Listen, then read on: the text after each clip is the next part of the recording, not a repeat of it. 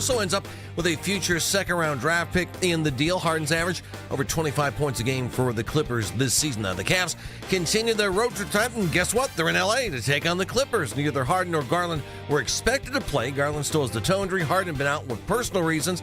Dennis Schroeder and Keon Ellis are expected to make their Cavs debuts.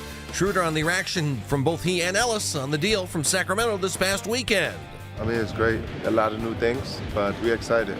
Keon and me to be with a team who, compete every night, getting out there and compete on the highest level to get a win.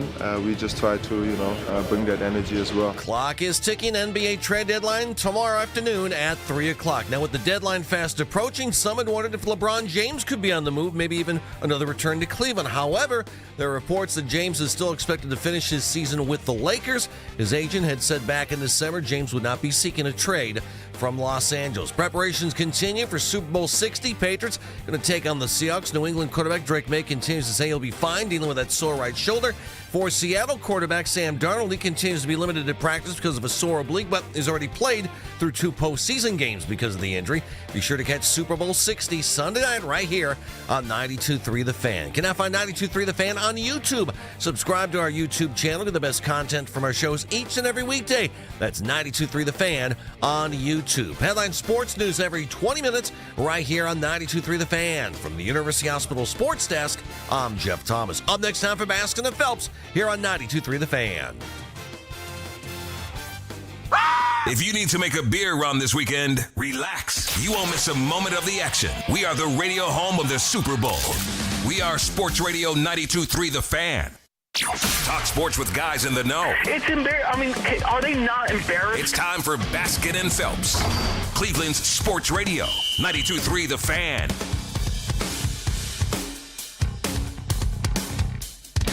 Oh, what's going on, Cleveland? The Core 4 is no more. Yes, oh, it's so sad. That rhymed. Yeah, I kind of did that on purpose. Thanks for asking, and thanks for playing along. Nice. The Well man done. behind the curtain, the man that shows you everything that's going on in front of and in back of the curtain. He is Jeff Phelps. I am Andy Baskin. Together we are Baskin and Phelps. I wonder what they're going to do with all those banners around town. What do you think? What do you do with those things? I don't know. There was an Isaac Okoro thing up at a bus stop until like the start of the season, and he'd been traded once before. Did he get rid of the bus? They better get on that. Kids, does the bus still stop there or no? I think it does. Okay, I just want to make sure. Sometimes you get, old advertisements. I got some big advertisements to take down. What are we? Is it still the Core 4 now? What is it? Let's Let's leave the little nicknames off to the side, and why don't we just try to concentrate on Eastern Conference champions? Oh, look at you going for the How about that? Going for the gusto right there. Well, that's is it a failure if they don't win the Eastern Conference then? No, I hate that kind of thought. Too bad you're getting it. I hate that kind of thought. No, you know what the trade was? And James Harden for Darius Garland. Yeah, And you threw in, second round pick. You threw in free comp tickets that you had to a game. That's what second round picks are in the NBA. In Laudville? Hey, how about if I sweeten the pot and I'll give you a couple of tickets? Oh, Okay, cool. great. All right. I'll sweeten the pot and give you a second round pick. Here, I've got some bobbleheads from the Monsters giveaway the other day. We'll give you There that it too. is. Zach Rowinski, we'll throw that in. Here's what they did. They turned the page on something that didn't work for them. That's what they've done here. They've turned the page on something that didn't work the way that they thought it would, the way they hoped it would, the way they planned that it would. And I give them credit for that. I mean, do you think they have a better chance of winning an NBA championship this year than they did on Monday? I do. Do I think they will? No, I don't think they'll win the NBA championship. They might not be done with trades. That doesn't mean I think they'll win. But I think they have a better chance now than they did on Monday. And they moved on from something that I thought was flawed from the start. And I give them credit for that. Yeah, I heard somebody say something that I can't remember. They were saying somebody else had been talking about this forever. No, I'm like, no, Jeff is the guy that said since day one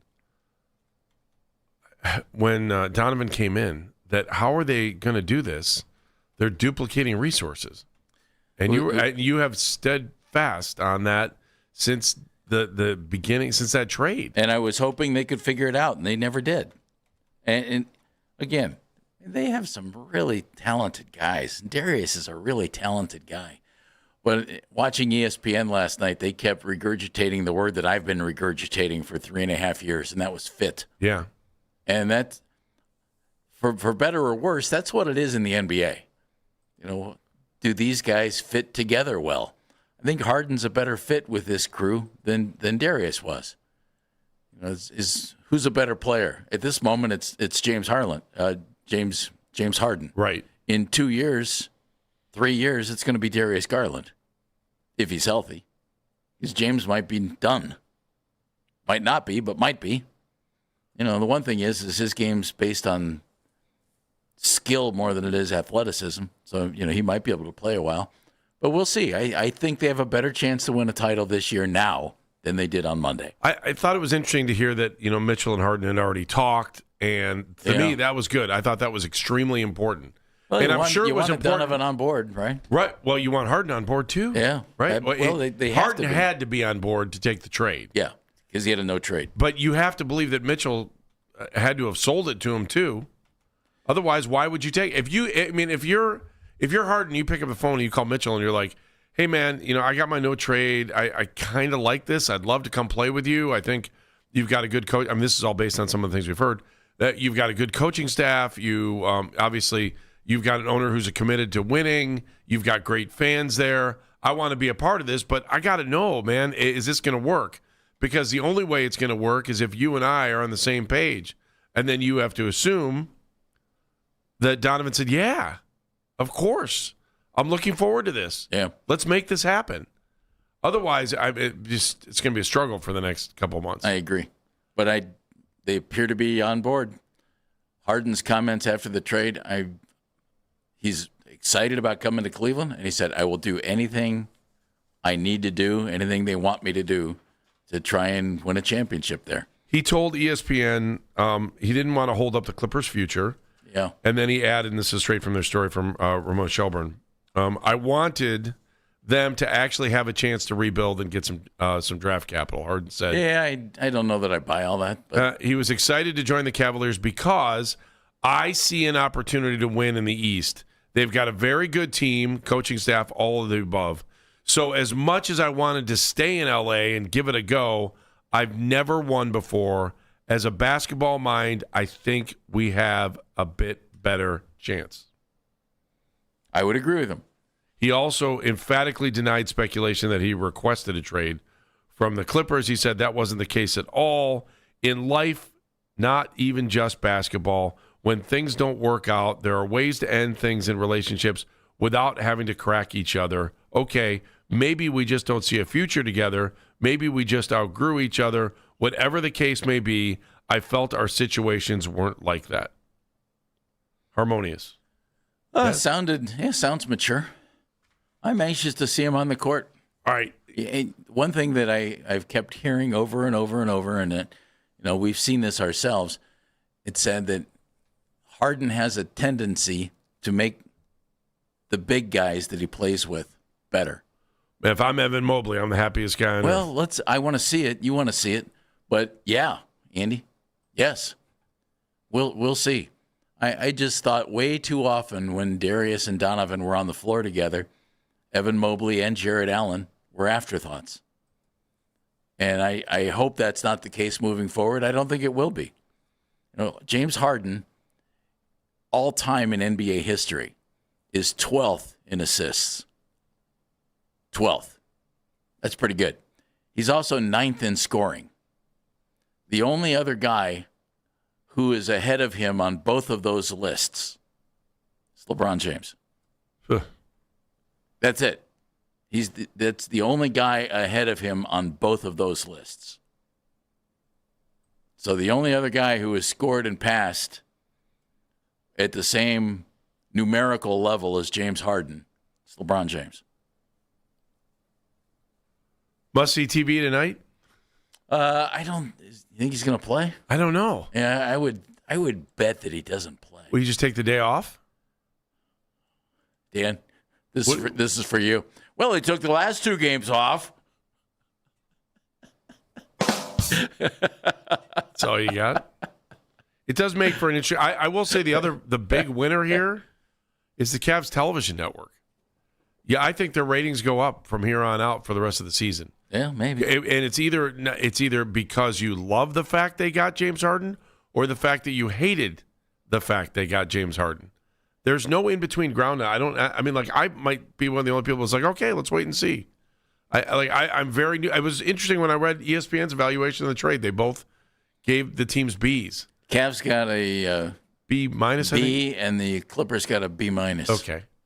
I mean, it's a B. It's right now. I mean, as far as shocking of a deal as it might be, especially because you're breaking up the core four. That's the other part of this whole thing. Like if you're if you're Kobe Altman and you're sitting there in your front office and you've vested all this time saying, I've got this core four. We're going to stick with the core four. We're going to do it with these four guys. These are my four guys. And then you've got to break away from that and say, okay, no, we're not. I've given up on that dream. That core four dream is dead.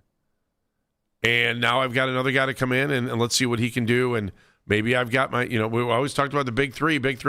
Well, I don't know if you label any, I don't know what you're going to call this, but I do know that they bring in a veteran who comes into the locker room, who is knowledgeable of the game with years of experience and can score and can play defense and can get the ball to the big guys. The age thing makes you wonder about the long-term effect of this, but you also know that there's a long-term repercussion to being in the second apron. And if they want to be able to make moves in the future, I think they had to do this last night with Garland. I thought they gave themselves flexibility for tomorrow, no matter what happens in this season. To me, Andy, biggest thing from this, and most people might not think it's the biggest thing, they pivoted from something that wasn't working and that I didn't think would work. How hard do you think that was of a pill to swallow? I think it was really difficult. And I give them credit for that. That's not easy to do. That's not easy to do. And I give them credit for thinking, this isn't going to get it done. And so you pivoted. And short term, it gives you a better chance to win right now. And long term, since I didn't think that pairing was going to work, I think it gives them an opportunity to create a team next year, whether Harden's part of it or not. And he made it sound like he wants to be a part of the Cavs for the future. It's not a bad play if you're him, business-wise. Exactly right. That's exactly right. But I just didn't think what they had was going to get it done. And we'll see if what they can put together can get it done. And I'll bet they make at least another small move before the deadline.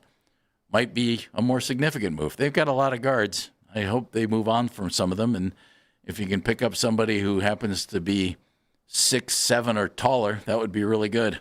Does this what does this do about people saying the Cavs might still want to be in on Giannis? Well, I don't know, Andy. I mean, if you're going to try to get Giannis, that it would mean the end of Evan Mobley, right? I don't know how else. If you're going to get how Giannis, else are you getting him? It's the end of this whole iteration of this team, and it might be a good idea if you could get Giannis, but you would be trading. I can't imagine anybody would get this done other than Evan or Donovan. Huh. Keep in mind, Donovan Mitchell has one more year on his contract. I know. And so part of this, I'm sure, was done to appease him and make him think that Does it seem crazy that teams operate like that? Yeah, well. I mean, we did that with LeBron for years. Dude's going to make $50-60 million in a new contract. And he's really good, and he's only 29. And, you can say all you want about James Harden and playoffs and everything else. Donovan has played pretty well in the playoffs, but he's never made it past the second round. And they want to try and help him get past the second round. They want the franchise to, and they want Donovan to be a part of it. So I get that. But if you're Donovan, you like Harden? We'll find out. You like Evan Mobley? We'll find out. Let me go back to the original question. Are you putting the thought of Giannis on the shelf? I mean, you only have till tomorrow at 3 anyway to kind of figure that out if you want to do it for this season. And the talk over the last 2 days things that I had read was just said that Milwaukee would be better served to do this in the offseason rather than right now. Well, right now he's out for 4 to 6 weeks with a calf injury. So, if you're trying to trade for him now, thinking you're going to win this year, you're banking on him coming back and being healthy. So that said, if you could get a guy like Giannis and he wanted to extend and stay where he was, you pitch this season. You don't even worry about it. And then you just go. Yeah. You know what I mean? He's the kind of guy that, hey, we can get Giannis, and what's it going to take? Because remember, the Cavs don't have any kind of an abundance of draft capital to trade. They don't have Darius Garland to trade. Well, they now have an extra second-round pick they can trade, right? No, they gave up one. Oh, never mind. Yeah. That's true. What do we have any draft picks in the before? It's like 2030 or 2031. It's the first round pick they before can the trade. tricentennial. Tricentennial. That's funny. We'll see. I'll bet they're not done, but I can't imagine anything the magnitude of what they pulled off last night. Although I wouldn't be surprised if they did it. That's the thing. I've never felt they are this front office for the last since Dan Gilbert took over is not scared to make. I'll even go back before that when they traded Ron Harper. That wasn't exactly a fan-friendly This organization move. has always made bold moves. Yeah, they're ready to do whatever it takes to try to win a championship. Andy Ferry did. Chris Grant did. David Griffin certainly did. And it's a lot of sleepless nights for a GM. Yeah. But that's also being pushed. Wayne Embry did, going way back. So. Yeah, that's what I was thinking about Ron Harper. Yeah. That, especially with Dan. Larry Nance trade. Yeah, you're right. This organization has made big moves. But the NBA makes big moves, Andy. Franchise-altering trades happen all the time. You also have to have ownership that is not scared to try to make a move that's going to make your team better, even though it doesn't feel that way sometimes. And I know there's some fans that are not happy. I mean, we didn't even get into the Darius Garland part of that. So let's do that when we come back. I know you want to talk about it. Your reaction. The Core 4 is no more. 216-474-0092, Baskin and Phelps. 90.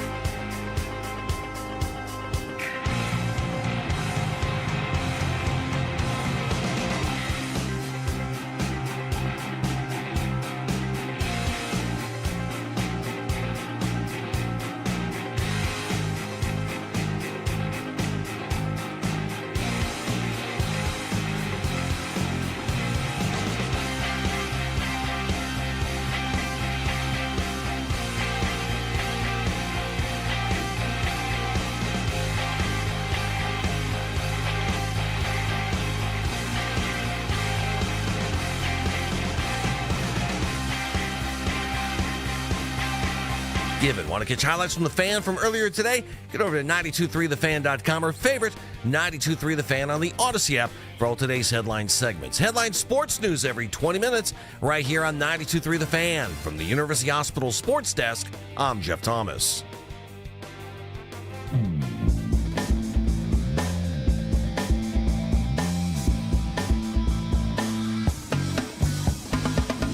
Baskin and Phelps, 92.3 The Fan. Big trade. James Harden. James Harden is a Cavalier. Let that sink in. Does that sink in? Yeah.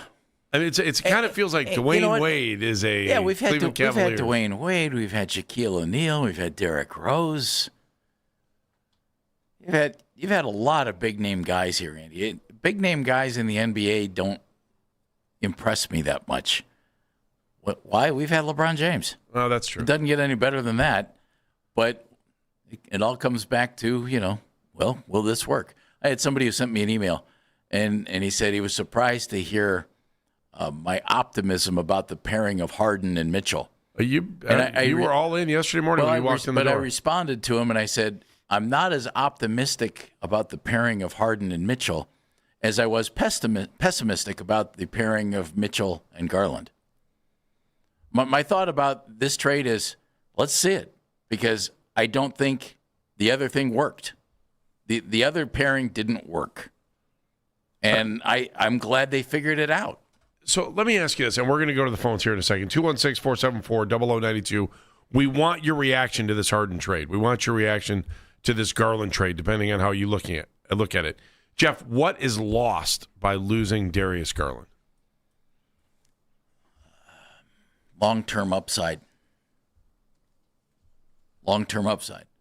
But if you were going to if he had 2 more years on his contract at Big Bunny, I didn't think that he was playing and has played at the level that he was earning. And I say this about a guy that I think is a really good NBA player. You know what I mean? Yeah. To me, you don't lock him up to, top of the pay chart contract. And you do that with Donovan Mitchell. You do that with Evan Mobley. And I think by doing it with 3 guys, you locked yourself in on a guy who I don't think is that caliber of a player. I think he's really good. But there are very few guys in the NBA who I think are worth the money that they actually make. It's an insane league. The money they pay these guys is nuts. And I just didn't think that that pairing worked. And he might go to Los Angeles and be terrific. I mean, he could be really good there. And he's not duplicating skill sets with Kawhi Leonard. No. It's a different deal. And I think it'll be a better fit for him there than it was here. And he'll probably be able to do more of what he wanted to do. I think the hardest part about this is fan investment. Okay, so you're as a fan. Everybody loved him. He's been here since he was like 19. Very well liked. Sure. And the organization had no hesitation promoting him and letting you know who he was and wanting you to watch him play and to become better each and every day. And then you bought into this core 4 thing, into trying to figure out that these 4 guys would be the next 4 guys to lead this team to a championship. And we wanted to believe that wasn't bad marketing either, because everybody, it stuck. I think one of the big winners in this thing is going to be television ratings, because I think they will go up. I think there's unbelievable curiosity to see what James Harden is going to look like in a Cavaliers uniform, and to see how he plays and to see how the team plays. See how he and Donovan Mitchell mesh. And you're looking for the flaws. You're looking for the perfection. You're looking for all of those things that maybe weren't driving you to a television set each and every night, maybe just to kind of dip in on the games. Now, I think you're in for all 4 quarters, because you want to see what's going to happen. Wait a minute. You're suggesting someone watch 4 quarters of an NBA game? I'm sorry, Jeff. Dan, yes. Dan, what did you do to Andy Baskin? I mean, you realize you probably can get away with just watching the 4th quarter every night. There You'll be it good is. to go. There it is. You do know. Okay. Tiger can only change its stripes until it rains. That's the Andy Baskin we know and love. You do know that prior to the 3-point shoot-along that we all have at the end of these games now, that you really only had to watch the last 2 minutes of a game there for a long time. That was pretty funny. That's what it is. And to watch this at the end of the game. They should play music, and then jack up a 26. If you footer. miss, you have to sit. You have to go sit down on the chairs. I think more of this is about fan investment too. And the other part that hit me this morning as I was driving in, I was like, we spend time and we get mad at players and athletes when they want to leave a team. When they're like, I don't want to play in Cleveland anymore. I don't want to coach in Cleveland anymore. I don't want to be a part of Cleveland anymore. And I think we take it personally. And, when the team lets somebody go, it's totally different. Fans go behind the player. Do you understand what I'm saying? Yeah. Like when LeBron left the first time, we were all there were inside in Northeast Ohio, people weren't mad at the team; they were mad at LeBron. Unless you were a LeBron fan, then if you were a LeBron fan, you were like, okay, well, whatever. I always said when LeBron left, as much as I was mad about it in the beginning, was that LeBron was a free agent and he did what he was allowed to do under the rules of the collective bargaining agreement. And did I want him to leave that first time? Absolutely not. But he had every right in the world to do that. Let's go to the phone lines because I know a lot of you want to talk about the trade. They want to get your reaction. A lot of people not happy about it. 216-474-0092. Some people extremely happy about it. We start with the mayor of hoops, Ken in Brooklyn. Go ahead, Ken. Good morning, guys. Good morning. Thanks for allowing me to start the show again. Yes, of course. We bow to you. Here, as far as I'm concerned, you could have traded Darius Garland for the devil instead of James Harden. And when the Cavaliers made this trade 3 years ago, they knew they were going to have a small backcourt. Boston seems to be able to work with a small backcourt because White and Pritchard are about the same size as we had here in Cleveland. I think White's like 6'4". So we're talking an inch. All right? Listen, I'm going to tell you what. This is what's going to happen. Your starting point guard very, very soon, because Harden ain't going to be here forever. I hope he's gone next year. In fact, when I watch a game, when Harden's in, I'm going to another game. Okay? Because you're going to see the first time in Cleveland a guy that was traded for be booed when he's announced. Oh, you really think so? Right out of the gate? Yes. No way. I talked to a lot of people. People in Cleveland do not like James Harden. And James Harden's a 25-point If they win, player. they will. If they win, they will. No, Jeff, listen. Hey, if they win a title and he hits the game-winning bucket, he'll have a statue. Jeff. Yes. And Andy. Yes. We're talking about a guy that in 4 different places, he picked up his ball and went home. I don't need guys like that. I don't care how many points he scores. I don't care what he's done. I don't like the man, and I have a right. Listen, Kobe and Mike, listen to Uncle Ken. You've made a drastic mistake. You've made a drastic mistake. Yeah, if they make the NBA Finals, will you call and say you made a mistake? I'm going to tell you what. If they win the title, I'm not buying gear, and I won't be at the. I will not be at the parade. You may be on your own island for that. That's fine. Because fans like to show up for parades. Listen, I have no use for James Harden. I don't like his game. And like I said, when a guy is 4 other places and picks up his ball and goes home because he doesn't want to be there, I don't need guys like that. All right. Thank you, Mayor of Hoops. He is Ken in Brooklyn. And by the way, I just want to, Joe, that should be a warning to all the pharmacies that are selling clothing, championship clothing, after a team wins a championship. Ken in Brooklyn's not spending his money in your drugstore. Just so you know that. Because no one says fashion like having T-shirts hung up next to hemorrhoid medication. Nothing better than that. Nothing. I got nothing from either one of you on that. I think we're just going to let you sit on that, so to speak. What the H preparation? Randy, how are you? Hey, good morning. Good morning. When I first heard about the trade, I was mixed. Okay. Now I'm starting to like it for the simple reason that they are in win now mode.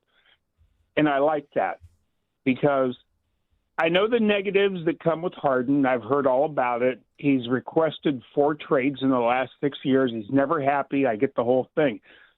But if they can extend him after this year, maybe they can convince Donovan to extend after next year when his contract is up. And if that happens, they might be able to entice LeBron to come for one final run at a championship. Just think about that. I don't think Giannis Antetokounmpo or whatever his name is going to come here. I would be shocked if he did. They would practically have to sell the farm to get him. And if we can't pronounce his name, we don't need him anyway. That's true, too. Yeah. Yeah. Fleps is always right. I can't pronounce it, but you know who I'm talking about. Yeah, Giannis. I think LeBron might be enticed to come here if Harden and Donovan decide to stay. Do the Cavs want LeBron back? I can we make? think it would be fitting. Let's not make this about LeBron. He's not as great as he once was. He doesn't play as many minutes as he once did. He dunked last night, and they put it on ESPN SportsCenter. Look, he dunked. He still knows how to win a championship, and I think he would love to get one more for the city of Cleveland. I really do. This one's for you, Cleveland, again. Thank you, Randy. If he was at small forward with Mitchell and with Harden, that would be fun. I'll leave it at that. It would be fun. So you're saying you'd like to see that? Is that what you're trying to say? No, I didn't say that. I said I said it would be fun. So you wouldn't. If you say it's fun, does that inherently means you wouldn't mind seeing? I prefer to build a team that I think we can watch for a number of years. And well, they didn't do that yesterday. They didn't do that by making this trade. Yeah, maybe they did. See, my point here, and what I view this trade as, more than adding James Harden to me, is moving on from something that didn't work. That's what this is to me. You know, I don't like Harden. Harden's not good. Harden's this, Harden's that. They hadn't made it out of the second round of the playoffs with Donovan Mitchell and Darius Garland. And Darius is always hurt. It didn't work. They moved on from it. Good for them.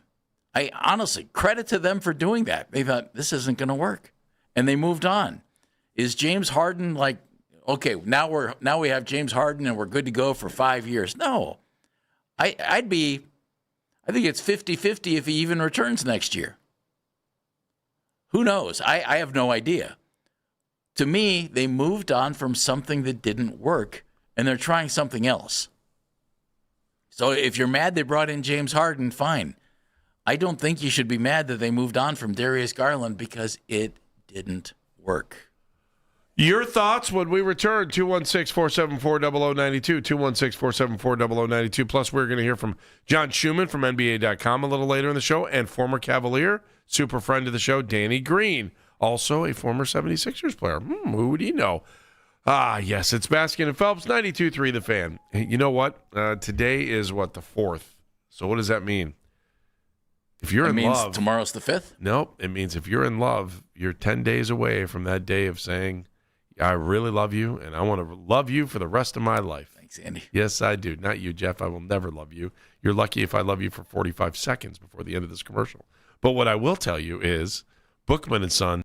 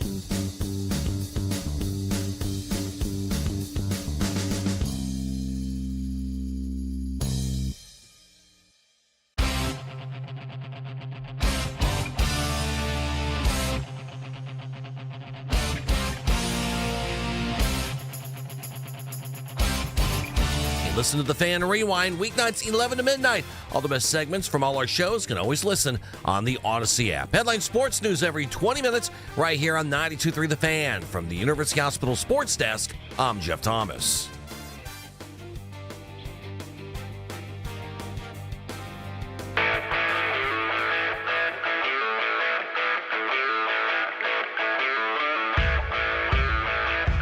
Core 4 is no more. I can't say it enough. As we turn the page and move into a different direction, into the Cavaliers' future, James Harden to the Cavaliers for Darius Garland and a second-round pick. It's Baskin and Phelps. He is Jeff Phelps. I'm Andy Baskin. The phone number is 216-474-0092. Mackenzie, how are you? Good. How are you? No, how are you? You broke the story nationally last night. Look at you go. Yeah, it was kind of crazy. I didn't honestly realize I was the first one to do it. That you were the first. Okay, so walk me through what happened last night. You get the call. You find out that the trade is a done deal, or what happened? Right. Yeah, I was kind of told information from, like I said yesterday, somebody in Darius's camp that the deal was done. He was informed. All the information that I shared yesterday. He was disappointed. He felt like they didn't give him enough time, maybe to work this out with the core 4, obviously his injuries, all that stuff, and that he was just going to miss Cleveland. He wasn't ready for this. So I went on Twitter, tweeted it, and it got some traction. And I'm not going to lie, I was sweating that hour that Shams hadn't tweeted it. I was like, oh my gosh, like I'm praying that I was waiting that by you my got phone. good info. Yeah, that I got good info, because obviously I'm getting info. Welcome to breaking news. Right, I was getting info from somebody that I trusted, that I knew had the information. Right. But obviously, I wouldn't say I'm somebody that has that credibility yet. Well, this is how you build it. Yeah, That's how you get it. Yeah. Right. It's a weird feeling when I your was words are spreading sweating. and you're watching the count go up. I see Nick, Ken, quote tweeting it. I get a text from Daryl. I'm just like, what did I do? God, please, I hope this pays off. Welcome to Reporting 101. It's a scary feeling when you're the only one on the island. It was intense. So when you first heard the news, though, what went through your mind? You're like, oh, I guess it's real now. Yeah, I was like, I guess this is real. This is happening.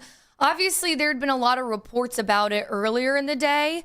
I honestly thought it was going to get done. Just from what I was seeing, what I was hearing, and then when I got the official word, I was like, okay, here we go. This is happening.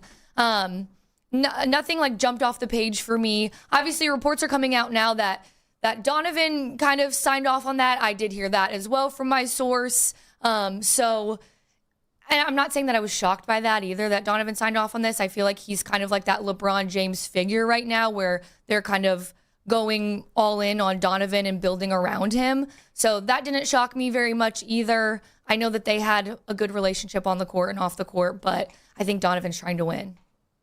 Huh. So is Darius. Just didn't work. Do you think James Harden is a little bit more hungry than Darius, though? Well, I think he wants that championship. I think that's part of it. Yeah, I mean, and he's got little time to prove it. Right. He doesn't have a whole lot of years left. That's the whole thing at the end. So was your phone blowing up? I mean, I'm just... Oh, yeah. I had other Cavs reporters texting me, laying it all on the line. I'm just like, anybody calling you out saying you better be right on this? You better be right or anything like that? Or no? No, nobody was like pressuring me. If anything, everyone was very encouraging. I called a couple people from the station freaking out that hour and I was like, what do I do? They're like, just say whoops. And I'm like, that doesn't work like that. Well, there was no whoops. You had the facts. That's that's the beauty of what we do. So. Right. So, yeah, here we go. Let's see what happens now. We've got, a little over 24 hours left on this trade deadline. See if anything else happens. What else? You hearing anything else good? This source sounds pretty good. No, I haven't heard anything else. They're not mad at you for breaking the story, are they? I don't think so. You don't think so? Why would you be mad about breaking a story? If you get news, you get news. I know, but sometimes we get stuff off the record, and we know we're like, hey, you might have to sit on this for a second, and you're waiting for the politics of things to play out, right? Yeah, right. Right, so. Well, everything seems fine now, so. All right. Well, let us know if you have anything else to break. Absolutely. If Giannis is coming, you need to come back in the studio. I know. I'm getting people are messaging me. They're like, what are you hearing? Things are awfully quiet. I'm like, I don't know anything else as of now. All right, well, there you go. Well done, Mackenzie. Thank you. Appreciate you. Making us look good out there. Jeffrey, you know that feeling of breaking a story and having somebody you believe, and you're like, oh, man. And then all of a sudden you start seeing AP Wires reporting what you're saying. And now all of a sudden you're seeing that, like, I'll never, like, the first time that happened to me in Montana, I was just like, oh my God, I hope this is right. Because it was a coach that got fired, and I got wind of it early, and I put it out there. I can't remember which coach got fired in Montana at the time. And I just sat there, and I watched, and this was the old days, and all of a sudden you see the AP wire printing out stuff, and then it says Andy Baskin from KPAX in Missoula is reporting, and you're like, oh, man, I hope I'm right. It's the worst feeling in the world. I had one of those in Texas. It was where I was in Texas. It was a high school football hotbed, and it was a coach who was leaving. Yeah. And our sales guy saw somebody at the barber shop who told him. So I called the coach, and he said, "Where'd you hear that?" And I said, "Well," and he said, "Yeah, I'm leaving." Jeff, so I put it on the air. My competition happened to hear the report, and without checking any sources, just reported it that I had. Didn't mention me. Right. He just reported it. Wow. He told me later. He just said, "I heard you say it, so I did." Great. Did he get all the credit for it or anything? Or no, there was not the credit. No credit. I mean, everybody always wants. Is it reflected in your paycheck? I mean, it was weird. Like 2 days, or what was it last week? Anthony and I both get a random text about Monkin trying to find a place for his horses in Cleveland. We're like, done deal. Who else is trying to find horse places? Wanted whiskey for his men. I like it. All right, your reaction. Wanted beer for his horses. Your reaction to this big trade. Thank you, Dan. I heard you. Let's go to Bo, who's been hanging on the line for a while. Bo, what do you know? Hey, guys. How are you? Jeff, Andy have respected you guys for a long time. You're good people. I do want to talk to the people of Cleveland, okay? Do I love Darius Garland? Yes, I do. He's a good person, very talented. But Dan Gilbert looked at this team and said, hey, we should be doing better. We got Donovan on his last year. We need to do something. We need to swing for the fences. And I'm always going to respect somebody who's going to go for it, for us, for Cleveland, because we deserve it. And I know there's a lot of baggage with James Harden, and he's 10 years older than Darius. And the anger is palpable, but I will tell you this. He has that bulldog mentality. We played better without Darius, unfortunately. I hate to say it, but we did. We are. 13 and 13 James, when he played. Oh, I know. And also, James Harden's been in the fire, and we've been playing, our team's kind of been built around kind of like glass. Like Evan's hurt, and then he's hurt, this might work. We need to have faith. And I went and I got a ticket. And I wear my Cavs stuff proudly. You know why? Because they're trying. And there's one team in Cleveland that doesn't. And I'm proud of them, because it takes guts to do this. There you go, and Bo. You know what? Yep. I'm going to go to that game. I'm going to cheer, and whatever happens, happens. Good luck with your new. I hope we get you some new T-shirts. I know. I already got one, so I'm cool. Nice job, Bo. Thanks, guys. One thing Mackenzie said that her source said that Darius said, as we connect the dots, you didn't. Yeah, Dan did this type of thing because he's right. I'm trying to connect the dots. Darius thought, maybe you didn't give it enough time. Well, how long were you going to stick with it? Were you going to see if it fails again in the playoffs this year? It was 3.5 years of trying to make this work. I do think they hit a super hot Indy team last year. I mean, I don't know if that was. We all kind of looked at Indy about a month before they were playing. What you hit was a team that had a better – you didn't match up well against. Yeah. That's what you really hit. And we weren't the only ones. It's the NBA, Andy. You don't get 5, 6, 7 years to make something work too often. I agree. Mike, how are you, my friend? Hello, Mike. Hello, Ben. Pretty much after listening to the past few calls, it's basically – I'm sort of going to say – would have said the same thing, but what I was curious about is, what do you think? Does James Harden even ever put on a Cavs jersey? Is this something he's for a bigger move to go to for a Giannis play? No. Milwaukee wouldn't. Milwaukee wouldn't want Harden, except maybe you never know. Things are crazy. That is true. You never know, but he's coming. I would assume that he's in uniform by the weekend. Okay. All right, and I'm okay with that. I just have a little issue with the age difference and, whatever. But remember, though, Mike, what I think they did, Harden's the piece that's coming in now, and he's going to try and give you a chance to win this year more than you would if you hadn't made the move. What they did was move on from something that didn't work. No, I agree. I completely agree with you. What about now? Technically, don't the Clippers still have the rights to Chris Paul? I think they do. Yeah. Because I was wondering if he would have been a part.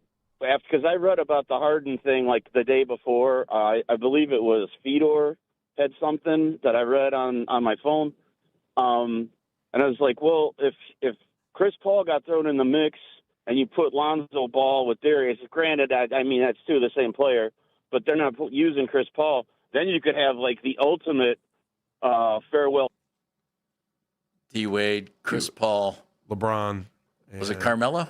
Maybe it was Carmelo. I think it might have been Carmelo. Yeah, what a great picture that was. I got time for one more. How about Bob and Bay? Bob and Bay. Hey, guys. I can't be more pro this trade happening. This town has proverbially been, the good ship lollipop. We don't want to break up the core four. So what? We can get bounced in the second round every freaking year? And people bitch about, the money angle. It's not our money. It's Mr. Gilbert. I'm going to rely on Mr. He's a multimillionaire for a reason. He knows how to spend his money. So let's not worry about having to pay Harden on a multi-year contract. Gilbert knows what he's doing. Woody Allen had that great line, 98% of life is just showing up. And unfortunately, Jeff, you alluded to it, that Darius Garland, for whatever reason, not his fault, injuries happen, but the kid couldn't show up. So you have to strike while the iron's hot. 80% of this league doesn't ever play defense. So I really don't even care that he might be a detriment defensively. He's 36, which I actually think is an asset because I think, again, you guys alluded to it earlier too. He's got a shorter window. He's going to be hungrier. I'm sick of always playing for the future. The only season that any team can ever win, this might be way oversimplistic, is the season you're playing. You've got to play for now because nothing's guaranteed next year. For all we know, Donovan Mitchell's going to go down in the Heat next year, and then where you're going to be. So I love a team that thinks outside the box. You had nothing to lose other than it's the same old, same old. I am sick of watching this team get bumped, just like I'm sick of the Browns being irrelevant after the fourth week every season. So bring Harden in. Maybe the best, I'll leave you with this, the best analogy I came up with, it's a Flacco move. If you catch lightning in a bottle like we did with Flacco 2 years ago, maybe Harden, he lights it up. He gets reinvigorated by coming in and playing with Spider and Jared Allen, and they actually move on from the second round. To me, it's a win-win. There's really no downside. So I'm glad that this team, which is always so complacent, always so vanilla, that they. Wow, Bob. The Cavaliers have never been complacent. Maybe you might feel that way about this team over the last year. They've stuck to this the four guy thing for a little bit. I'll get it, but 3.5 years. Have you ever questioned whether Dan Gilbert would spend money on anything? Ever? Never. No, never. Thank you, Bob. Appreciate it. Bob, good call. Dying here. All right, Baskin and Phelps, 92.3 The Fan. We'll continue on with this. Again, you know what I'm surprised by, Jeff? No one's upset upset about Darius Garland. We haven't heard from one person that said this is a horrible trade, bad trade. And that's what I was expecting today. 216-474-0092, Baskin and Phelps, 92.3 The Fan. This is an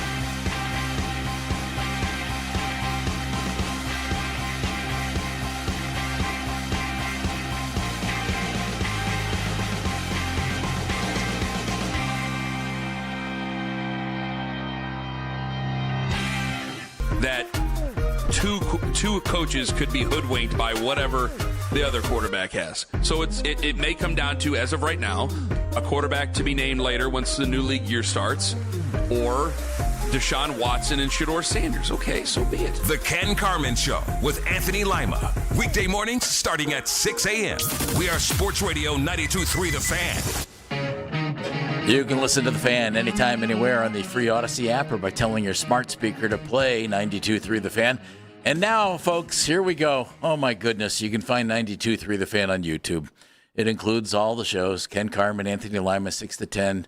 Baskin and me, 10 to 2. Afternoon Drive, Nick and Jonathan, 2 to 7. Each and every weekday on 92.3 The Fan's YouTube channel. Jake Volnick, hang on. You're next. Subscribe to our channel for free. Watch all the best content from your favorite shows on The Fan, live and on demand right now. Baskin and Phelps, 92.3 The Fan, 216-474-0092. 216-474-0092. Mackenzie's here. Dan's here. Jeff's here. I'm Andy. You can come hang out with us, and we're going to just talk sports for the rest of the day. That's what we do around here. Obviously, the big news, James Harden to the Cavaliers for Darius Garland and a second-round pick. And yesterday, Jeff, when we left the air, I thought people were on fire thinking about the fact that Garland was getting traded for Harden. As we sat here for an hour, I'm absolutely shocked at the positivity over this trade and the why not make this deal. I'm floored a little bit, I'll be honest with you. You seem to be. And again, they've moved away from something that wasn't working to the level they wanted it to work. I didn't think it was ever going to work. So let's give it a shot. Let's see what happens. And if Harden doesn't work, and if he doesn't pick up his option next year, and I don't think anybody expects him to pick up his option, fine. They've alleviated a situation where they were handcuffed because of the salary structure. And it gives them a chance to do some things in the offseason. Dan, what's going on? Folks talking, especially in the Athletic, huh? Yeah, so Jason Lloyd and Joe Vardon have a piece out in the Athletic about the Donovan. Boys do good work. Yes, they do.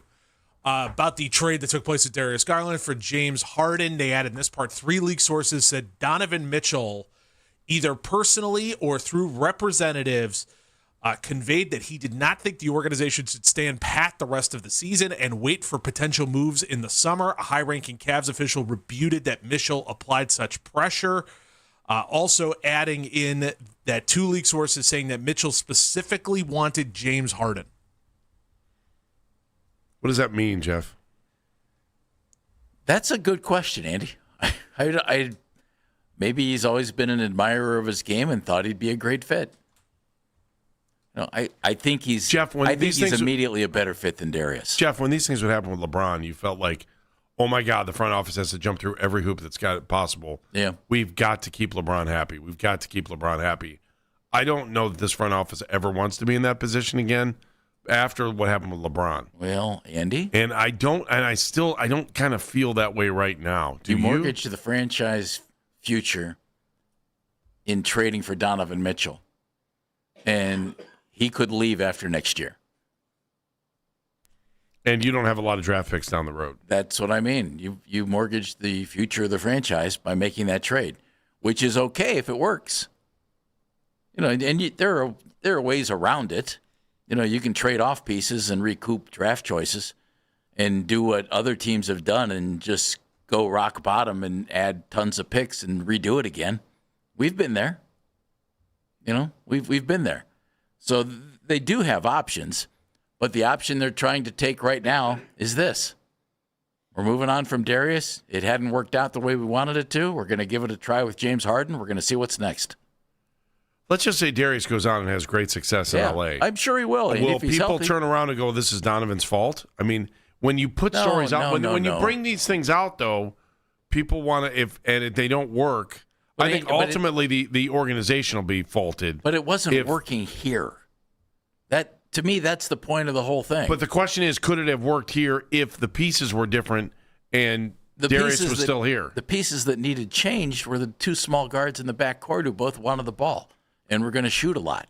So it was either Mitchell or Garland anyway. That's what you were always coming down to. Well, she didn't fix that. That's what. But Dano, how were you going to? you've got a guy who's more pass oriented than Darius.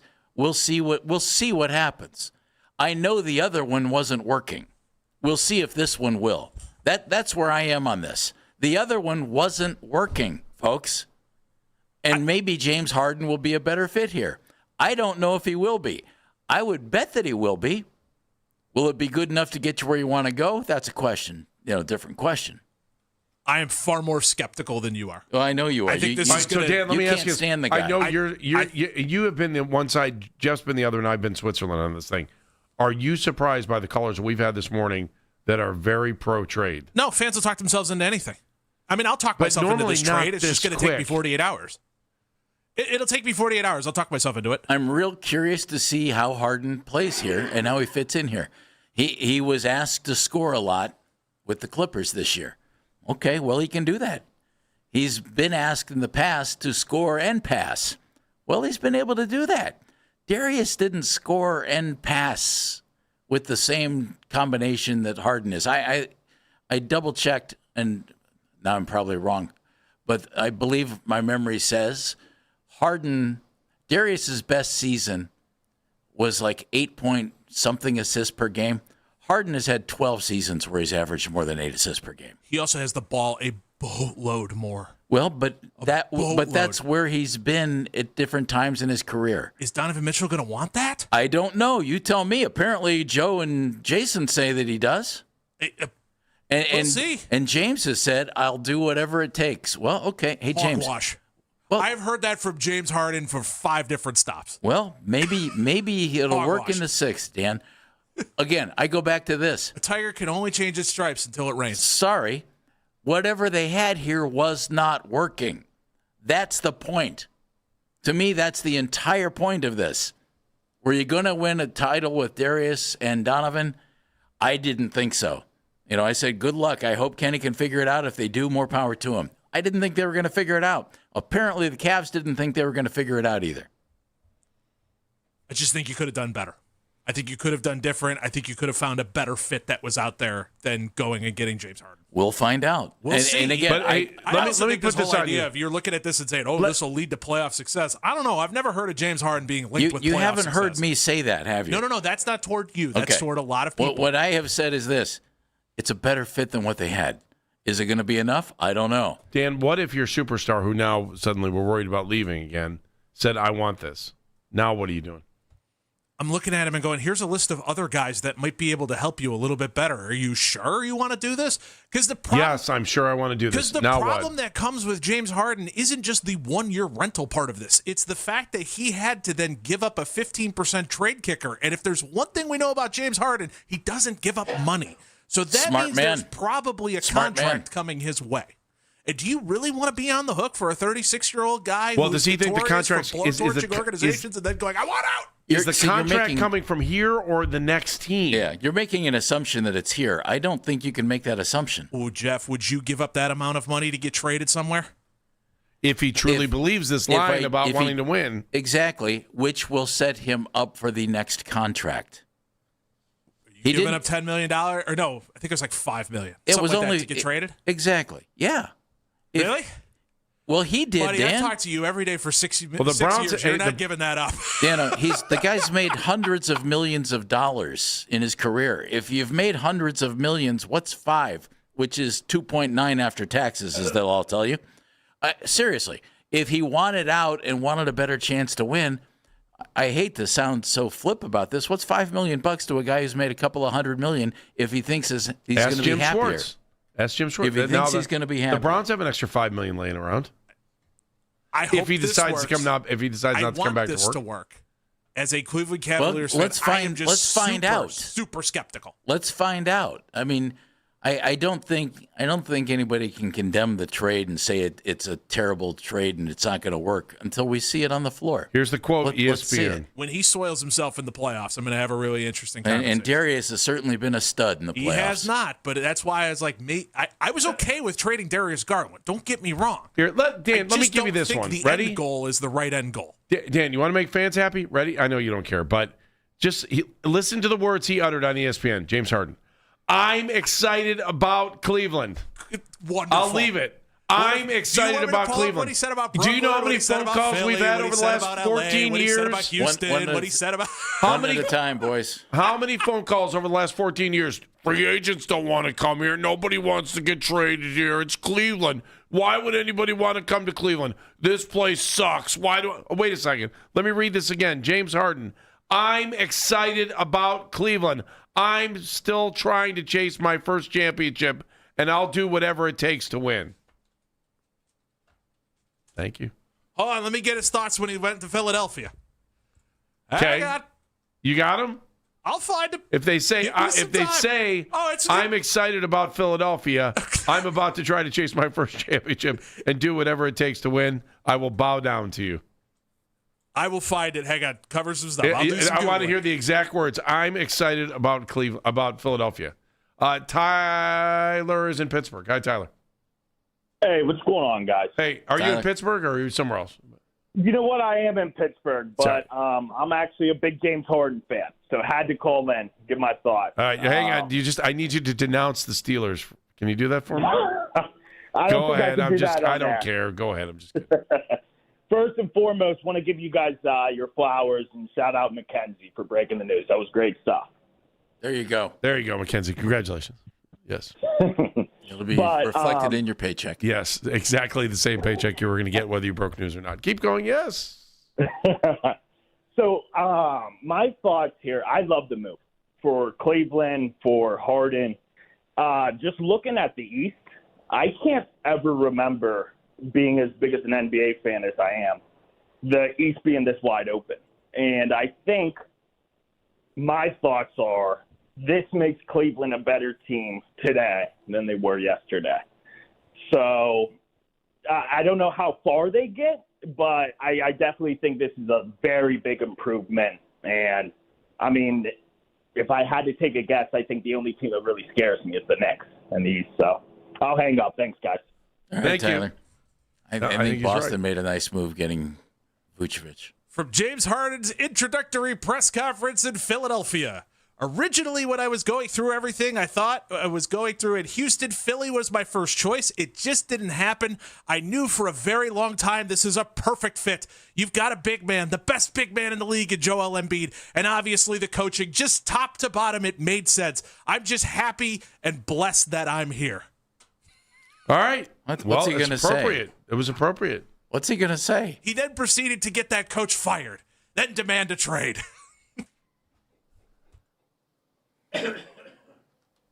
Are you done? I'm just saying, don't hold your breath when it comes to the words of James Harden. Well, he's happy about Cleveland. I'm excited about I don't think Cleveland. he demanded a trade from Philly, by the way. Didn't he sign as a free agent? Oh, he demanded a trade. It's just a trade. Okay. It's just a demand. It's not a big deal. All right, let's roll on with this story. I know a lot of people want to talk about it. Again, I'm absolutely shocked that more people aren't upset about this deal. I thought that other than Dan, I thought we'd hear more, gruff about the fact that that Garland's gone. But maybe you like it. Maybe you're into it. Maybe you're digging it. 216-474-0092. Plus, we're going to get to the aftermath of yesterday's Browns press conferences. Baskin and Phelps, 92.3 The Fan. Shop Meijer and bring more good.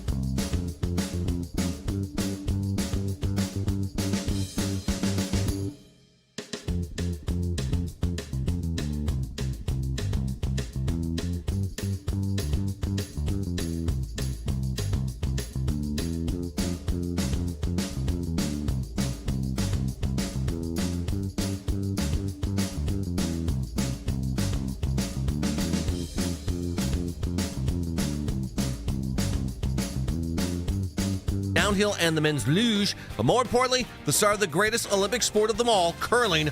Round-robin action in mixed doubles gets underway. You can now find 92.3 The Fan on YouTube. Subscribe to our YouTube channel. Get the best content from our shows each and every weekday. That's 92.3 The Fan on YouTube. Headline sports news every 20 minutes right here on 92.3 The Fan. From the University Hospital Sports Desk, I'm Jeff Thomas.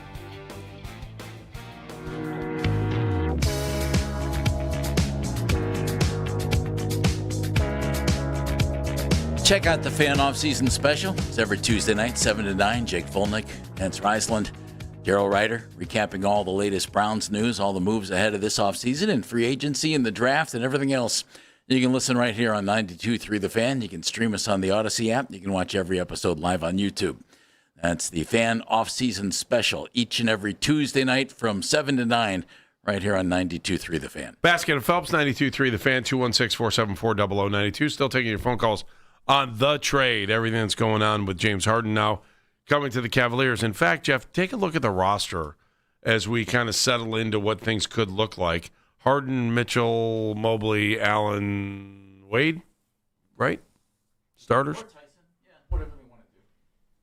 Or Tyson, sorry, whatever they want to do. Yeah. But it's obviously Harden and Mitchell in the backcourt and Mobley and Allen when healthy and good to go in the front court, and then somebody playing the other forward spot, whether it be Tyson, whether it be Wade.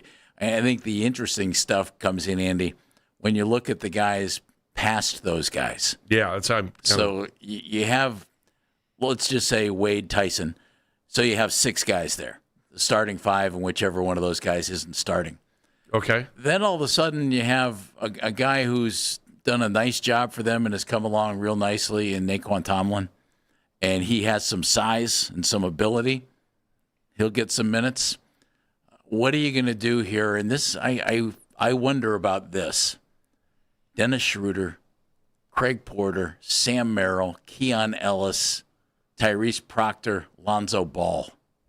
Well, most people think Ball's gone by. Well, he's here right now, isn't he? He's here now. I would think most people think he's gone until by he's 3. not. I'm counting him on the roster. That gives you 8 guards, and they're not really guys who can, defend other positions too well. Keon Ellis might be able to swing over and play a little forward for you and defend a forward, but he's 6'4". That's just a lot of guards. I would expect somebody out of that group, maybe 2 somebodies out of that group, to be on another team by Friday. I would think something happens there. And then in the front... no, right? Well, Andy, sorry. Again, I don't mean to downplay anybody. Unless your last name's Mitchell, you're probably not going anywhere. I would think Dennis Schroeder's going to be here. I would think that Sam Merrill and Keon Ellis are a slight duplication of skill set because both of their offensive games are both predicated on the three-point shot. I like them both. I like Sam. Sam can get hot and just shoot like crazy. And that's why they got Keon Ellis, that and his defense. So I would think they keep both of those guys because, funny, you can't have enough guys who can make shots. Is Craig Porter Jr. here? I would think so, except with Schroeder here, he's going to get buried.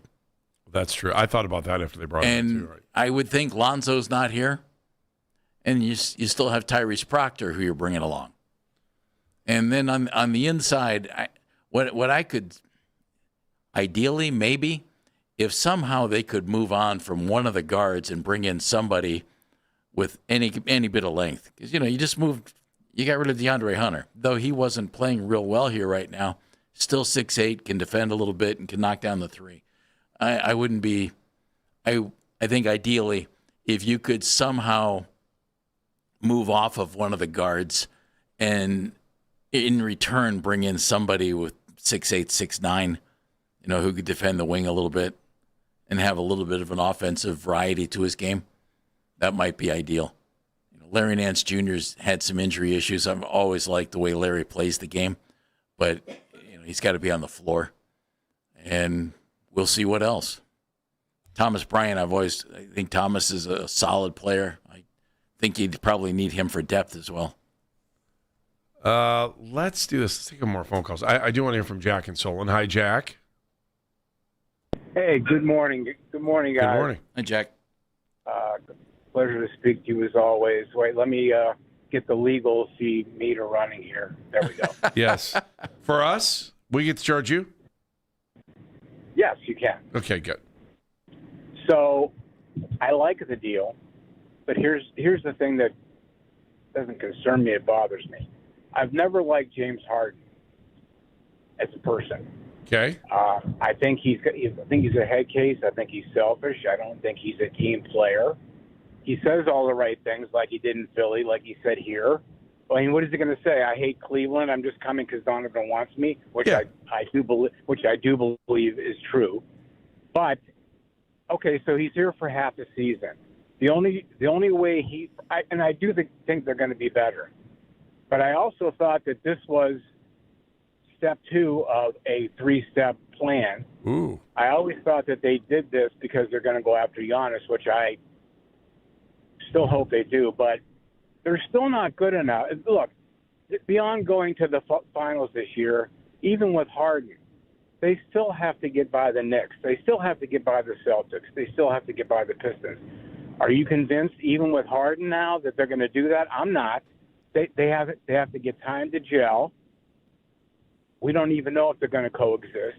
I do believe that Donovan wanted this deal, and it's a proven fact that he couldn't play with Garland because look at the stats. When Garland isn't playing, our record is much better. That's a fact. 17-8 this year compared to 13-3 when Darius played. That's a fact. So I like the deal. Is Harden going to stay here beyond this year? Well, if LeBron comes back next year, which people are talking about, maybe Harden will take less money and play with LeBron and play on the gray beard team. By the way, I don't like Harden's beard either. Never did. But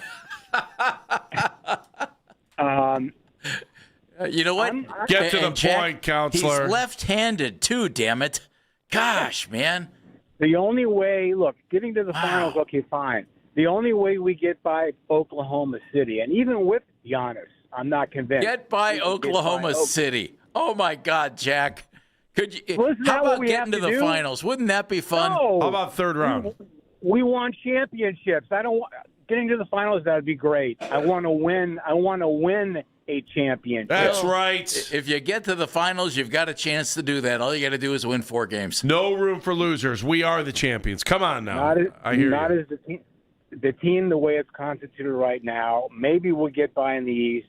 We got to get better if we're going to get by Oklahoma City. I don't think you disagree with that. I don't, and guess what? You would have never uttered those words on Monday. The team, the way the Big Four, whatever you want to call them, wasn't working. That's correct. There you go. Core force. Yeah. Counselor, we have to go. We have to go. We have a new jury Jack and I coming are in agreement on that. Yeah, we got grand jury duty. So later. Goodbye. See ya. Bye. Goodbye. Yep.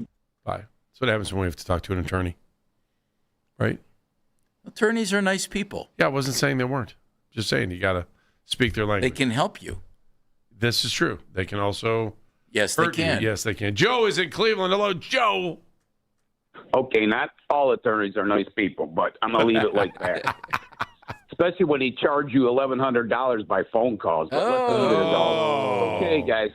Hey, Darius and Hunter. Are you paying by the minute on those phone calls? Sorry. Go ahead. Oh, yeah. 5 minutes this. Believe me. Yeah, it's itemized. Sounds like something else. Right. But anyway, Darius and Hunter never improved to the point that they should have, being in this league this long. And both are injury-wise. And the 6-foot point guard is history. It's almost averaging 6 feet 5 inches for a guard in the NBA nowadays. So we knew that extinction was coming after we saw Halliburton and those guys. Utah has a guy 6'6" next year is going to be started. It's a different league that way. And Harden, you can say what you can about him, but I think he's the master geller. I don't think he has a problem going to another team and gelling. You know what he does. Everybody knows what he does.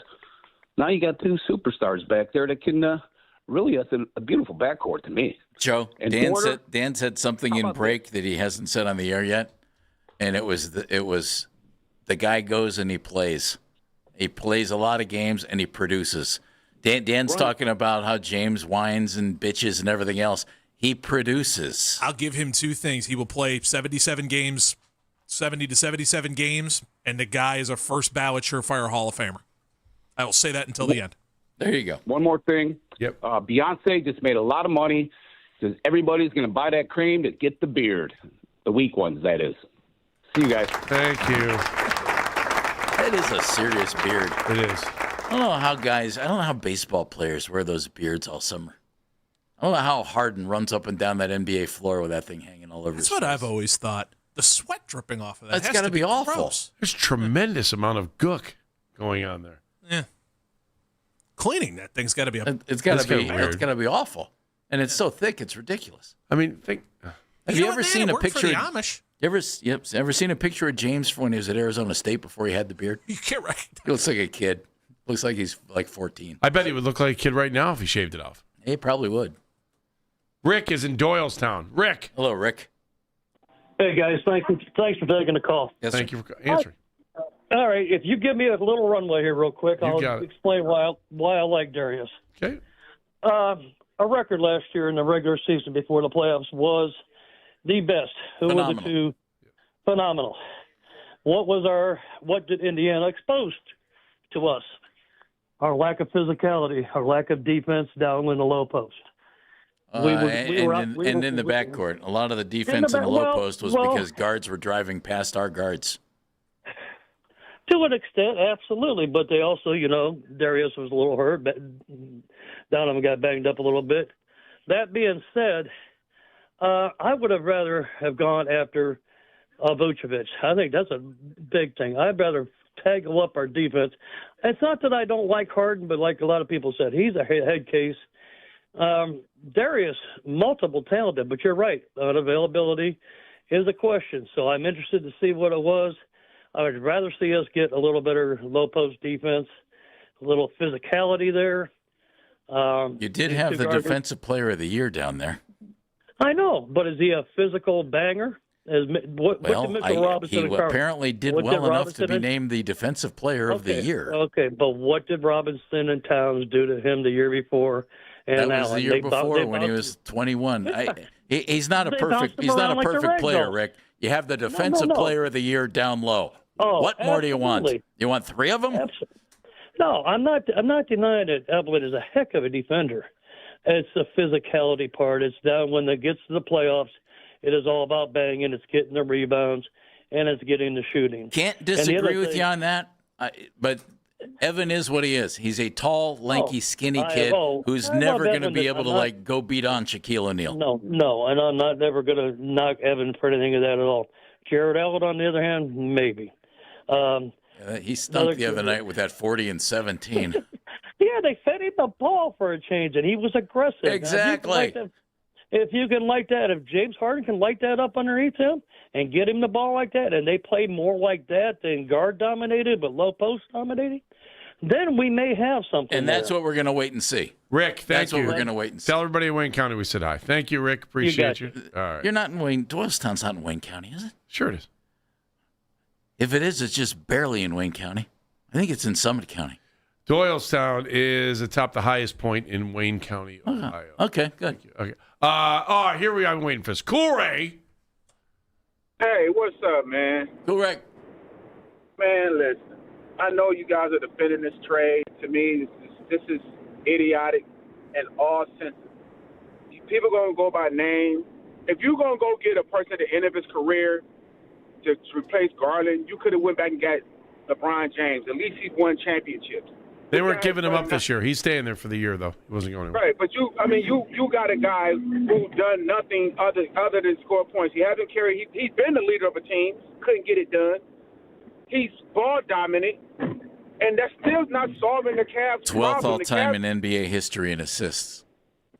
I get it, but listen, he's not done anything really that says he's a championship caliber player. Neither's Barkley. That's what everything we yell about him.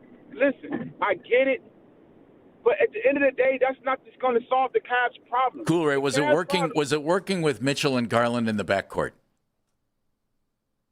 Somewhat. I'm not going to say how? no. What's your criteria? Last year they won what was number 2 in the league. And what happened in the playoffs? In the playoff, people got hurt. And why might people get hurt? Because I'm about to make the point. Because the problem with this team is that where's our mid game? Where's our mid game? They don't have one in the NBA. The mid-range game does not exist. Except in OKC, except when those championship teams win. We have Mobley. Mobley doesn't have a mid game. Mobley doesn't have an outside shot. He's working on it, granted, but he's been in the league 4 years. You have to address the shooting. We shoot more threes than anybody in the NBA, but we got the lowest percentage of anybody in the NBA. Gotcha. Hey, cool, Ray. We got to roll, man. We got to roll. Thanks, man. We're with you on that. You just got rid of a three-point shooter, so let's see how it goes. All right, Baskin and Phelps, 92.3 The Fan. We'll talk more about this. It's a little bit of Olympic news as we get set. The Olympics start tomorrow. Winners do, at least. John Schuman coming up in the 12 o'clock hour. Danny Green at 1. Baskin and Phelps, 92.3 The Fan. Hey, everybody. It's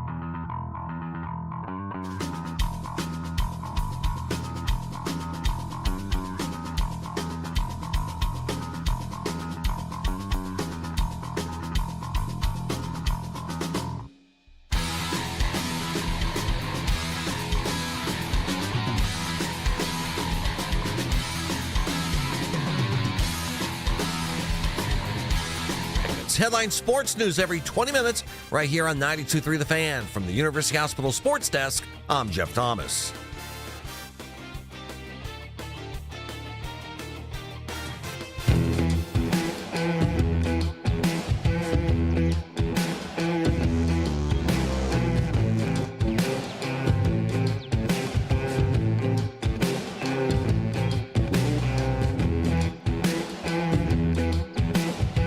Baskin and Phelps, 92.3 The Fan. All right, we'll get back into the big trade. NBA trade deadline coming up at 3 o'clock tomorrow. Obviously, the Harden trade coming to the Cavaliers. It still just seems weird to me. I'm sorry, I can't. Until I see him in the uniform for a couple of games, it's going to be awkward. A little quiet today, too, on the trade front. Haven't heard much. Yeah, not from NBA trade front at all. Yeah, you're right.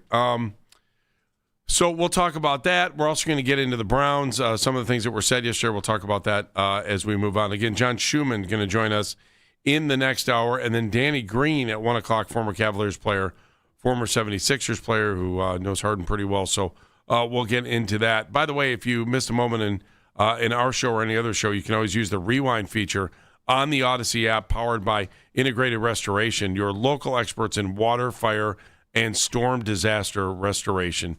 Integrated Restoration is the place to go.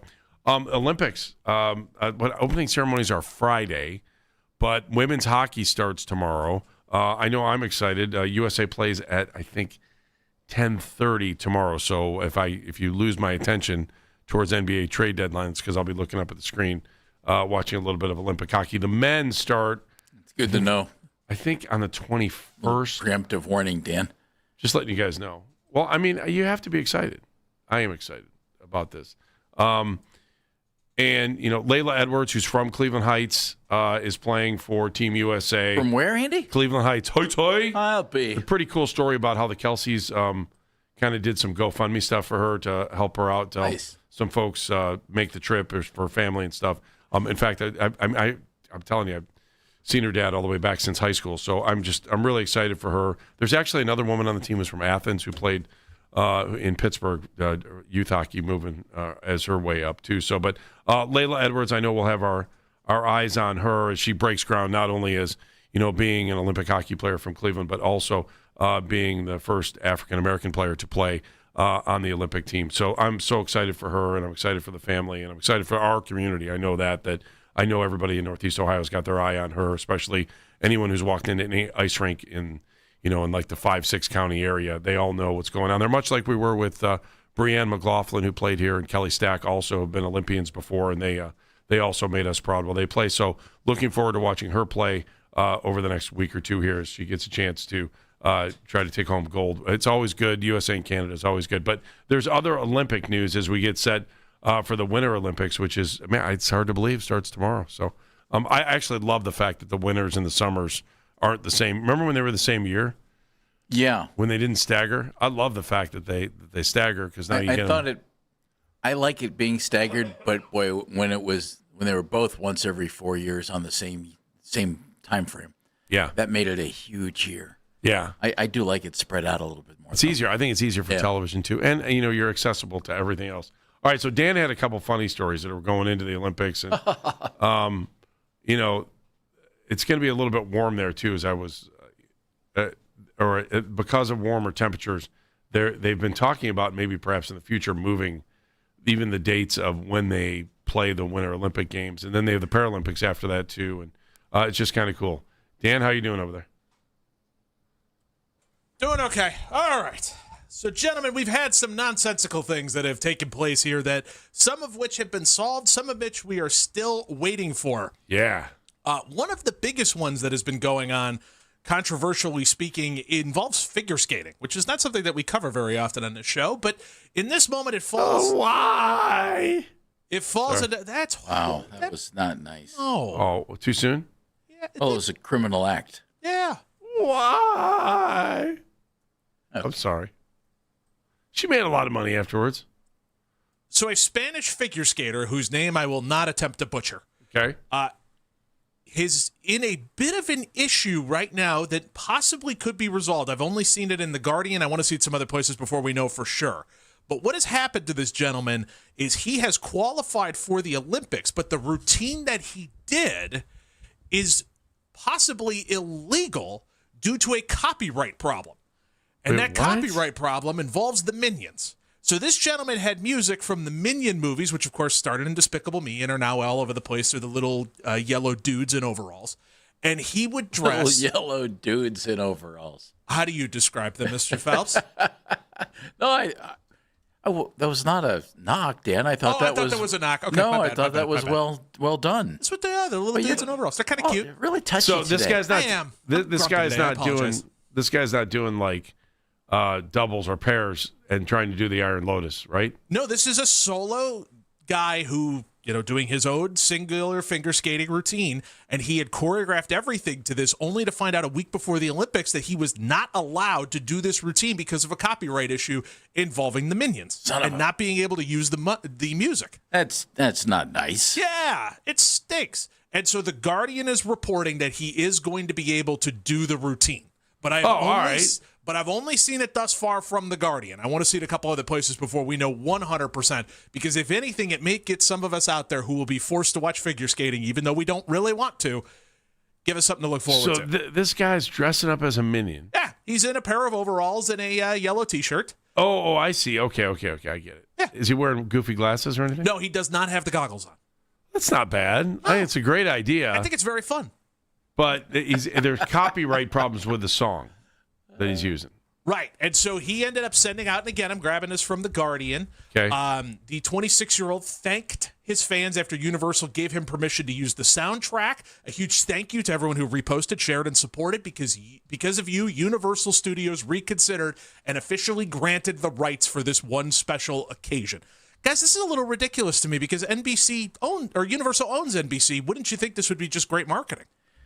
That's what I don't get. Wouldn't you think that they would think, hey, wait a minute, they're going to be plugging our thing? Yeah, let's do it. I would think that would be terrific. All right, well, maybe at first somebody heard. By the way, we wouldn't be talking about this if it wasn't banned first. Correct. So in some ways, it's actually better that this happened. The guy's name is what? Tomas Leonardo Sabate. Okay. That's why I just said a Spanish figure Tomas skater Sabate. whose name I am not going to butcher. It's not that hard. It's easier Thomas to avoid than be mean. Lorenk. I took 2 years of Spanish, and the teacher looked at me in high school and said, "You should not be in Spanish." Well, Sabate is easy. Giganto Sabate. I don't know if you've ever seen that. And I looked at her and I said, "My mom's going to be heartbroken." And she went, "Pablo, I'll call your mom. Don't worry." Pablo. Yeah, that was my Spanish name. So they're calling it Minions Gate, by the way. But you got to admit, got to put a gate on there. It's actually probably pretty smart. But does figure skating need it? Yeah, well, they banned it first. So now everyone's like, why would they ban the song? So everyone wants to get into the story. And now that they allowed it, they look like heroes. It wasn't a bad move. It's good for figure skating. It's going to help ratings. Oh, here comes the Minions guy. But does figure skating ratings really need it? I mean, figure skating's always through the roof anyway. It is, but now it could be even more. Now you get more kids that want to watch it. Maybe. See. We'll see. It's fun. All I know. The other thing that everybody's going to be locked into involves a scandal involving the Norwegian ski jumping. So that sport that everybody sees where they go down the big hill and they don't have poles on the giant skis, and then they stand up on their tippy toes for an extended period of time and look very silly as they fly through the air. It's agony of defeat, isn't it, Jeff? Well, that was the same event, yes. It's changed a lot over the years. Yeah. Aerodynamic. Now you put your skis out to the side rather than together, which you used to do back in the day. Yeah, you're right. That is the case. Mm-hmm. So there has been a problem with this. So I've learned quite a bit about this because Yeah, Dan, tell us all about it. Well, we're going to do some tiptoeing on this bad boy. We are taking this from the Associated Press, so you know it's legit. The scandal in ski jumping, the men are wearing manipulated suits. This has been resolved, by the way, with 3 team officials being banned for 18 months. But it got a little ugly for a little bit. 18 months? 18 months for the altering of these suits. The head coach and the assistant coach, and along with staff members, have been suspended for this one. What they did in between there... Yeah, Dan, tell us. I'm going to read this directly from the Washington Post because that way I won't get fired. Okay. An independent panel suggested team officials said it agrees and endorses the appropriateness of the sanctions. The manipulation and restricted suits was captured. What they were doing essentially was helping them fly farther by increasing the size of the suits in the crotch region. To put it nicely, the manipulation could be confirmed only by tearing apart the seams of the crotch area of the Norwegian team's suits. Doesn't Wilson talk about this and selling something? In what? Doesn't Wilson talk about this in what show? Nick Wilson. Oh, Nick Wilson. Nick Wilson. Okay. Okay. Sorry. Sorry. You said Wilson. I was thinking Wilson. Yeah, that's what I was thinking. So they were keeping an eye on So these wait, things. let me get this straight. They're removing clothes or adding? Like, They're are they putting? adding? Are they putting socks in their pants? What are they doing? They are adding a little bit more air in the general crotch region and enlarging it to help with aerodynamics, which apparently is against the rules of the Olympics and how they go about such things, which it's amazing that we are living in a world that we're measuring such things. But again, don't get fired. Okay. Yeah, careful there. Wait, I don't understand. They're adding air to the suit. Mm-hmm. Like what Austin Powers had when he got arrested? Or more like Dodgeball. If you remember White Goldman in Dodgeball, Ben Stiller's character. Yeah. Yeah, I think it's a little closer to that. I don't remember what he did. You don't want to know. I can't remember. I do remember. Stay employed. Just move on. Well, I'm just saying, I mean, White Goodman, obviously, I should say, not Goldman. Jeff, can you not understand the psychological and medical terms here? Why does everything have to be dirty? Why do you have to make things dirty? I didn't. Do you remember years ago, these swimming, I'll call them pants because they weren't really swim shorts for the U.S. For Olympic teams? Yeah. They had buoyancy in the swimsuit themselves, and those were later outlawed. I wonder if it's the same type of deal. Also, our social media. Were you pumping helium into the crotch, Dan? Is that what was going on? Because that would keep you up in the air. And was this the Swedes that were using some sort of Norwegians? Oh, Norwegians. Oh, that's because Austin Powers used the Swedish. It was the Swedish, yes. Yeah, you're right. Yes. Also, our social media mentions powered by Schweiben Jewelers, Cleveland's premier jewelry store. You can always send a message to the show at CLE Talking Heads. I'm about to hit the retweet button on this. Our buddy Robert in Brecksville had some fun with Photoshop. Yes. And put James Harden's beard on Jeff Phelps. Oh, he did? Nice. Oh. You look good, Jeff. Nice. You look good. I got to see this. It's kind of, I don't know when this beard was. I don't think it's actually James Harden's beard, but I will say this. You kind of got a Bob Vila thing going on. Nice. Or not, You know. or an Al Borland thing. I can't think of his real Al name. Borland. Coming up, there's going to be a beard night, at the arena. Oh, for sure. They had the Anderson Varejao wig. They'll have the James Harden beard. Yeah, who was saying that he's going to get booed? Was that a caller? Yeah. There's no way he's getting booed. No in the way he first gets game. booed. No way. It was Ken in Brooklyn. Yeah, what was Ken thinking? First call of the day. I would think that fans show up with fake beards. I would say there'll be more fake beards in the arena than there will be people booing. Come on. You got to be kidding me. John Schuman's going to join us in the next hour. He's from NBA.com.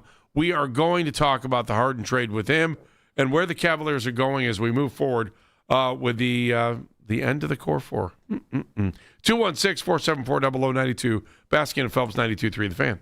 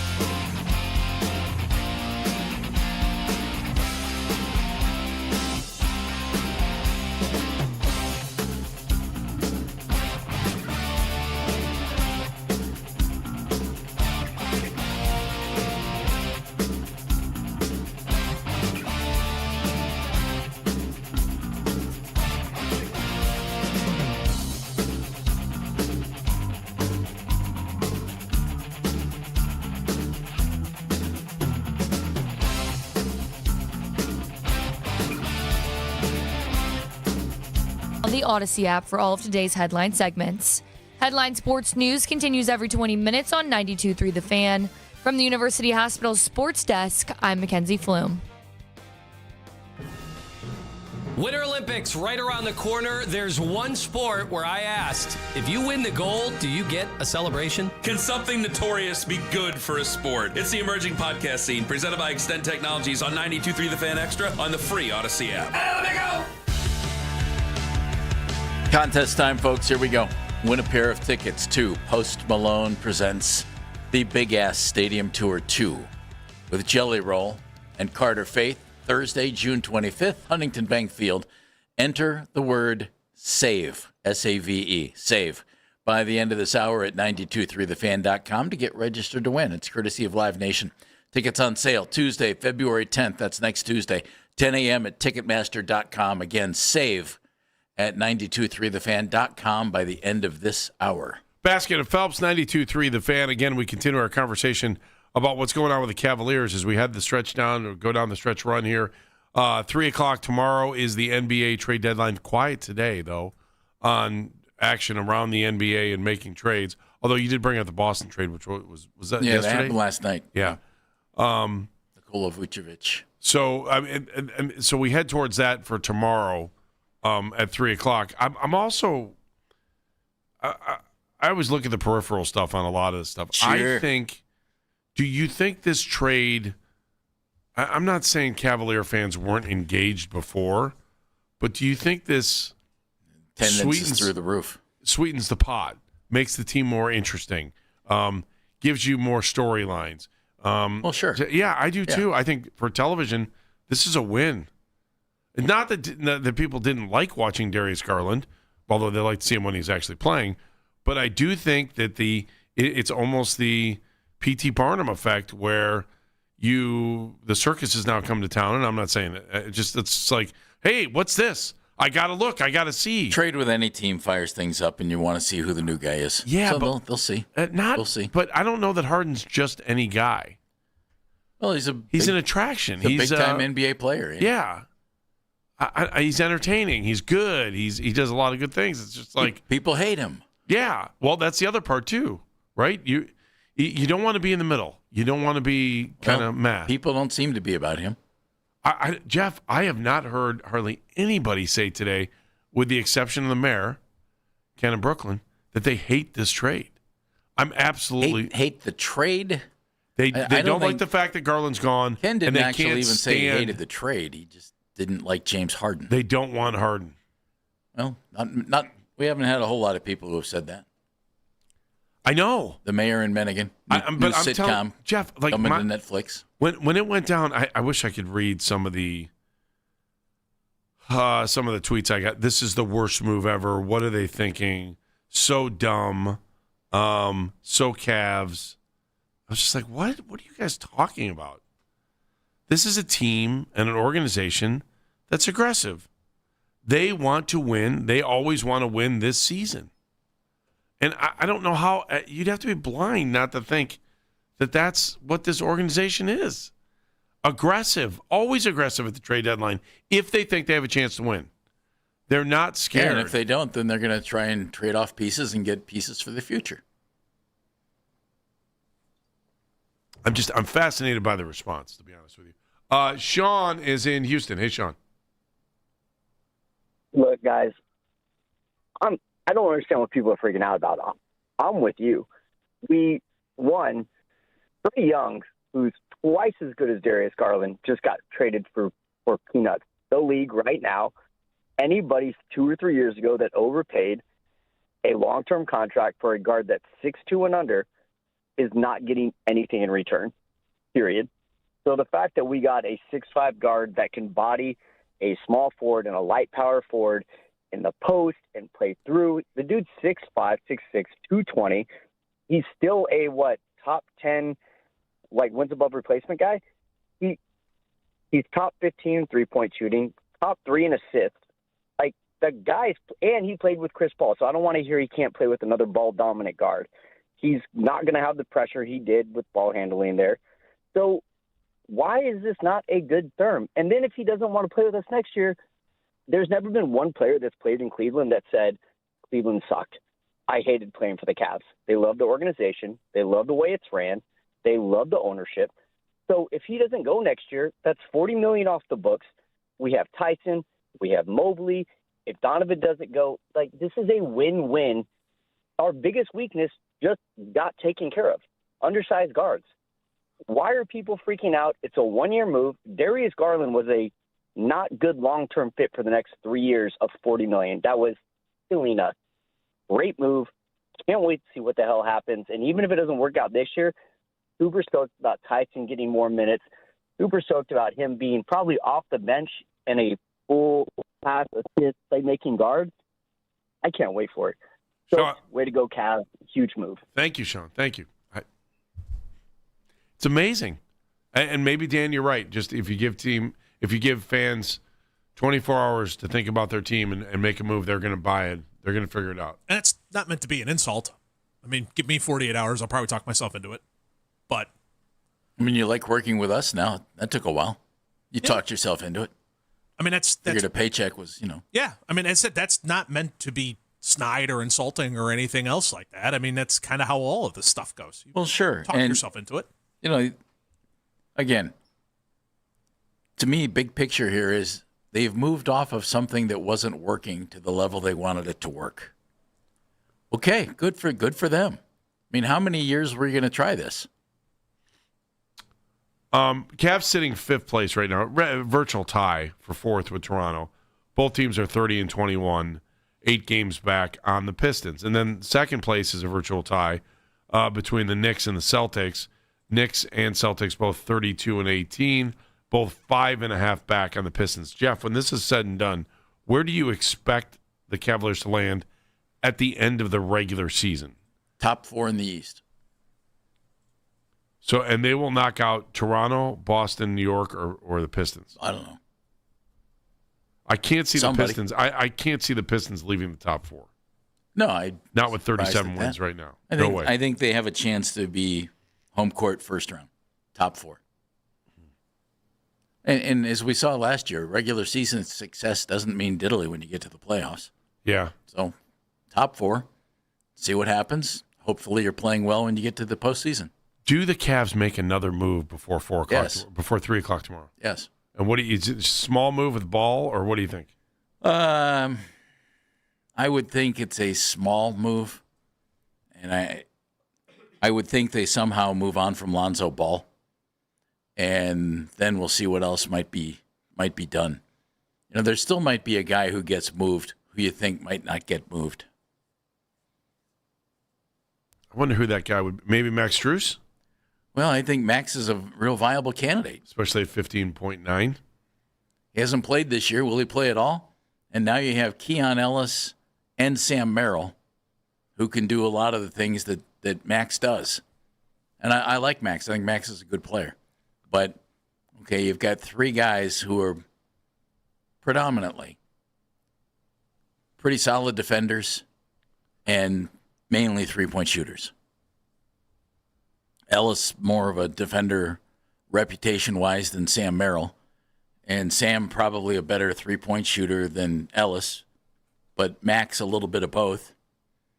I would think you might be able to move on from somebody there. On the other hand, Andy, if you don't, you want guys who can make shots, especially now that you have a point guard who's going to distribute. And Harden has been an odd combination in his career of a guy who scores a lot of points and gets a lot of assists. That's a weird combination. You don't see it that often. True. And so he's been able to do it at historic levels. So here's another thing I always find odd. When teams make trades, doesn't matter what sport it is. By the way, 216-474-0092. You've already added 3 players to this team, 3 different players than you had. All guards. Yep. So you've got Harden, you've got Ellis, and Schroeder. And so now you've got those 3 guys. How long is it realistically, how long should a fan have to wait, or for the team have to wait, for those 3 guys to just gel with it they've been playing? Like, how long do you think that takes in the NBA?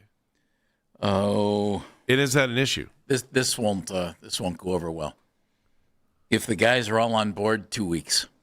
3 weeks, at least to the point where they can function properly on the floor. You have combinations that have been together a really, really long time, and that's obviously more beneficial. But Schroeder's a pro. Look how many different teams he's been on. Well, you did bring in 2 veterans. Look how many different teams Harden's been on. I mean, these guys know how to adapt and can get it done. We'll see. Again, we'll see.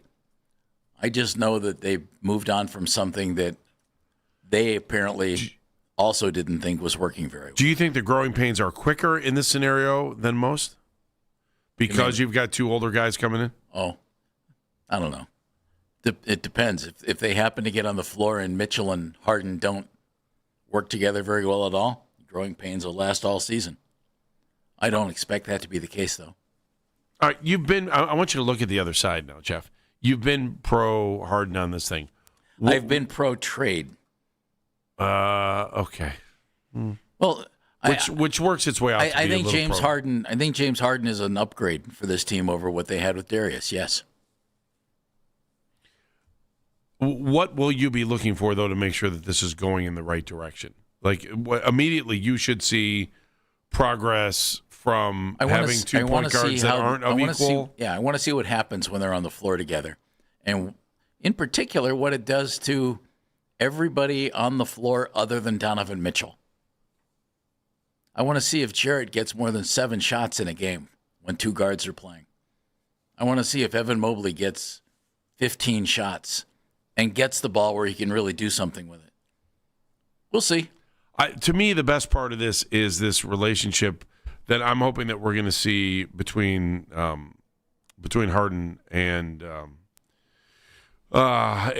see. I guess the best way to put this is though to see Harden be able to move the ball and to be able to see how he can get it to Mobley and to be able to see what happens down in the paint. That are we going to sit here and continue to see the launching of threes, or can we find Jared Allen a few more times and go get the 2 rather than having to launch threes left and right and all over the place? Again, that was my major frustration with this team early in the season, and now it has seemed to have gone sideways. So things are going in the right direction, I should say, not sideways, but things are getting better. And I hope that this move, especially with when you bring in these guards, that the offense should be able to move the ball better, that we're not sticking and we're not trying to throw 10,000 threes up at the end of the game to try to win a game when it was winnable with 2 minutes to go. But since you've missed 10 3-pointers, you've now let the game get out of hand. Well, remember, Harden, that drives Harden me shoots crazy. A lot of threes. I know he does, but we'll see if it is the same that he, especially if he does the same thing here. If he's on the same page, with Mitchell, we'll that's find the out. key. 216-474-0092. When we come back, John Schuman, NBA.com, breaks it down for us. If you dread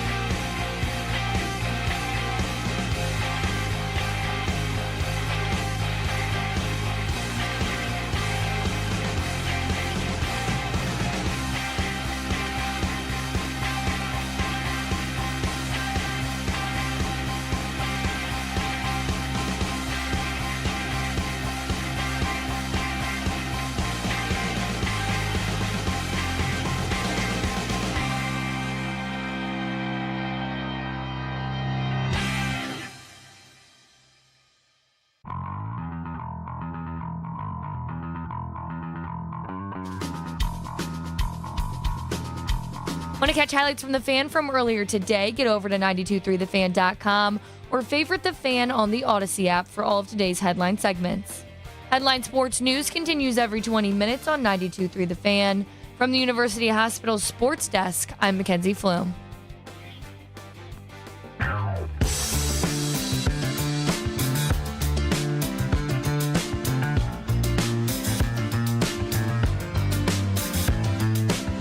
Baskin and Phelps, 92.3 The Fan.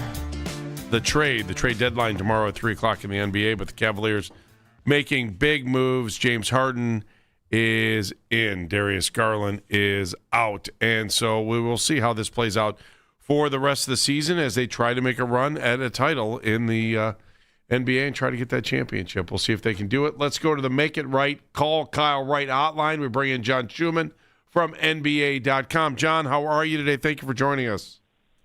I'm good, guys. How you guys doing? We are doing good. A little bit of turmoil here trying to figure out how this thing's going to play out and what's going to happen to the Cavs next. I will say one thing. Cavaliers are not scared to make chances, and as they bring in James Harden, we will see what they look like. What do you think they're going to look like down the road here, and was it a good deal? It's interesting. It feels a little bit desperate, right? Like we have to win right now. Darius Garland, we don't know like how healthy he's going to be for the next 4 to 6 months, however much they need him. James Harden is very durable, is having a good season. Definitely takes some of the offensive load off of Donovan Mitchell, which I think is necessary. But like, how does he fit? Like the Cavs are top 7 in both like ball and player movement on offense. The Clippers are bottom 2 in both ball and player movement. And that's consistent over James Harden's career. Like the Rockets were the same. He's definitely an isolation player. Ball in his hands almost all the time. Like if you just like look at fit, like he does not fit in sort of the Cavs offensive system. And so that's going to be a big adjustment offensively. And I think defensively as well. Like he does not move a lot on defense.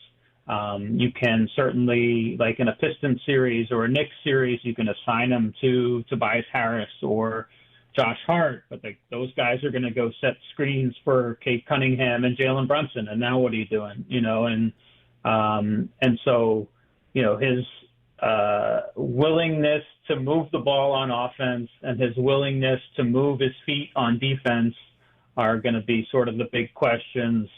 And how do the Cavs integrate that? The good thing is, like, the defensive part, like, they have Jared Allen and Evan Mobley, 2 mobile and long bigs that can sort of make up for a lack of perimeter speed, I guess. But it's still going to be a huge, huge adjustment on both ends of the floor. And, that's, not easy to do when you're already 50 games into the season. John, Cavs looked at their group of 4 players for 3.5 years and decided that, all right, we need to change this up. This isn't working the way we want it to. How much of this deal do you think is based on this year and trying to win this year compared to flexibility moving forward, assuming Harden doesn't pick up his contract and the Cavs might, get some real second apron relief here because of it? Yeah, I don't know. That's the question. I don't know what's going to be the status of him going forward, right? He has a player option, but they could also extend him, like they could and maybe extend him at a lesser number, right? Where they give him 2 years at something less than the number he was at for next season. I don't know exactly off the top of my head, but like that, I think that's a possibility. And maybe it just depends on what they see over the next few months, right? Like, let's see how this works. Because like I said, like Donovan Mitchell has been asked to do so much offensively this season, much more than he was last season. And like, if Harden can just provide him some relief, get him some easy shots, that could be a huge help. Like James Harden is one of the best offensive players in NBA history, both from a scoring perspective, but also a passing perspective. And he's going to get Evan Mobley good shots. I would love to see, those minutes where Mobley is at the 5, Jared Allen's off the floor, and you get some Harden Mobley pick and rolls. Like that should be fun and exciting. And he's a better pick and roll passer than the Cavs have had. So I think there's a possibility that it works and that you want to keep it going after this. So I think it's all sort of TBD. If you could grade this thing, grade it. Like, yeah. I know it's early, I have but no idea. I know it's weird. I'm not a trade grader. I will happily sort of like tell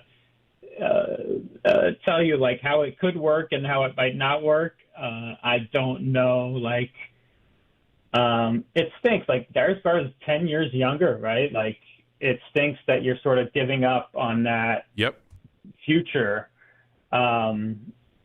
And, a terrific guard when he's healthy. And obviously the Cavs know more about his health than any of us do. So, yeah, I mean, it's a weird trade. Like, it's not a sort of something that you can really wrap your head around right away. And say, yep, this team won or this team lost or this is a B or a C for whatever. Like, I'm not sure. And like I said, like I'm fascinated to see how it plays out on the floor over the next couple months. John Schuman joining us from NBA.com. If you're Darius Garland here, John, get the idea that even though he has Kawhi out there, but down the road here, this Clipper franchise is probably going to go through some changes. Probably going to get to run his own team, wouldn't you think? And maybe in the long run for him, this will be a better fit. Yeah, I mean, what the Clippers have, I think, going forward is right. Like, they have Darius Garland and Ivica Zubac, who's a terrific center, two-way center, good roll man, finisher on offense, strong interior defender.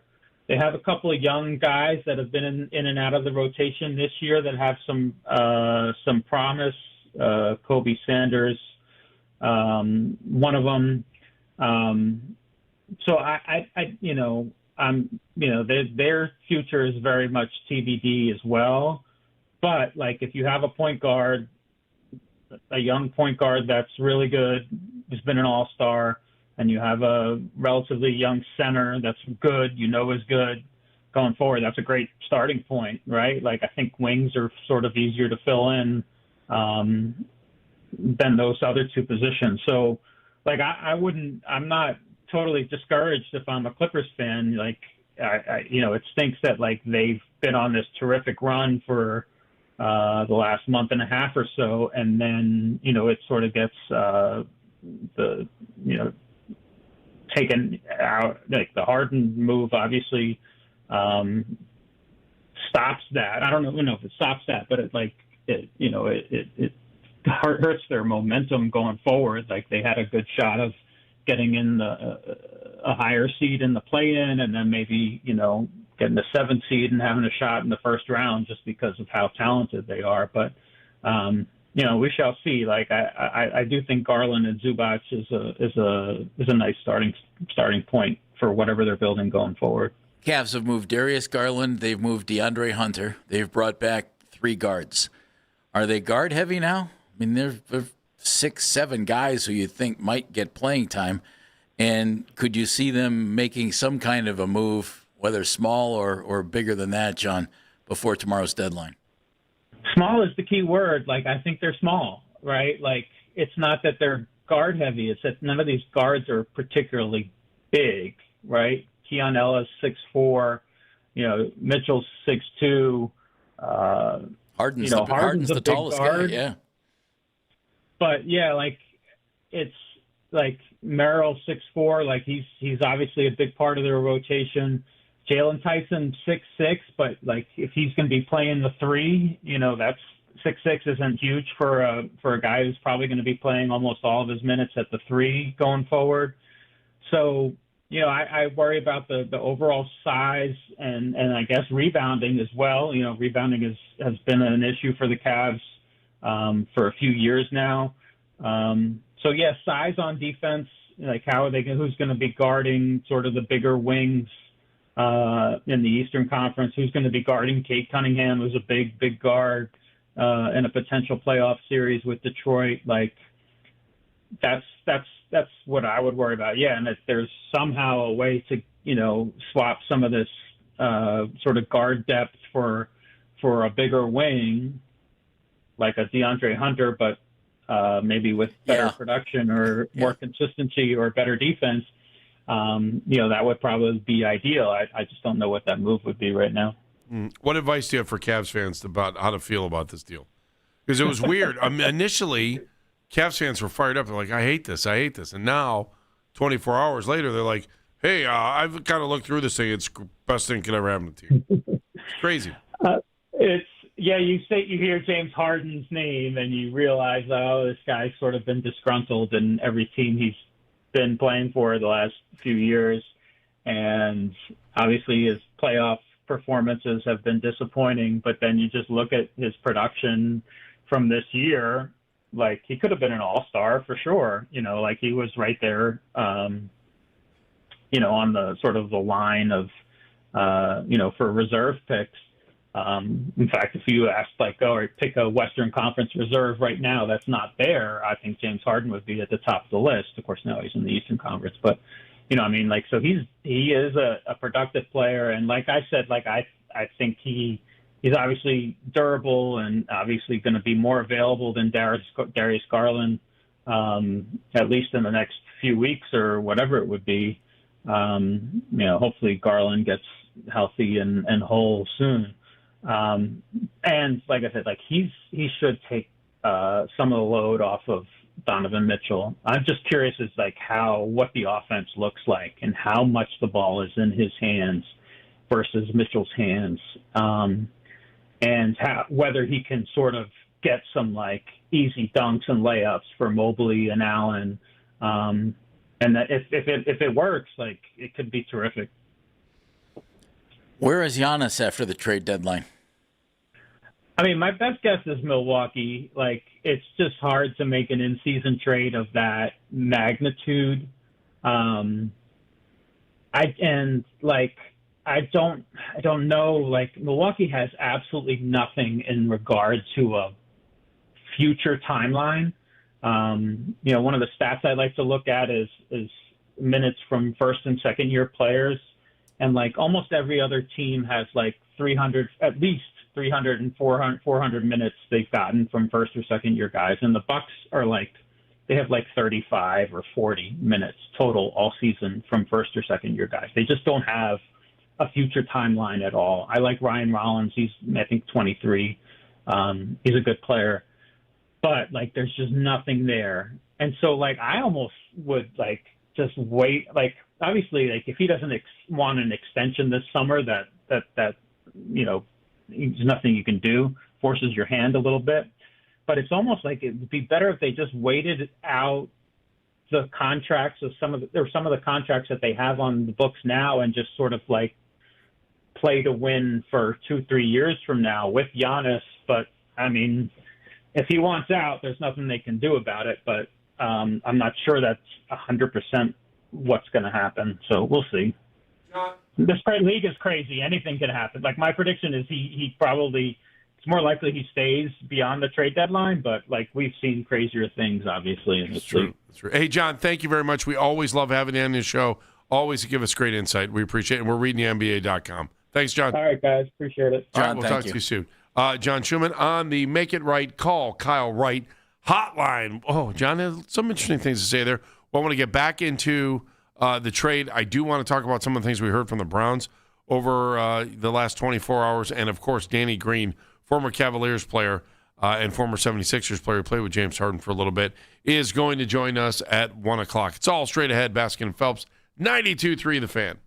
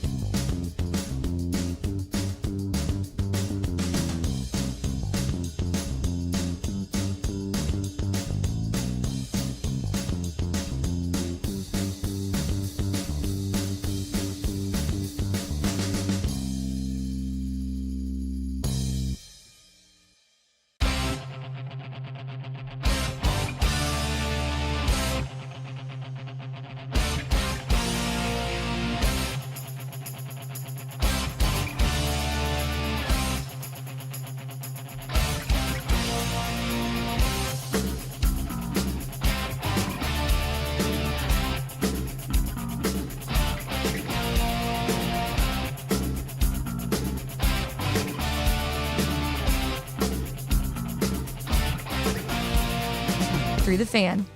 Listen to The Fan Rewind weeknights 11 p.m. to midnight, all of the best segments from all of our shows, and you can always listen on the Odyssey app. Headline Sports News continues every 20 minutes on 92.3 The Fan. From the University Hospital Sports Desk, I'm Mackenzie Flume.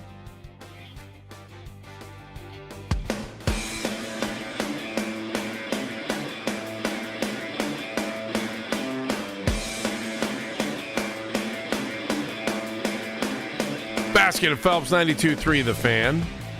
216-474-0092. 216-474-0092. John Schuman, NBA.com, just joined us.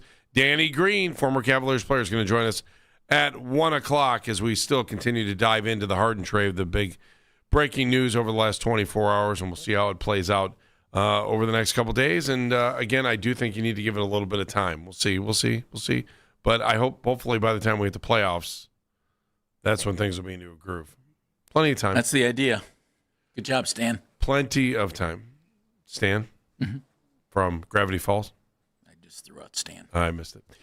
All right. Yesterday, I want to go back to the Browns for a moment here. Andrew Berry spoke. This is from the podium. This is from the sidebar yesterday that we didn't get a chance to hear on the air. Jimmy Haslam actually spoke yesterday too. Didn't have many things to say off on the side that we would be like, oh, let's talk about that. But Andrew Berry definitely had some things to say. Yes, he did. Did he? Oh, let's talk about that. I don't know about that. I like the way you did that, Andy. Thank you. Yeah. There was talk that not everyone was on the same page with who was going to be the next head coach, especially over the last couple of days. We all wondered, where Schwartz fit into this thing, where Shieldhouse fit into this thing, where Monkin fit into this thing. And there was talk that, maybe perhaps Berry wanted Shieldhouse and Haslam wanted Monkin. He talked about that yesterday. I would say very respectfully, I think there is an underlying and stereotypical assumption for why people would say that. And I think that's completely unfair. Well, what would that be? That he's more analytical than Jimmy and Jimmy's more, I don't know. Is that why is that so obvious? And he's saying that people made that up along the way? Got me on that. I know. Dan, what was your take on that? Not sure exactly what he meant. I think how you laid it out. That people think he's more analytical, and that's why he would be more apt to wanting Shieldhouse. Yeah, I think that's maybe what he thinks of the whole thing. I don't know. Again, I'm not in his head. Well, he was borderline angry that people would even ask that there was maybe disruption behind the scenes on what was going on. Could be an age thing. All right, I'll buy Young African-American guy. That could be. Maybe. He said the word stereotypical. I would think that would be more of an issue there than on analytics. Yeah, I don't know. Who knows? Maybe he was very vague in that. I kind of felt the age thing, there. Age and experience kind of thing there. That's where I think he was kind of going. Well, you could take it any three ways. Yeah, age, experience, analytics. At the end race. of the day, he wanted nothing to do with it. Zero, zilch. Yep. So we also talked quite a bit before they made the move at head coach. What would Myles Garrett think?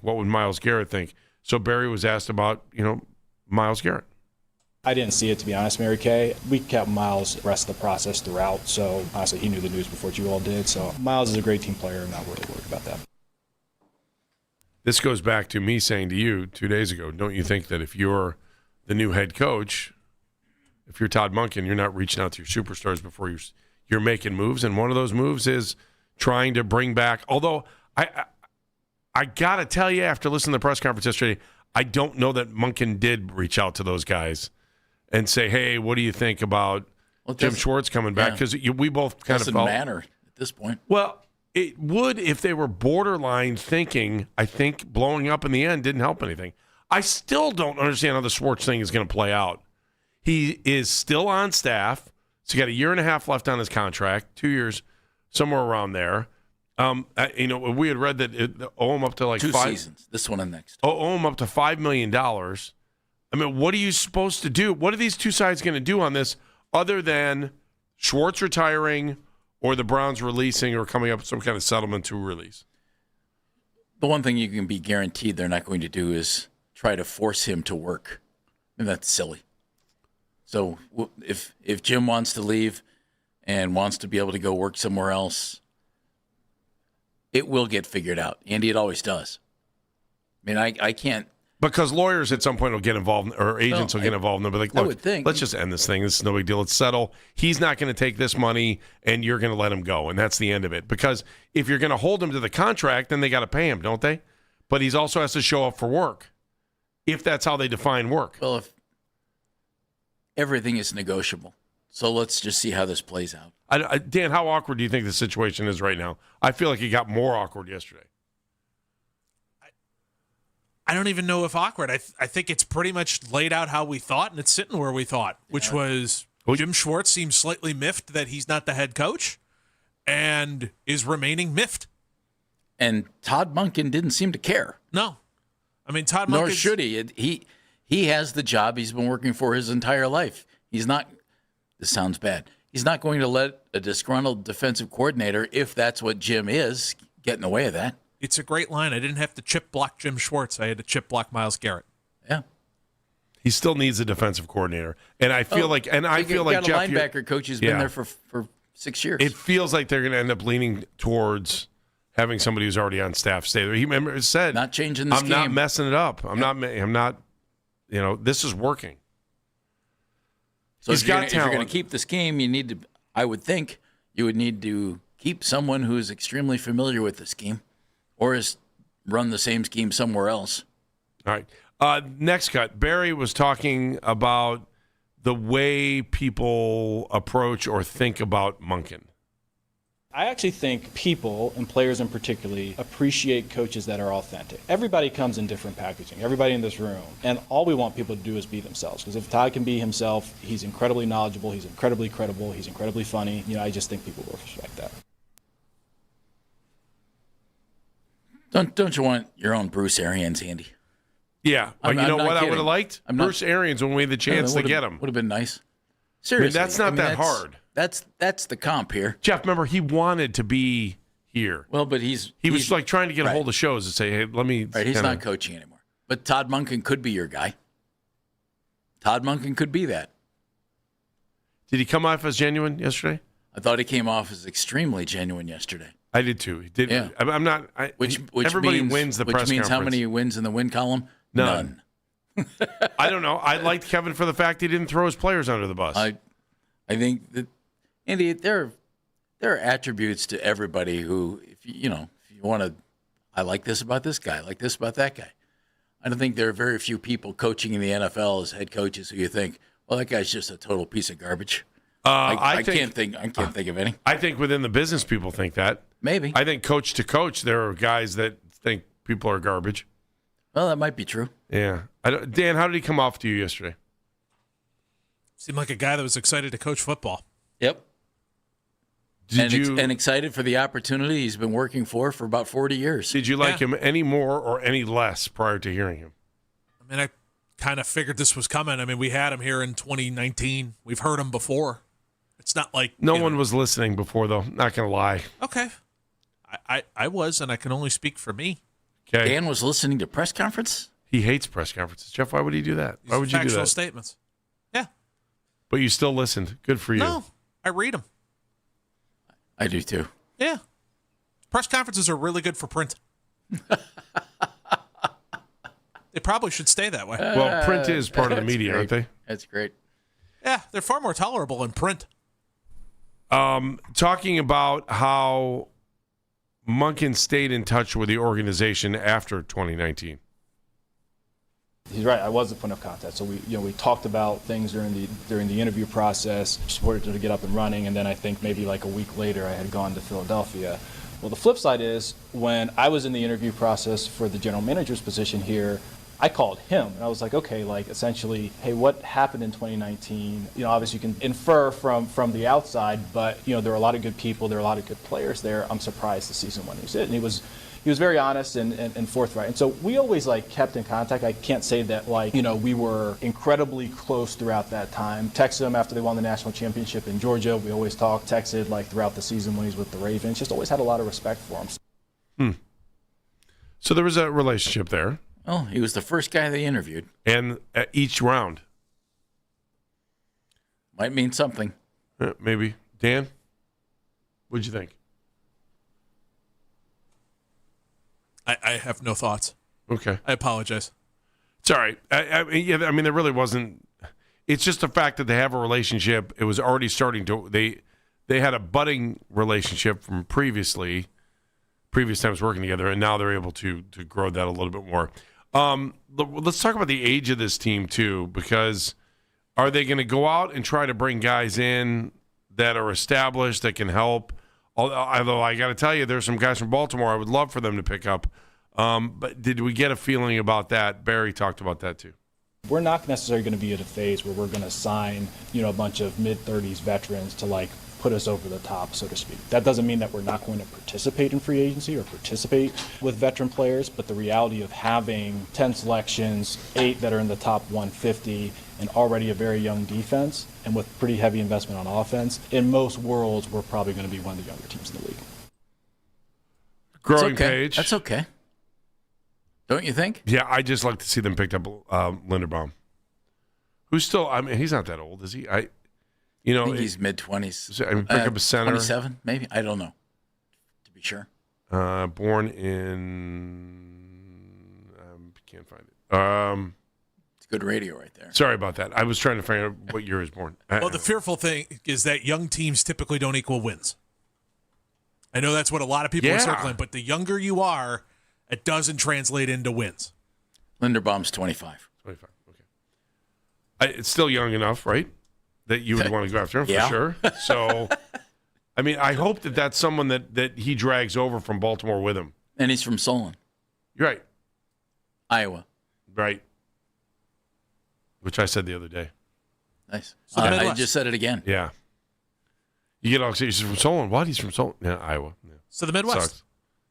Oh, sure. so he gets us. He's one of us. Midwesterners. See? There you go. Well, his offensive line coach is here. True. If you like George Warhop, if you like Todd Monkin, maybe he'd consider coming here. All right. You want to throw a boatload of cash at a center? I don't mind that. Okay. Would you? I find it interesting that the Ravens wouldn't pick up his fifth-year option. That is It makes me ask some questions. Yeah, it makes you wonder why. Yeah. Those are valuable commodities. Mm-hmm. And it's not like lineman. He was poor or anything like that. He was an above-average center. I just wonder if they looked at it and said, do I want to pay a center that much cash when I've got to pay wide receivers and cornerbacks and defensive ends and quarterbacks? True. And maybe you wouldn't, as a free agent team, somebody's going to give him a good contract. Absolutely. And maybe you wouldn't have to pay him as much over, extended period of time and blah, blah, blah. Who knows? He's available, and this team could certainly use him. I know one of the best things that they'll talk about with young quarterbacks is having a veteran center. That is like one of the most helpful things on this earth, because then you got somebody who can align the offensive line for you and take some stuff off of his plate.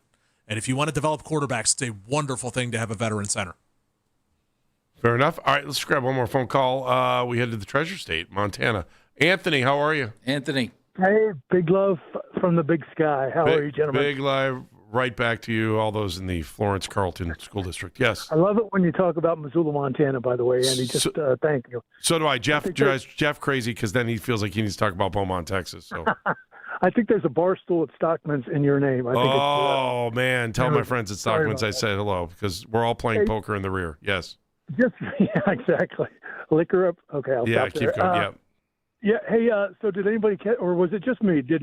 Was that a little tip of the hat to the great Woody Hayes yesterday when Todd Monkin said in his press conference, something, we don't care about those teams out east, i.e. Pittsburgh and Baltimore. Did anybody catch that? I thought that was a great tip of the hat. Yeah, I heard that. That was funny.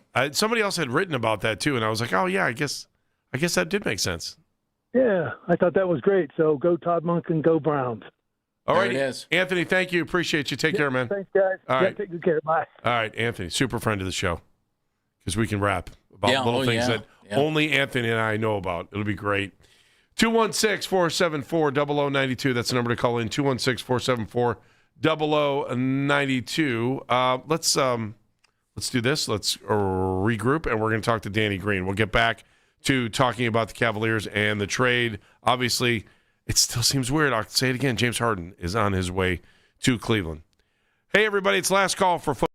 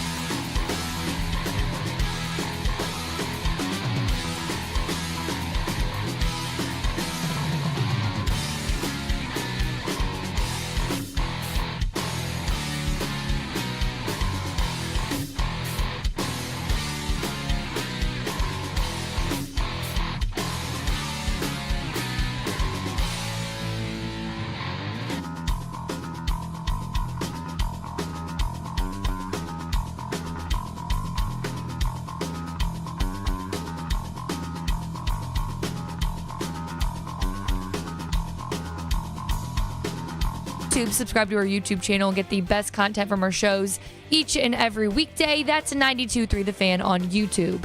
Headline Sports News continues every 20 minutes on 92.3 The Fan.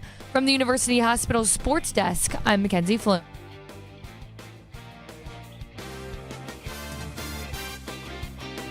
Whenever you need to talk about the Browns, we got you covered. We are Sports Radio 92.3 The Fan. We're looking for a winner here at 92.3 The Fan. Enter the code word GIRL, G-A-I-R-L, G-I-R-L, GIRL, at 923thefan.com before 2 o'clock. Your chance to win a pair of tickets to see Tim McGraw Pawn Shop Guitar Tour 2026. It's at Blossom Music Center, July 17th, part of the Minutemen Workforce Solutions Concert Series. Tickets are on sale this Friday. That's February 6th, 10 a.m. LiveNation.com. Again, GIRL at 923thefan.com before 2 o'clock. Baskin and Phelps, 92.3 The Fan. All right, let's start off this hour by bringing in a friend of the show. We love having him on, former Cavalier, Danny Green, former 76er, and also has a couple of podcasts out there, Inside the Green Room and No Fouls Given. He's Danny Green. Hey, Danny, thanks for joining us. What's up, fellas? Thanks for having me. Can you guys hear me good? Yeah, we can hear you. How you doing? We haven't talked to you in a while. I'm What's doing life? well. Everything's great, man. Can't complain. Just, working, parenting, a little bit of things. So I know you guys are stuck in the snow. I'm looking up. I'm in a good area with decent weather. So, I do miss to visit the snow, but I'm sure you guys are envying me right now with 70 degrees in California. 100. We've envied you for years, Dan. Yes. Are you kidding? We're going to send you. We're going to pack up some snow and send it to you. How's that sound? I'm good for visits. I can do short visits. I'm cool with that. Nothing wrong with that. Okay, let's get right to it. You played 21 games with James Harden in Philadelphia in the 2021-22 season after he came in. What did you think of James as a teammate? What does he bring to Cleveland? James is great, man. He's a worker. Everybody can say a lot of things about him. One thing he does not do, he does not cheat the game. Right? He's going to put the work in. He's going to, watch the film. He's going to talk to his teammates. He's going to find ways to make the group better and make things easier, especially for your bigs. Like, bigs are going to live, very lavishly playing with James Harden. But he's in a great space right now where he doesn't have to be the main guy. He can play off the ball. He can just be a point guard and facilitator and let Don kind of do what he does and kind of take some pressure off him. The biggest issue in the playoffs last year is, you guys got fatigue. You had injuries, right? He's available. So he's a guy that's available. And, he stays in great condition, and you need somebody to help bring the ball up because Donovan just got tired in that playoffs against Indiana where all those turnovers kind of had meltdowns toward the end of the games, right? So James is that steady guy that's going to, set the table, make sure everything's in place, not turn the ball over, be smart, high IQ. He's a system himself. And you can also, again, that second unit, he can help score, with that group. So Don doesn't have to worry about scoring 40 every night just to keep you guys competitive. So, it's a great move for both sides. I would say it's a right now situation with Cleveland. And I like Darius a lot. I love Darius. He's more of a long-term play for, the Clippers and trying to, change things around there for the future. It's a good move on both sides all in all. Danny, explain how James Harden makes bigs better. He just manipulates the defense better than anybody. He's like Luka. So if you can screen and roll, he's going to find you for lobs. You've seen Zubac. Zubac had career numbers, career years. He's not the only big that he's done that with. He's done it with Capella.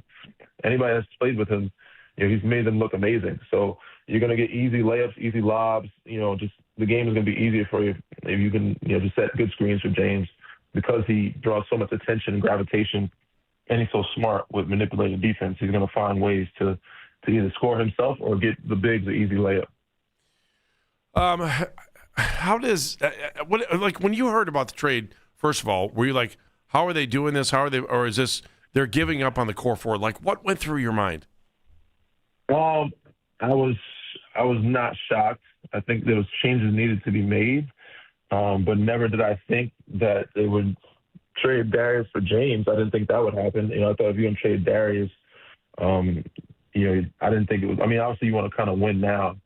And not that James is not productive. It's just that we don't know how much longer James is going to be playing, right? So it's like you got James for 2, maybe 3 years at best. I thought they would probably go younger or get some 3-and-D guys. I thought the package from Clippers might be some of those 2 young guys that got over there that's balling, the Kobe kid or Jordan. I think Jordan Miller, I think his name is. But I think those guys are on 2 ways. But I thought you would go like youthful and more size at the wing position. But when you guys let go DeAndre Hunter, I'm like, okay, maybe they changed some things up. But you did get Keon Ellis back. You got Schroeder. So some good pieces as well, pickups. But, yeah, I mean, it made sense to me. I felt like change was going to come if you guys weren't successful with that big, small lineup. So I knew it was time. I didn't think I didn't envision this way of it happening, with James. But James is a fit. He's a good fit. I think he fits anywhere. He's just that good. Also, it changes things for the offseason of next year. Like, what does it look like? Are you guys able to get – are they still trying to make a move and try to get Giannis? Or are they going to try to get Bron to come back for his final year? Like, it just makes things a lot more interesting. And, I mean, that's just because these superstar guys are getting traded or asking for trades or leaving or willing to go places like, with no hesitation. Danny Green joining us, former NBA player and, of course, spent his rookie year as a member of our Cleveland Cavaliers. Danny, we all know, you vision James Harden in your head. You see him dribbling the basketball, maybe getting a pick from a big, and as you said, throwing a lob pass or stepping back and hitting a 3. Can he change his style of play a little bit to adapt to Donovan Mitchell? Does he have to change it to adapt to Evan Mobley or Jared Allen? Do you think it works right now, or does he have to tweak things a little? I think it works right now. I think he has to adapt to anybody. I mean, he's a chameleon. Most superstars that played 18 years, he's in year 17 right now, going 18, have been able, like LeBron. People are like, I don't know if LeBron fits with this group. Like, these guys, even though they play a style play, they're still adaptable. They're able to adjust to anything and figure it out, right? So I think James is able to, but I don't think he has to. I think guys will kind of conform to them, like conform to him as well. Like, he'll adapt and they'll change to him, but he's able to play the way he's playing with those guys, and they'll still be able to, eat. And then it makes things easier for Don. Like I said, he'll have more open looks. He won't have to bring the ball up too.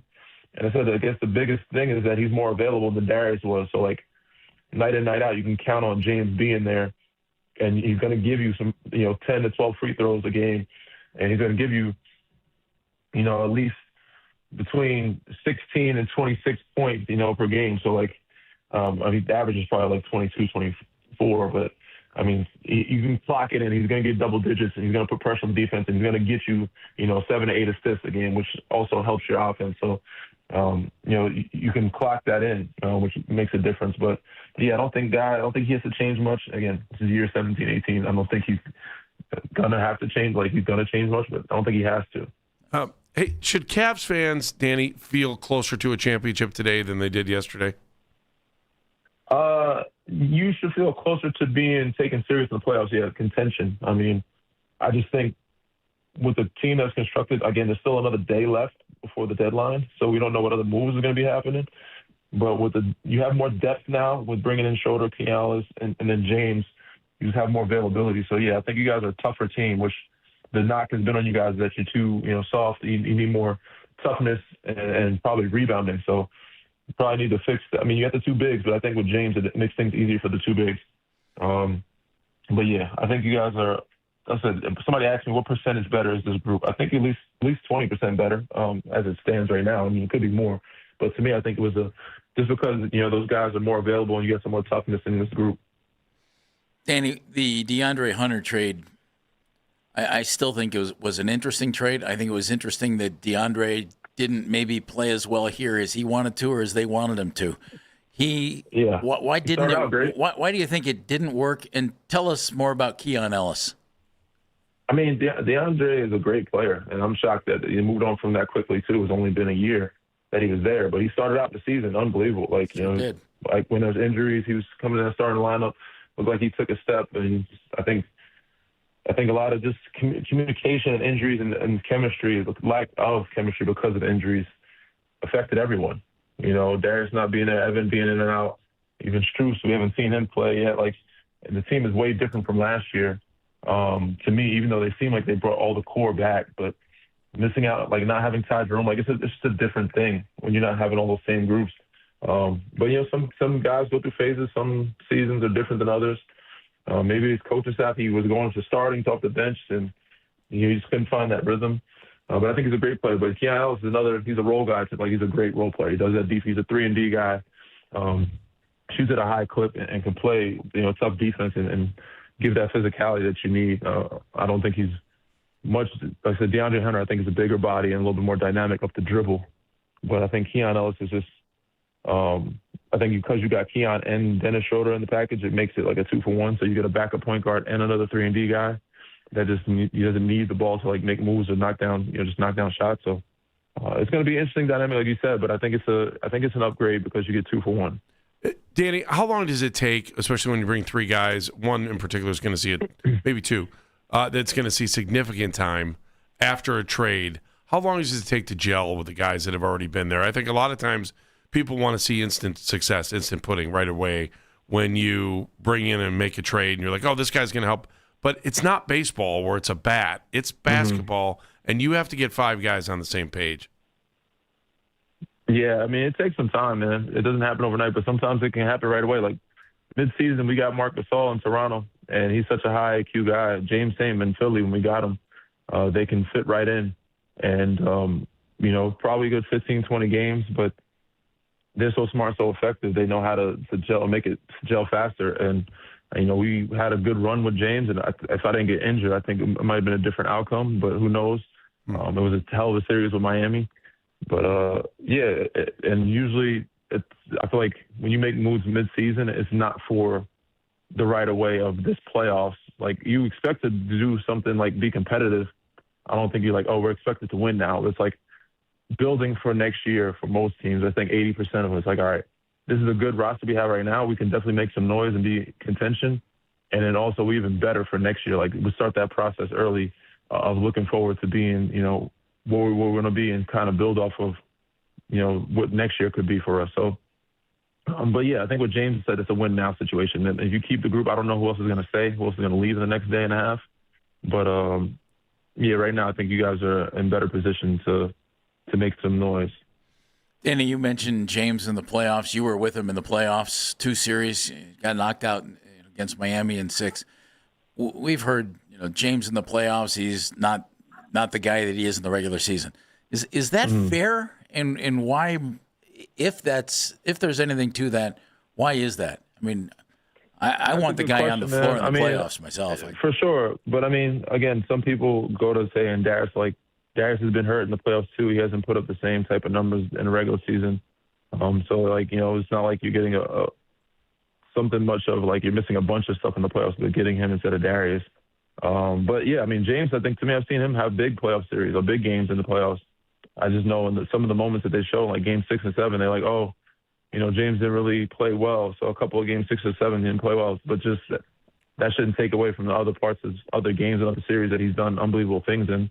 But, yeah, that's kind of how they view him. And I wouldn't say it's fair, but, I mean, he has had some moments where, he didn't look like himself. And that could be a mental thing. Who knows? But I think James is going to be a good fit for this group. Okay. Hey, where do you think Giannis is going to end up? And are we going to see him move by tomorrow? I'll probably Golden State if I had to guess. That's just my guess. I think they're hardly pursuing him very tough. So if I had to guess there, but who knows? Minnesota could happen, but yeah, I don't know honestly. It's going to be interesting. If I had to guess, I would think that if it's not Golden State, then he's going to have to wait till summertime. I just don't think people are in a rush to get him right now. And if it waits till summertime, it might be something like that. You think people are concerned, Danny? He's out with a calf injury right now. He's been indestructible, it seems, for most of his career, but a little, maybe not this year. And those calf injuries have become problematic in the NBA. I don't think there's that much concern. I think he's in a different situation. He's still young enough to, recover and he's very much in his prime before these injuries. He was a top 4, top 3 MVP candidate. So they know he can change the dynamic of a group just like that because of how good he is and how special he is. So, yeah, I don't think there's that much concern. Danny, you were a Cavalier in your rookie year with LeBron. He's 41 years old. I'm watching SportsCenter last night. Yeah, unbelievable. Is it weird to see a guy that age play that well? I mean, you saw up close and personal how how hard he trains and how hard he takes care of his body. But he's still 41 years old, you know? But, man, he doesn't look like it. Does it surprise you at all? Yeah, yes, so that's what does. But it does, man. It is weird to see a 41-year-old do what he does and train the way he does and still be able to dunk and stuff at 41. So, yeah, I mean, it's unbelievable what LeBron's doing. I can't – and he proves me wrong every year. I'm like, this is the year he's retiring. This is the year.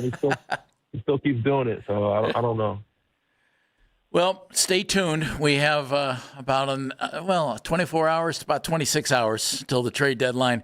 You can be sure something's going to happen. Great to have you with us again, Danny. Always a pleasure, and you're always insightful. So thanks, buddy. Pleasure's all mine, man. Thank you, guys. Danny Green joining us from his home out where it's nice and sunny. Glad he rubbed that in right away. So that was good. And as he said, LeBron at 41, even for a guy who played in the NBA like Danny did, surprising to see a guy playing like that at his age. It's Baskin and Phelps right here on The Fan.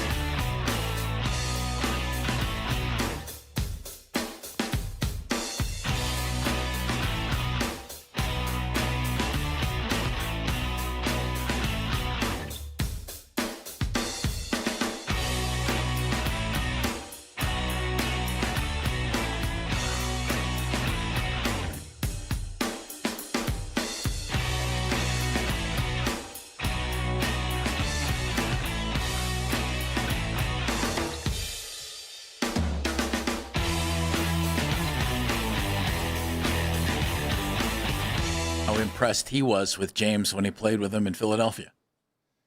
And he said he came in, he fit, he did what he had to do, elite offensive player. Danny's a pretty straight shooter.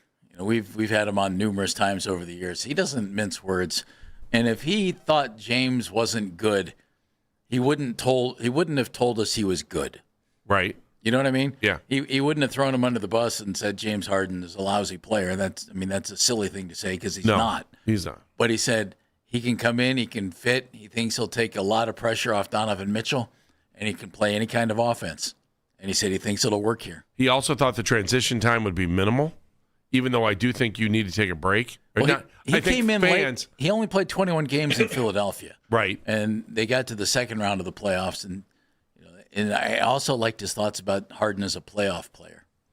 So there have been a couple of games where, it didn't go well for whatever reason. And he said, but I think that takes away from when he actually did have major impact. I thought Danny said something really important about his attitude, his energy, and his ability to survive an entire game. And if you remember back, He said he's available. Yeah. Do you remember? And we've been. Do you remember that last year though? Last year when we were talking to Danny during the playoffs, he was one and you were the other that threw up gigantic red flags against the Pacers and the Cavs. Said you got to watch for this, you got to watch for that, and he just brought it up in that conversation how they were out of gas. Yeah. How they just weren't built for the end of the game. And it makes me think that Harden is someone that's going to make sure you're ready for the end of the game. I have not.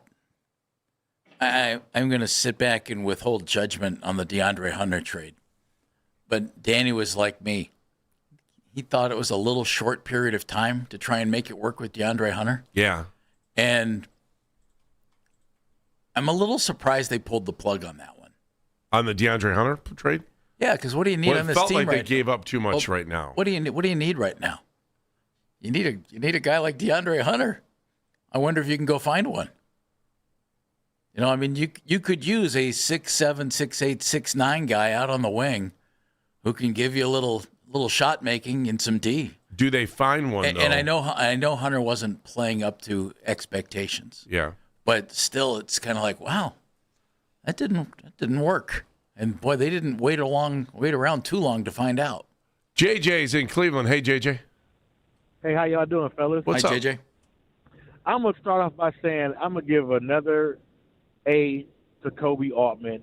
Me personally, I think it's well overdue with Darius Garland. I mean, I can remember last year we always talking about, we should have traded Darius before he got injured, and the year before that he got a face injury. We should have traded him then, and we absolutely made a steal by getting James Harden.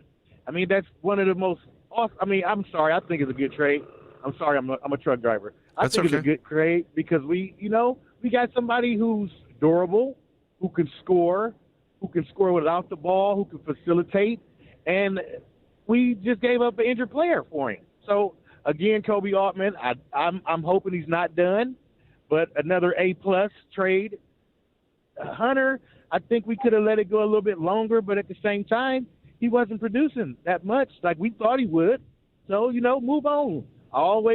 Every time we play against Dennis Schroeder, I'd be like, man, why he can't be on our team? That's exactly that was my first thought. Yeah, I was like, I'm glad we got him because I hate playing against him. All the time. And he gets buckets. It's just another good trade. Another good trade deadline we might be able to get through and be happy about it. Because at the end of the day, the East is still up for grabs, and we might just be able to grab it with one more wing player. Thanks for taking my call, y'all. Y'all have a great day. Thank you. You too. Thanks for staying on hold. Drive safely, JJ. Yeah. The Schroeder thing is dead on right, man. I said that yesterday. Are you not curious to see how the minutes get dispersed in the backcourt, I'm very curious to see. Harden and Mitchell get them, but Schroeder, does Keon Ellis play ahead of Sam Merrill? Where does that play? It's a good problem right now. Does Caleb Porter see the light of day? And then how do you distribute those minutes once you get to traded? What happens when you get to the playoffs? All of a sudden, you're playing 8 guys. You just made a trade for, I I'm just trying to figure out how the guard situation. There's 6 guys that you're going to play for sure. Okay. And then the rest of it you see. I mean, the 6 guys are the 4 guys who you know are going to start. Right. And then Dean Wade, Jalen Tyson. That's 6. Okay. You didn't get Schroeder to sit. No, that's So why that's I keep saying 7. that. Then where? I don't know. That's a good Tomlin?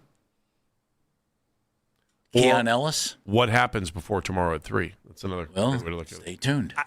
I feel better about the Harden trade now than I did at the beginning of the show. Oh. What? Yeah. Yesterday you were all over Danny it. Green talked you into it. Yeah. Well, Yeah. what Jeff was saying opinions of wasn't Danny good enough for you. I see how you are. Well, it shouldn't be. Danny played in the league.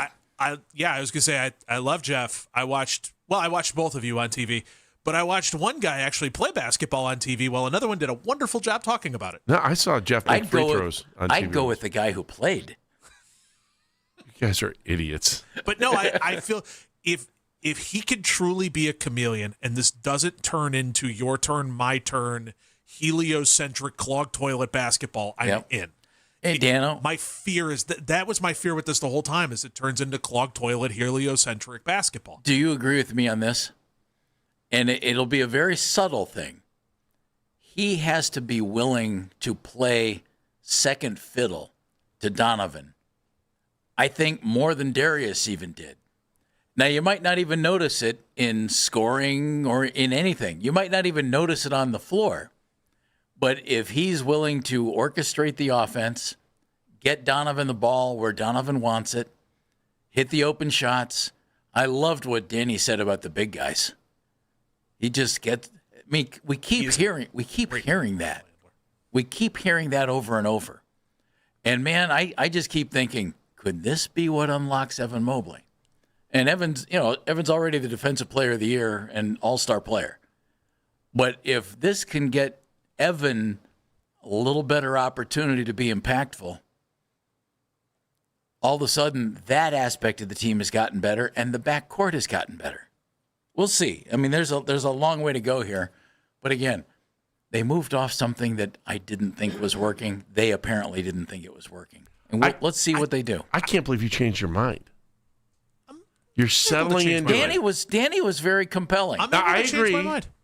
I'm allowed to do that. No, I'm an adult. You were crushing this deal yesterday. Absolutely, positively, without a doubt. I am not a James Harden fan. I hate the way that he plays basketball. I don't like watching it. I don't think it's successful in the playoffs. You know what James is? He would be the gold medal winner until he's 70 in 3-on-3 Olympic basketball. Yeah. He really would be. But if he could truly be what Danny Green says, which is come and be the chameleon, be the distributor, set up the big guys, please don't take Evan Mobley and make him stand in the corner for 75% of possessions. No, that's my other fear with Kevin this trade. Love, right? Yeah, that's my other fear with this trade is they're like, Evan, just go stand over there because James needs all the space to operate. We can only have one guy setting screens. Like, those are my fears. And so if he could truly be a chameleon and truly work inside of this and be a true point guard and hit the open threes and do everything that we want to do, maybe this works. And maybe I feel differently about it than I did initially. I feel better now than when I started. Tom Petty. Dan Mennigan, ladies and gentlemen. Wow, you have totally Tom Petty changed your heart. Yeah. Where you are. As I said, I'm allowed to. I'm an adult. There's been a change. Did I help you get at all? more information, you change your mind. Did I help convince you at all? Be honest. No, Danny Green did it, honestly. Yeah, don't feel good at that. Don't pat yourself on the No, back. I wasn't. I just thought, well, maybe. All right, let's come back. I still want to know, here we sit, 24 hours, well, not even 24 hours, just hours after finding out about this major deal. And I'll give you a chance to grade it. You tell me, because we've been talking about it. You like grades. I like grading it. Give me a grade. I want to know what you feel. I still, like, the pulse of this city right now is, you know what? I like the deal. Tell me I'm wrong. 216-474-0092.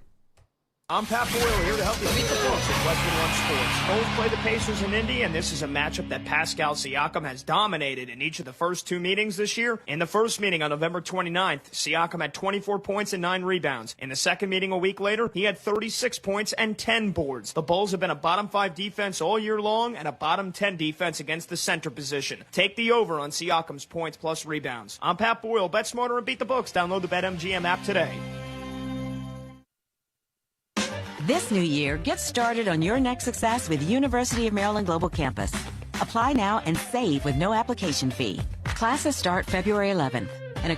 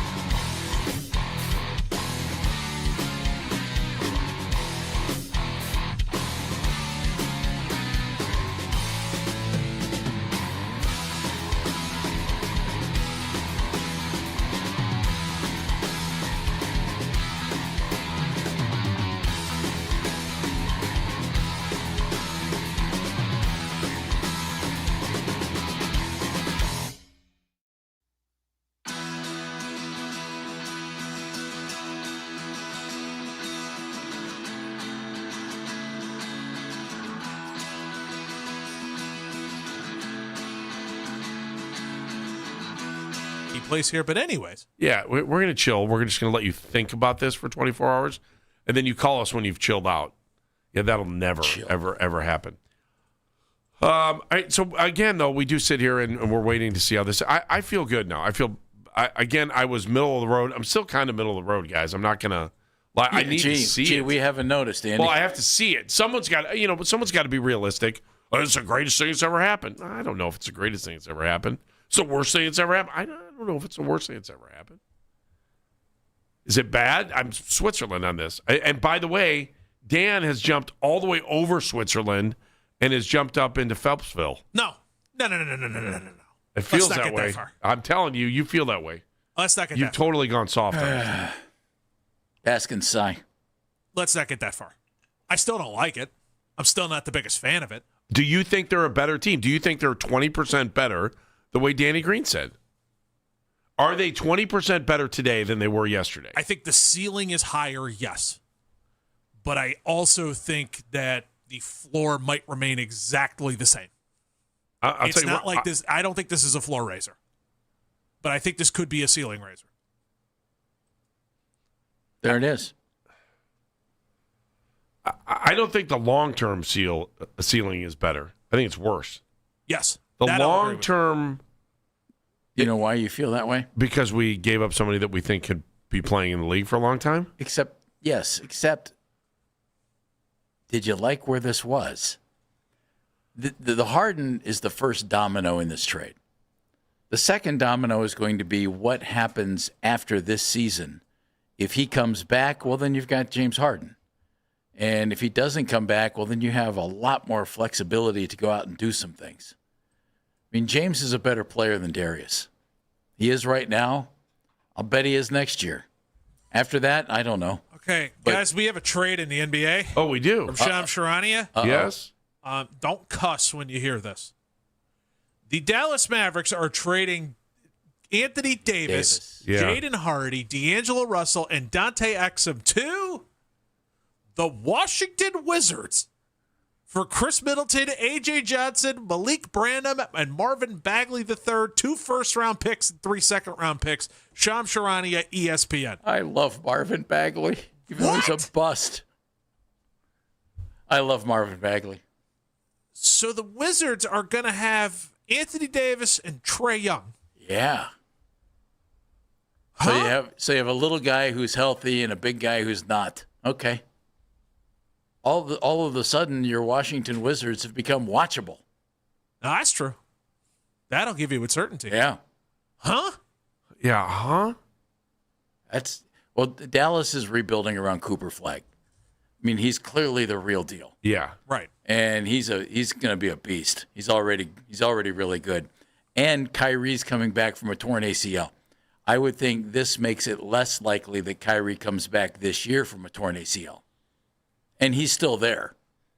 Doesn't mean they couldn't move him. I don't know what his contractual situation is. I think he signed an extension, actually. But he did. But that gives you Kyrie, Cooper Flag, bit pieces to fill out the roster while you use those draft choices. Wait, were there draft picks in this too? What? Sorry. Yeah, first-round picks going to 2 Dallas. first and 3 second. I did not see the Wizards doing this. So Wizards are going in. Yeah, apparently they've decided they're done with the forever rebuild. Well, they picked up 2 really good players. Anthony Davis is a phenomenal player if he's healthy. The big question is if, because he rarely is. They're 13-36 right now. The Wizards? Yeah. Yeah, they're not good. No, they're the second worst team in the East. Yeah, but all of a sudden they have 2 top-notch players. Say what you want about Trae Young. He can play, man. Now, can he win? That's another question. But he can play. We don't think they're making the playoffs this year, do we? Nope. They look like they might be making a push. They're 10 games back on the 10 spot. I know Anthony wasn't healthy earlier. I don't know if he's playing right now or not, to be honest. But I know he was injured earlier in the season. This is not for this year. This is for next year. Yeah, this is baffling. When is the draft pick? This year? I don't know yet. All I know is, or at least they have not announced yet, I should say. I mean, they may have just given them a lottery pick. They probably have. There you go. Dallas is receiving a 2026 Thunder first-round pick and a 2030 protected Warriors first-round pick in the deal. Oh, okay, so it's not theirs. So in other words, it's going to be a 25 and below pick with Oklahoma City, if not 29 or 30. Okay. And a protected Golden State Warrior pick, which means it's probably top 10 protected. Yep. Might be lottery protected, which means it's lower than 16. Yeah. 15. Okay. That makes it. So now you're the Wizards. I don't know if you necessarily want to win. You've got Trae Young, Anthony Davis, and maybe perhaps 13. I don't know if they can stay. Love Marvin Bagley. They're going to play better, but 13 is. There's only one team in the league with 12 wins, and that's Sacramento. I guess now we're just going to have to keep an eye on the Wizards, at least for next year. This year, it doesn't seem like it's the case. But Yeah, next year. you're gonna need more around those two guys. Wow. And you might get it. Newsbreaker, are you back there? What do you got for a moment of the NBA show? trade deadline, baby. There it is. Mackenzie. Yes, moment of the show comes from Danny Green when you asked him if Cavs fans should feel closer to getting a championship with James Harden. Hey, should Cavs fans, Danny, feel closer to a championship today than they did yesterday? You should feel closer to being taken serious in the playoffs. Yeah, contention. I mean, I just think with the team that's constructed, again, there's still another day left before the deadline, so we don't know what other moves are going to be happening. But you have more depth now with bringing in Shador, Kialis, and then James. You just have more availability. So yeah, I think you guys are a tougher team. Which the knock has been on you guys that you're too soft. You need more toughness and probably rebounding. So I think with James, it makes things easier for the two bigs. Don't you love how Danny always says "you guys" like we have anything to do with it? No, you know what bothers me is he was more of a you guys than we were. Oh, he he actually always wore is. the uniform. Yeah, Danny was a guy. Weird. We're just doofs.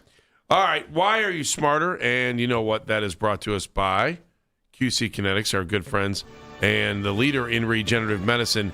If you're in pain, give QC Kinetics a call, 216-770-5488. 216-770-5488. Dan Mennigan, are you smarter? Yeah, Danny Green was outstanding. Give him a listen, 92thefan.com. Wherever you get your podcasts as well. It's good to have the insight of somebody who played next to James Harden for a period of time. Mackenzie? I'm smarter after finding out that Dan is easily persuaded by Danny Green. Wow.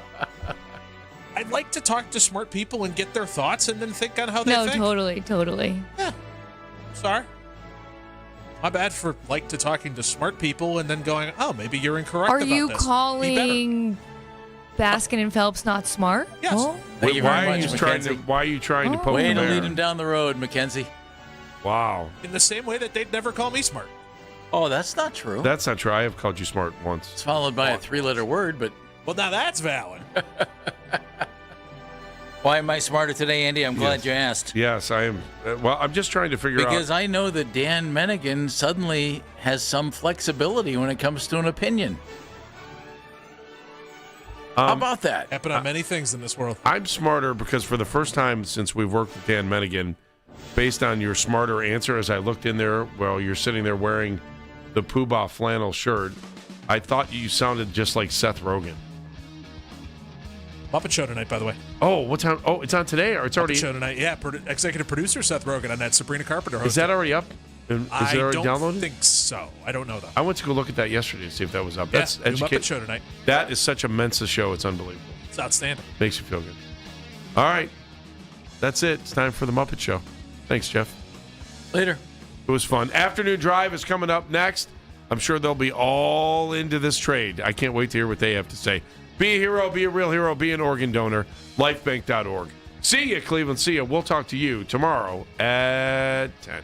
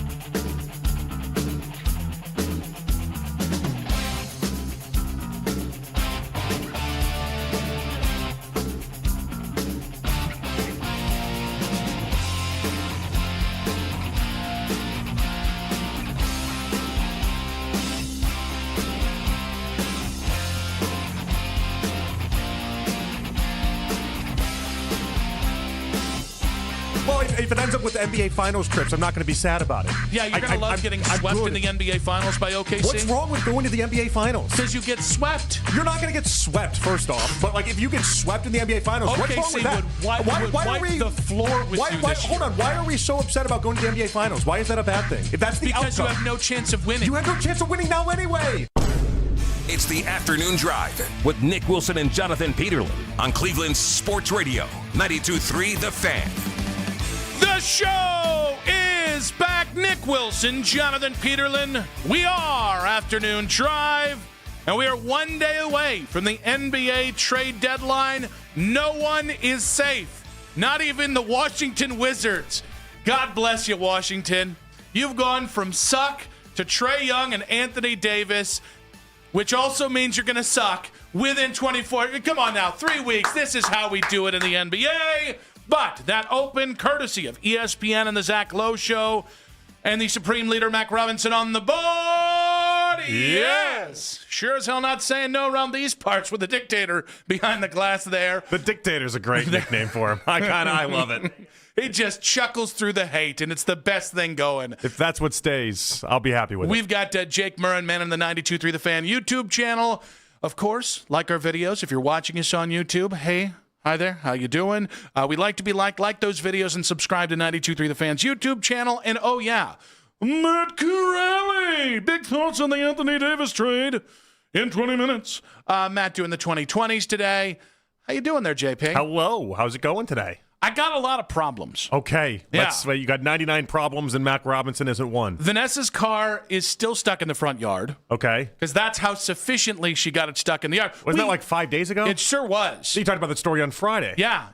And I have tried every method of removing it, but she pulled it into the grass. Now, mind you, I have a whole turf of actual pavement that it was parked on. Mm-hmm. And the only thing I know about getting cars stuck is if you're on pavement, don't pull into the grass.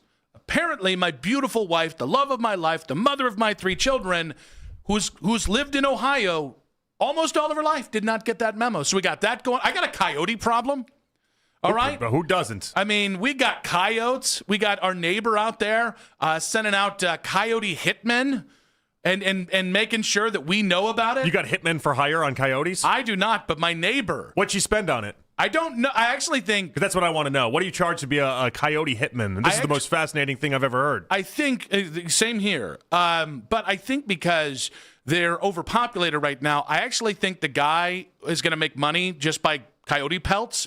So I don't know that he's charging her anything. He's just trying to get the pelts off of it. Yeah. Oh, that's interesting. He's in the pelt game. What are you going to do? Well, I mean, is it like a Facebook marketplace thing? Like I'm a coyote hitman? Like one thing I always tell people, if you think you know a hitman, you don't know a hitman. That's true. That's true. All these shows you watch, everything like that, you think you know a hitman, you don't know a hitman. And even if you know a hitman, you don't really know a hitman. You don't know a hitman. It's not a thing. But if you think you're going to like buy one for a couple $100 off Facebook, that's a bad avenue to go down. But I can tell you they don't exist. That while we appreciate the kind of openness here, and Vanessa's really loves our neighbor who's actually selling her house, she did not enjoy the zeal with which our soon-to-be former neighbor was like, I know a coyote killer. There was like a big thing, and I thought that was very funny.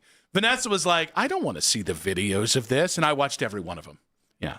Because he sent videos to prove that he was a coyote killer. Well, I mean, yeah, you don't want people just using guns in your backyard with no expertise That's or no track record of being able to kill the coyotes. That's true. Now, I will say he missed on one shot. Wait, you got him with one shot in your backyard? No. He's not. Or in the other backyard. He's going to be there tonight. Okay. But he had sent video of his previous snipe jobs. Yeah. And there was some sloppy work there. All I'm going to say is there was at least one scenario. Did the coyote get killed? Well, I don't know about the one that he initially shot at. He went after a couple extra, though.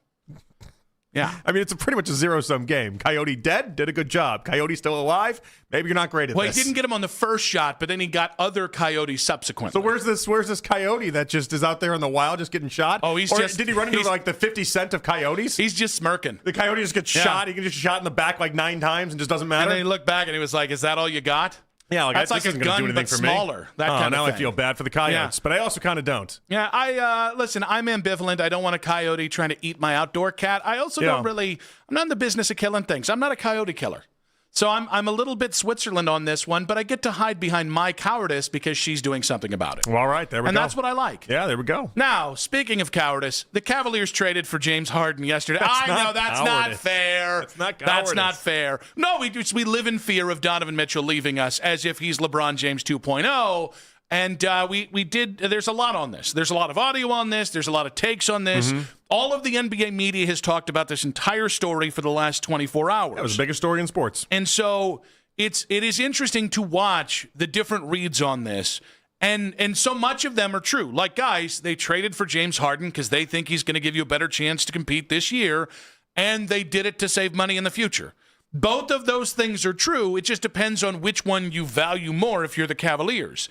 I do think the most interesting thing about this, and Jason Lloyd and Joe Varden did a great job in their write-up on the why behind the Harden deal. Yeah. And talking about how Donovan Mitchell conveyed to the front office that he did not think the team should stand pat at the deadline.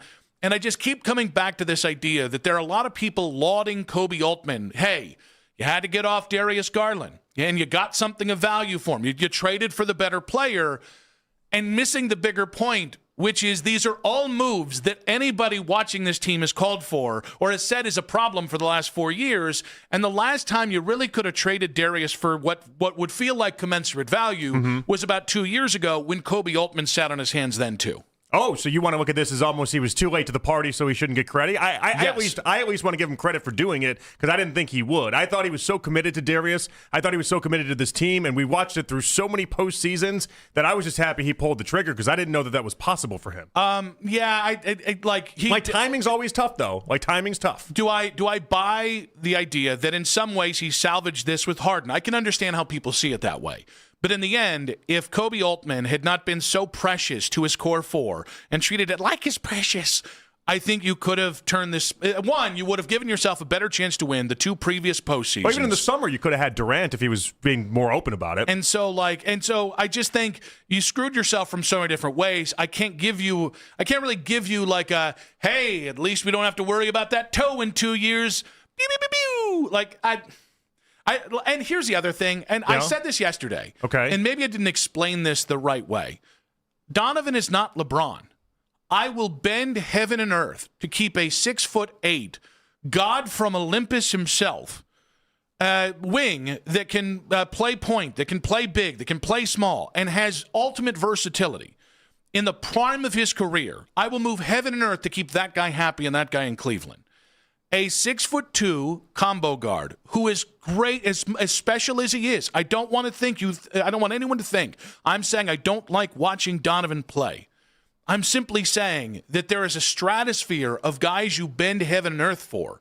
And I don't know that starting this now with Donovan Mitchell, I don't know this is going to get you any closer to winning an NBA championship. Well, it didn't start now. It started 4 years ago when you made the trade for him. Like, if you didn't think any sort of way about Donovan, like, the part of why the Cavs have been in the catbird seat is because you have a player like Donovan. Like, Donovan to me is exactly the type of player that you make these type of moves for. Yeah, no, because I don't There's think just not enough of them. Without Donovan right now, the Cavs might as well be Portland. No, I disagree. You're not getting Harden here. You're not getting. There's a lot of things you're not getting without Donovan. Yeah, but I don't think you're getting anything of that, like that's going to swing. Like I don't think Giannis Antetokounmpo, who right now is unsure if he wants to stay in Milwaukee or go elsewhere.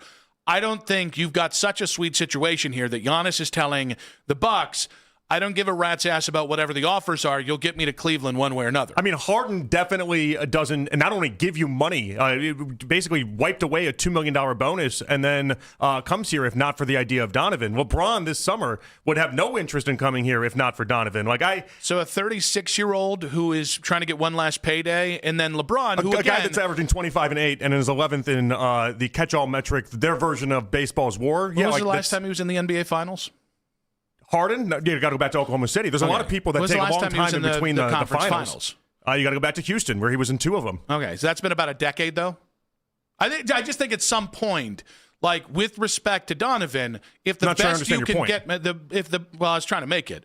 If the best you can do for me is bringing James Harden here, who's always looking forward to his next payday and how he can get it, and is doing a very smart careerist thing that he's entitled to do.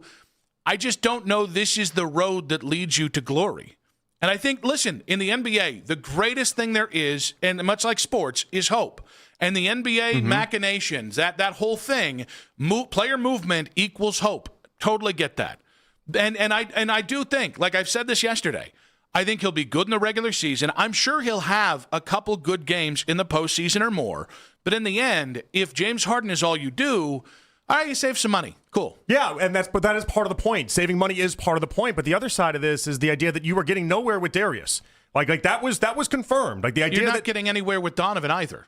We don't know that yet. Yes, you do. We still have to play the games. We still have to play out a wide open East. What's the highest that Donovan has ever arrived in the NBA So that playoffs? means he just can never get there. He's just never going to be able to go over the second round. I think if we're saying that about Darius Garland, I think it's fair to have the conversation about Donovan. No, I'm saying the combo between Donovan and Darius. I'm not saying Darius is never going to have a chance to play in a deep postseason run or anything. I would doubt it based off of the injuries, but he's 26 years old. I can't count that out. But with Donovan, there's nothing that says he can't go on a run this postseason. How many teams have won a championship in the last 15 years with a 6'2" combo guard as their best player?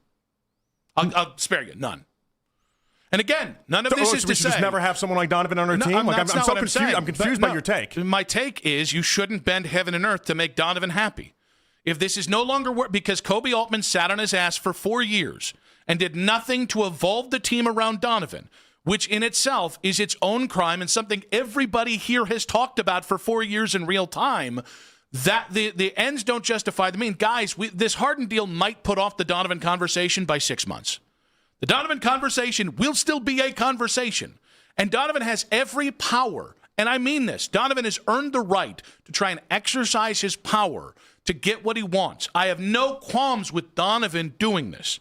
This is about the Cavs and desperation to do with a player who I've heard described as the second best Cavalier in Cavalier history, which is wildly dismissive to about 4 other guys who have either been here longer or been more. They just don't grow on trees, though, Nick. Like this is not something 6'2" combo guards. You can't just get Donovan Mitchell's. 6'2" combo guards don't go on screens. So what, did he just fall into the All-Star game as many times as he has? Like, what I'm are you not talking saying about? the guy's a scrub. I'm saying you're describing him like he's a scrub. No, I'm just simply saying that we're kowtowing to a great player, but a guy who isn't LeBron, who isn't Kevin Durant, guys who do not swing NBA championships nothing now. if not for Donovan. No, Mobley never took an ascension. Evan Mobley. He never took the ascension. Yeah, but why? Could it be possible that Evan Mobley's never taken the assembly because you've never built around him? Because you had Darius and Donovan and we're trying to work 2 undersized combo guards together. Yes. Like one great thing about Harden is that Harden makes the bigs go in a way that a lot. I believe it. We've seen it. What do you mean? Yeah, he makes the bigs go. Makes them go right to the Western Conference Finals if you're lucky. Joel Embiid won a league MVP scoring 33 a game. And how many titles did he win? With Harden leading the league in assist because he was helping them all out. And how many NBA Finals did they win? I'm sorry. Okay, so this is just isn't that a zero-sum game? The only thing that matters is NBA championships that we got. No. Is it 6 titles for James Harden? Is it 7 titles? I can't recall how many titles he has. You're right. Trade Donovan, get rid of everybody, because what the hell is the point of even playing the games? No. What's the point of even doing this? The point is you're pursuing something. Apparently, if you can't win the NBA title, you got no reason to play basketball? No, see, that's the opposite of what I'm saying. That's such a worse mentality to have. You never know what breaks are going to happen. You never know how the league is going to shape out. Like, what are we talking about? Yeah, what we're talking about is bending to a guy who, again, he deserves the power he's gotten. The Cavs also have power. In fearing that Donovan Mitchell will leave you, guys, this isn't LeBron leaving you. Stop acting like this is LeBron leaving you. It would suck if he wasn't a Cavalier anymore. But the point is you do have a ceiling with Donovan Mitchell as your best player. That remains to be your problem. But everybody, the second, he's applying pressure. Donovan might not re-sign with you. Then trade his ass and build around Evan. That's not, guys, it's not, I'm not telling you to build around Ira freaking Newble. Yes, and they can be wrong. They can be wrong. They can be grasping at straws to keep Donovan happy. So your plan is to get rid of Donovan and then build around Evan. What do you think Evan's ceiling is going to be? I think Evan's ceiling is the same thing it was 5 years ago, and we'll never know until you actually build around him. I mean, I'm very confused by the idea because it's not like Evan. I've been pretty clear. It's not like I'm Evan. not speaking pig Latin. I've been pretty clear. Well, I mean, sorry. I'm sorry that I'm not kissing the ass. You know what? Please tell me what to think, Twitter. It's giving us Please, hope. Twitter. You don't need Jesus. And it's giving what us are we something. doing with this whole crap? What do you mean? You're a playoff they're team. the You're number one of the one team eight right best now. teams. According to Vegas, they're the number one team to win the East. And Why is that not good for you? Why does that suck for you? Why is that something you don't want to see? Because you're not winning a title this year. You don't know that. Yes, I do. You don't know that. What's the path here? Show me the path to them winning a title this year. What do you mean the path? You're the number one seed as far as Vegas is concerned. Right now. Yeah, they're the fifth seed is what you are, not in the seventh seed. The fifth seed yesterday, you can't say two seed. They're the fifth seed. And they're going to grow up to being whatever, the two. It doesn't matter. Grow up. Doesn't matter. The point is, now you got me thrown off with your laugh. Don't give me that laugh. I'm mad at you right now. Don't give me that laugh. You want to go ahead and ship Donovan off for some unknown reason because you don't think you can win a title this year, and it makes no sense. Are we just supposed to just sit around and just make sure? Oh, we'll wait till the time is right. We'll wait till we're ready. That seems like an awful idea. You missed your opportunity. Should we have not the tried? Window when closed the Warriors had their 2 years dynasty, ago. when the Warriors had their dynasty, should the Cavs have not even rolled the ball out there and tried? They didn't have their dynasty before you built your team. Like, should we not have tried in 2017 and 2018? Should we just not have tried? No, because that was different. You had LeBron James. When they you don't have LeBron when they James added now. Durant, should we just not have even tried? No, but by the way, you shouldn't have traded Kyrie Irving. That would have been a smart thought. Should no team ever try? Just if you got a bunch of good teams in the West, I'm so confused by this. Pazza Steve on Twitter says you sound like a Yahoo. Oh no, not Pazza Steve on Twitter. Oh, Lillard on Twitter saying, I appreciate you sticking to your guns and continue to sound like a bumbling ass. Well, I consider, and I really want to say this, I just want to say, I hope you enjoy the James Harden experience. I probably will. It works out They just got a guy well. that's one of 4 players this year averaging 25 and 8. It's Luka, it's Jokic, it's Cade Cunningham, it's James Harden. And he's one of the guys that proves that numbers don't really mean all the things. He's going to be able to unlock Evan Mobley in an interesting way that I'm excited to see. Like, why is this and the excitement around this? Why are you being the fun burglar with this? Why are you so upset with this? Because he's overrated, and you're bowing to the whim of Donovan Mitchell. I'm so good. Fine. You want to call him overrated? Whatever. They made a move to get a good player in here when they understood Darius wasn't going to be it and it wasn't going to work. Yes, but you can't give them credit when they screwed this up 3 times ago. You can't. I can give him credit for moving off of this. Something too late in the game. Understanding that Darius was not going to be it and he's too injured, and then making a corresponding move is exactly what you give teams credit for. No, you for know not what? sting back and saying, guys? We'll wait and see how this plays out. Hey, you give them credit for this. These are the big time moves that you're supposed to be making. You chase that 5-game sweep of OKC. You get it, girl. You act like it's a bad thing to go to the NBA Finals, and it never makes sense to me. When Detroit pops you out in the second round, it was here. We brought you here. Because Donovan, listen, again, none of these things are to say Donovan's a scrub. But there's a different era of play. There's a different style of player that commands the NBA, and Donovan isn't it. And while Darius and his toes were real problems, and the money you owed him, those were real problems. I'm not here to say it wasn't. But this idea that the Cavs' chances, guys, I don't give a rat's ass what Vegas says, that the Cavs' titles chances are. Ooh, they're third. They're third in the NBA. It doesn't really, the whole big picture of this, and this is not why if they get bounced in the second round, you can't walk around acting like you're right on this because you won't be. The reality that's set in. Because I told you how this will happen. Because they're going for it is the difference here, They're okay? not going for it. Yes, they are. No, they made a change to the roster. The admission here was that Darius Garland wasn't good enough, and that's the admission, and that's why it matters that they're doing this. They understood they didn't have a good enough team to go to the finals. If James Harden doesn't get them over the hump, then that's fine. We'll see how it plays out. But right now, you got hope, you got juice, you have actual talent on this team, and you have a real opportunity ahead of you in a wide open East. Wide open East. When this you gotta give them credit for that. As it's gone for James Harden. At least they're not sitting on the sidelines. Years. You know what? You can take your ball, sit on the sidelines. At least they're not sitting on the sidelines and running it back with the same team we've seen for 3 years not be able to do this. Letting this play out. By the way, again, you sold the farm on this. You basically closed your own championship window when you didn't make a move 2 years ago of relevance. And so I'm not here to tell you that this is the biggest mistake they've made. The biggest mistake was 2 years ago. But the point is, everybody wants to act like you just suddenly became the best team in the Eastern Conference, which, by the way, is dubious at best. Enjoy getting wherever you're going to go with this. 216-474-0092. I will. It's going to be fun. I'm sure it will be until it's not. I can't wait to until watch. everybody I can't bitches wait to all watch June every long Cavs game watching the forward. Pistons or the Celtics in the NBA Finals. Because I really thought, we went for it. We went for it. Did I get the number out? I don't know. At Nick Wilson says, at Jay Peterlin on social media. What was that? What murder? I think that's where I was going. My goodness. At Jay Peterlin on social media. Human, I need you to know that. You're also ridiculous, well, but that's why I know love you. that. But I know that. I also know that. At Jay Peterlin on social media reactions on X, powered by Scheiben Jewelers.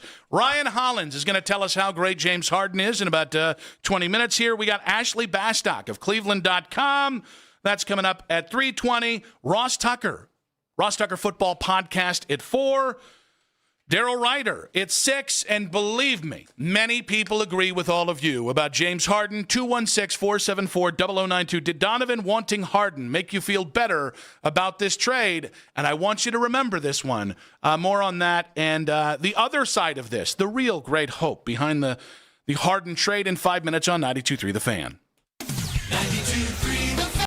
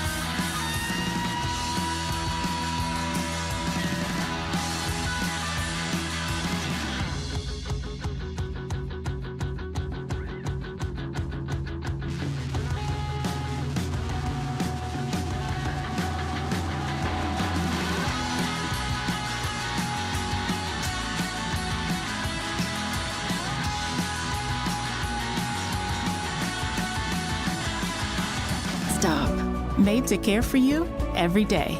Nature Made, the #1 pharmacist recommended vitamin and supplement brand.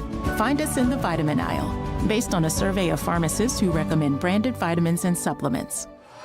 Hear all of the latest Cavs and NBA trade news right here, ahead of the NBA trade deadline, Thursday at 3 p.m. We are Sports Radio 92.3 The Fan. James Harden's former teammate, Ryan Hollins, coming up in about 15 minutes here. We'll talk more on the James Harden trade for the Cavaliers.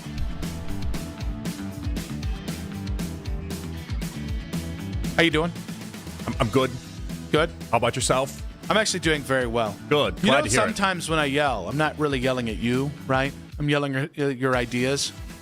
Samesies? Yeah, I know that. Samesies? Yeah. Now, I will say Will on Twitter bringing up a very interesting point here. Okay. Maybe a burger bet's in order here. Maybe a burger bet on the NBA this is the Finals. part I need to stress to you right now. You're wrong, and it doesn't matter what happens with James Harden and the results, because your idea is that this was dumb based off the idea that you acquired James Harden, okay? Where I'm telling you, the smart move in all of this, and this is where the Cavs are going to get a bunch of credit regardless of even if they don't go to the NBA Finals or not, is the idea based off of you got rid of Garland and you didn't see what you've been seeing for the 3.5 years prior. You didn't see this through for one more offseason. So, this is, you didn't go to the finals or you didn't go to the playoffs wasting anyone's time. You found a way to get a better player in here who's been a much better player, not only this season, but he's been a better scorer. He's been a better passer, better facilitator. In every category, he's been better. You upgraded the team for this year. You went for it in a way that I can appreciate. So it doesn't matter if they make it to the finals or not in order to be justified in a James Harden trade. You're wrong regardless. I disagree. And I'm going to surprise you on that one, that I disagree. And it's so funny because I think people would have taken on anything to get rid of Darius Garland. And that's where I'm swimming upstream. It's not really about James Harden. And listen, I can hear you on needing to trade Darius Garland. And the fact that you had to throw in a second to get them to take on Darius's contract is telling of what the NBA thinks of his value. Mm-hmm. No disagreement there. But the opportunity, I think, chasing this thing and chasing what your options are from here to win a championship in a desperate chase to keep Donovan happy, I want to keep Donovan happy and I want to keep him here. I also never thought Donovan was going to be here for a 10-year stretch. And so you have had 4 years to compete for a championship and you haven't sniffed one.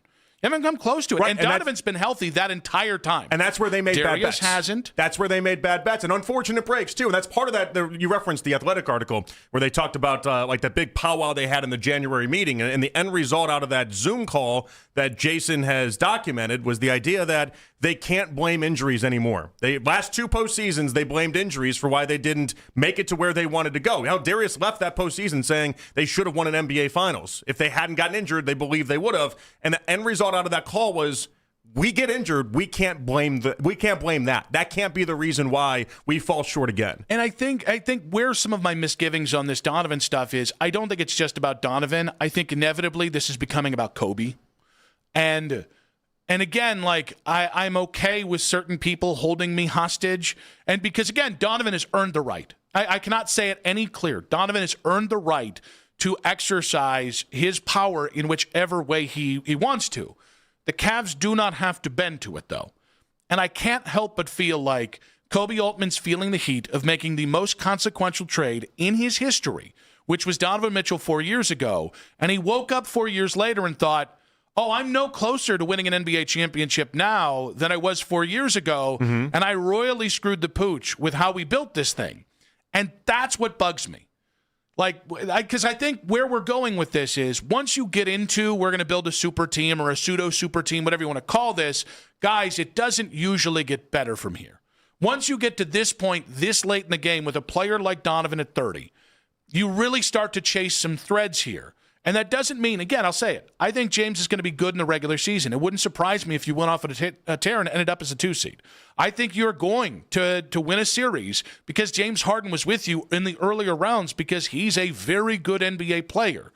I also don't think, even if you make it to the finals, you have a chance because you're still ill-equipped to beat OKC. And so I think you're doing things, and again, there's some sound principle. I'm not here to dismiss everything they've done, but a lot of this feels like service for Kobe. And I hate when there's a desperate guy in power making decisions, whether that's Kobe or Dan, because in the end, you end up doing more harm than good, all in service of keeping Donovan happy, which I have no problem with Donovan not being happy after 4 years here. Yeah, but it's not all just in service of Donovan. It's a big part of it. But like the idea that you go to the NBA Finals and you think you're going to get waxed by OKC, like that's a success. That's a win. Going to the NBA Finals is a win in every front office person's mind, especially doing it in a place that, as Kobe has built this thing up post LeBron in a way that people thought we were just going to be left for dead. Like, I don't know. It's exciting to me, the idea that Harden was willing to forego money right now with the bonus and everything in order to make his way here. Like, that's a world where Harden and Donovan is on this team and both have actively chosen to be here is one that, in a post-LeBron world when he left, I never thought was possible. 216-474-0092. Did Donovan wanting Harden make you feel better about this trade? I understand this is how the NBA works more often than not, and I do understand that keeping Donovan happy, I understand why it matters to the Cavaliers. I still think the road not taken is the Evan Mobley road, and I don't think that's the worst road to go down, and I think there's a reason we haven't seen Evan transcend yet, and I do think it has something to do with too many ball-dominant guards. Yeah, and I think that's kind of what they're addressing in this. Like, within this trade, there's an acknowledgement there of there's too much of a too undersized guard situation that's happening. Like the one part of this that I don't know why just doesn't get brought up enough with James Harden. James Harden's 6'5". James Harden has height. Like you're not, especially in the postseason, you're presenting different opportunities and chances when you have a 6'5" guard next to Donovan. Where with Darius, it was way different, especially on the defensive end of the ball. So burger bet on no, because you're wrong regardless. That's what I told you. You're wrong regardless. And yet I'm going to win this burger bet nonetheless. Let's go with Q in Cleveland. Welcome to the show, Q. What's going on, Nick? What's your problem with the Cavs? I think I've said it pretty clear. I don't understand at all, honestly, because I think they're trying to win a championship, and you're just poo-pooing on it. They literally trying to win a championship. I think they're trying to appear to Donovan. My problem is Donovan's not LeBron. And I don't. He's our superstar. No. Yeah, he's our superstar. That doesn't make him LeBron. He is, and you know what? No, he's 6'2" combo guard, Q. Dan Gilbert learned from that first mistake with LeBron. You have to appease these superstars nowadays, dude. What are you talking about? No, you don't. You're walk out the door? You're not going to try to give him what he wants? You're going to just let him walk out the door? No, you have this power that you can trade him. I've said it a million times, Q. I haven't. Again, although somebody did tell me on Twitter, I actually was speaking pig Latin, so that's on me. I'm a pig. Yeah, it does happen, and then sometimes, Latin, English, same language. You don't have to do this with that. That is a choice of appeasing Donovan at 30. Yeah, but and again, being an undersized combo guard at 30 has its own implications where all of this is to then pay a 31, 32, 33, 34-year-old Donovan $60 million a year. And I think there's this idea that there's no risk here or that this is the better of all alternatives. There's obvious risk there. There's no denying there's obvious risk. But the alternative was to do what you suggest, which is basically you're kicking the can down the road and the idea that a bunch of prospects or a bunch of picks, and then Evan Mobley are going to turn into something. And I would bet right now the Donovan, Harden, Mobley combo gives you the best bet you have. Yeah, in the intermediate. I don't know long term. If you said right now I can turn this to a Donovan trade this offseason, which again, that's if Donovan wants out, if you don't do any better, which still might end up happening. The James Harden deal is not the miracle salve. Donovan could still want out this summer. We'll see if LeBron retires or decides to come out, whatever. But, it's still not off the board that Donovan could want out. Right, but you're at least taking swings now. Yeah, well, but I think the thing is... You're not just sitting there passively letting it happen. Yeah, but I don't look at it as passively. The passivity was 2 years ago. And so specific to now, I'm cool with riding this out and letting Donovan make his decision because I think there's a world beyond this where you would take a step... Listen, you lost Donovan this next year. You take a step back. But if it's taking a step back to take a step forward, I'm okay with that because you have something you never had when you had LeBron, which was you have Evan Mobley. And I think that is a worthy successor to whatever the fallout of this thing working some, but ultimately not working the way we had hoped it was when they traded for Donovan 4 years ago. It took me a long time to say 4 years. Yeah, I think Mobley's nice, but I'm not betting on. Yeah, I'm not betting on him being the guy 3 years from now to all of a sudden have replaced Donovan fully and have us in a convo where we're just had this team around Mobley that at that point, by the way, with these picks and everything, we're going to have that all ready to go and developed. Like this takes time. Cooper Flag came in and is instantly awesome, but most NBA players, it's not instant like that. 216-474-0092. That's assuming we even get lottery luck attached in the way. Did Donovan wanting Harden make you feel better about this trade? Former Cavalier, former Houston Rocket, Ryan Holland joins us in 5 minutes to talk the James Harden trade on 92.3 The Fan.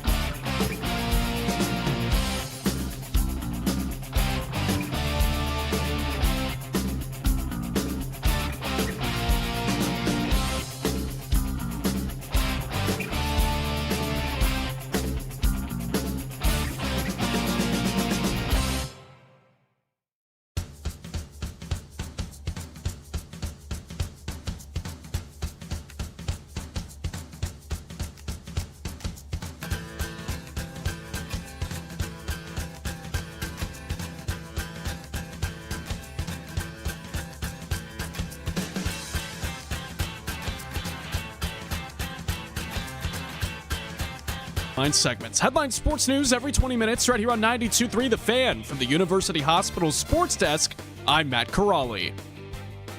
You can now watch The Fan live on YouTube. Catch The Ken Carman Show with Anthony Lima from 6 till 10 a.m. Baskin and Phelps 10 a.m. till 2 p.m. And Afternoon Drive with Nick Wilson and Jonathan Peterlin from 2 to 7 p.m. Each and every weekday. It's free. Subscribe to 92.3 The Fan on YouTube.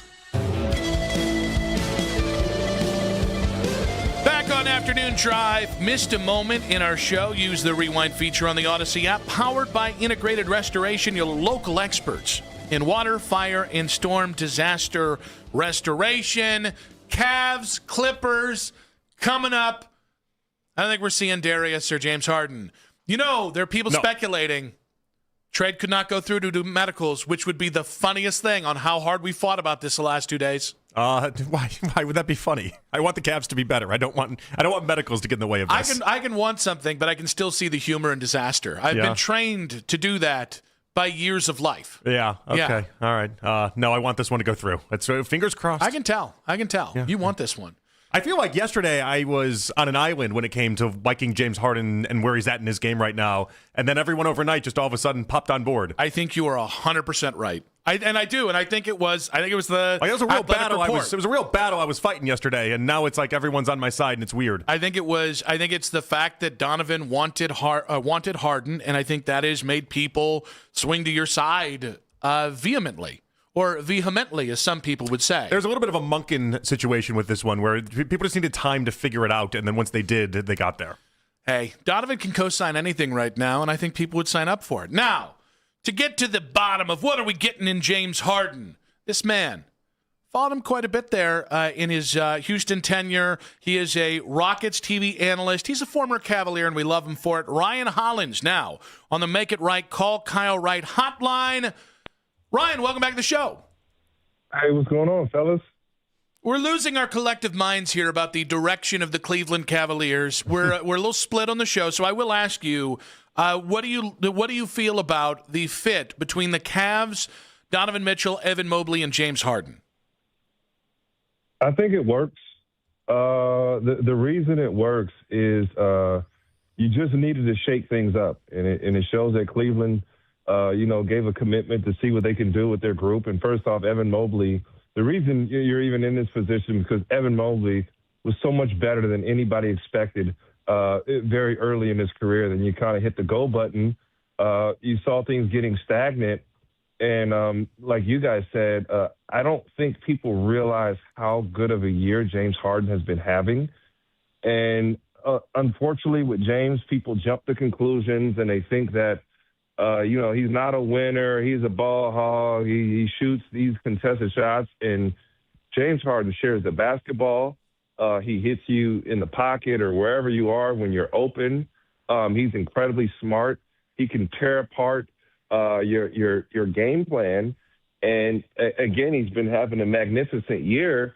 And unfortunately, the Clippers were just in a situation where they weren't, to my understanding, don't let me speak to like I know anything, it looked like they didn't want to, give him an extension. And James wants an extension. So you would assume a form of those talks have been made with the Cavaliers. This is assuming. And that's why when you trade for a guy of that magnitude, you don't just want him for a year or two. There's a commitment. So it looks like, the commitment is there. Things are changing, and you get a bona fide star in James Harden and just shaking some things up. And I really like it for Evan Mobley.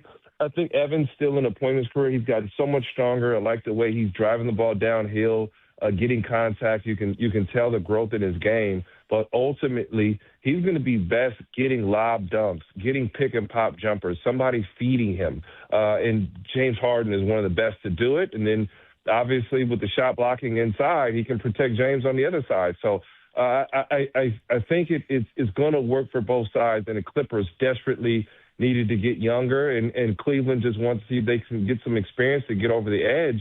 And wow, everybody talking about LeBron possibly coming back to Cleveland. Don't make me seem like I'm breaking any type of news, but if that happens, man, all of a sudden you got some real pieces there to play with. Don't quote me on anything I'm saying. I'm just repeating what all of you guys have seen in the news cycle. So definitely intriguing with the push that Cleveland's making. Well, all right. So I go into that a little bit, the Evan Mobley side of this, because that's what I'm so fascinated by it. And obviously you bring up all that he can do in opening up different players that way, like Clint Capella, what he did with Joel Embiid the year that he won the MVP. Like, there's so many things that Harden does to make the bigger guys better, and what he can unlock from Mobley in that regard. What do you think he can do? Well, Mobley, I compare. He's probably a little bit bigger of like an Anthony Davis. Anthony Davis really excelled playing with LeBron. Somebody that can, hit him in the pocket. He can play tall, for lobs.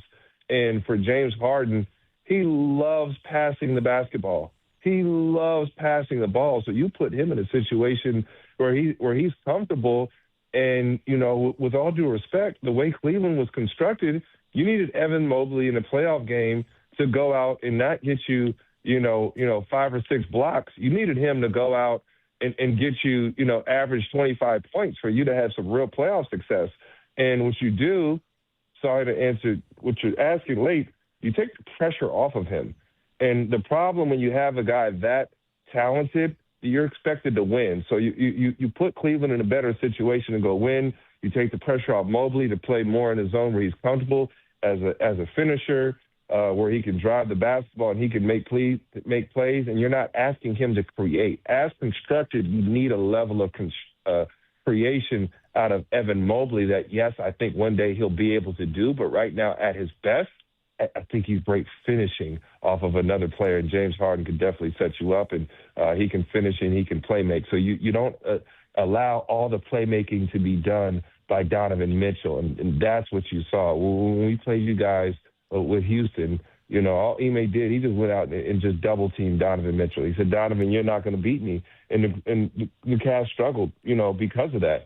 Now you can't do that. James Harden could go creating on another side, so I don't know if I'm going to say if it's absolutely a perfect fit, but you definitely get help for Donovan Mitchell, and you relieve pressure off of Evan Mobley at the end of the day. So this question is not meant to sound like an accusation. Not at James Harden, I promise. But James Harden has consistently been seen as a top 5, top 10, top 15 player in the NBA for 15 years. He's been to one NBA Finals and has been to the conference finals a couple times. But regardless of playing with KD, Kyrie, Chris Paul, KD again, Russell Westbrook, like he's always had Kawhi. He's always had talent around him, but he hasn't won a championship yet. I'm just curious what your read on a player that has this kind of ability, this kind of, I would say, bona fides to him, and not having won a title yet. Do we have a working theory on why? Well, for one, man, it's very hard to win a championship. It's the hardest thing. I made it to the Eastern Conference Finals, and it took everything I had in me, and I see from a team aspect how trying it can be, and it is on you. And, for James Harden, I don't think he's ashamed to say or to have shown that, when he made those moves, he needed help. He can do a lot on his own, but he needed help, and I think that's what part of it is. And obviously, I think this Clipper deal is more so a financial standpoint, and I can't speak to that, but that's what it looks like. That's what I think that people are missing on the outside of it. But at the end of the day, I think he wants help. I think Donovan Mitchell is coming out and saying, I want help. Go get James Harden. So ultimately, I see that, and I don't think he's coming out saying, well, I'm the guy going to carry you to a championship. But he wants to win, and deservedly so. James also wants to get paid, So it looks like it works out. And again, I would assume that Cleveland is committed to doing that, because you don't trade for a guy like that just to be a rental. All right, Vegas now has the Cavs as the number one team in the East, or number one team to come out of the East. Do you see it that way as well? Like, what does this move do as far as raising where this team can go? Man, the East is as wide open as you could see it. And you guys know that. Everybody was talking about New York, and New York is over there trying to figure things out. So absolutely, it puts them right there. I don't think there's a guarantee, because you got to see it work. You got to see it work out at the end of the day. But if there's a time to hit the go button, or there is a reasoning behind it, I think it's an absolutely magnificent move, just in a sense, because it puts Cleveland in a chance and in a spot where they can win, and it's wide open. And again, like let's say Giannis gets out of there. Let's say a lot of these other pieces start to fall. Man, Cleveland is right there. And it's almost looking like Giannis might be on the West Coast. If I'm the Milwaukee Bucks, I don't want him to go to Miami Heat unless they have a mega deal with Bam Adebayo, and you keep him there. You keep him on the East Coast, so you got to watch him have success. No, send him to the West and you deal with it. So again, I do agree things are absolutely wide open. I'm intrigued with how it fits because culture and fit mean a lot. But I'd be lying if I told you I didn't like this move in the timing in the Eastern Conference for James Harden and the Cavaliers. Ryan, so much of the excitement is baked into what you're talking about right now, and it is. I mean, you can't tell me the Pistons are better than you. You can't tell me right now the Knicks are better than you. When you look out west, though, OKC, San Antonio, Denver, Houston. Obviously, if Giannis goes to Minneapolis or Golden State, that presents another thing. As constructed right now, if the only other thing they do is deal Lonzo Ball out of here, which one of those big teams out west would you give the Cavs a fighting chance against in a hypothetical NBA Finals matchup? I mean, with all due respect, I just say none, man. The West is stacked, dude. The West is stacked. With all due respect, Oklahoma City's good. Denver's good. There's no nights off. It's a headache. Obviously, I think you'd want to play to your strength at the end of the day. And right now, that's that's pretty much as your size inside, or get a good matchup. Honestly, for Evan Mobley. Maybe Oklahoma City could be a favorable matchup because maybe Mobley and his size, and he's athletic enough to guard the perimeter. They don't really have physical bigs inside. So for him right now in his development, I'd say, stay away from a physical big because, he's long, he's slender, he's getting much better. And I think, that is, if we're going to say where he might struggle. So maybe Oklahoma City could be a fun series for him. But, man, the West is stacked, man. There's nothing that you get in terms of even Houston. Cleveland's had struggles against Houston because Houston does what? They hit the boards and they're physical, and that's why that's been a tough matchup there. So I think Mobley's the star, but right now it's constructed. I'd keep away from the teams that want to put their hands on him. That way he can use his athleticism and be free. Ryan, great stuff, buddy. Appreciate you. You came through in the clutch for us today, and we'll talk to you down the line. Oh, man, anytime, guys, and we'll talk soon. Good man. Former Cavalier there, Houston Rockets TV analyst Ryan Hollins on the Make It Right, Call Kyle Wright hotline. 10-year NBA vet there. We'll react to what he had to say about the Harden trade for the Cavaliers and what we missed with Todd Monkin in 5 minutes on 92.3 The Fan. This is an Odyssey Sports Minute. Presented by Robinhood. Your money, your move. The Clippers traded James Harden to Cleveland yesterday for Darius Garland and a second-round pick. Harden packs an offensive punch for the Cavs, but will his defense hurt Cleveland? Harden will...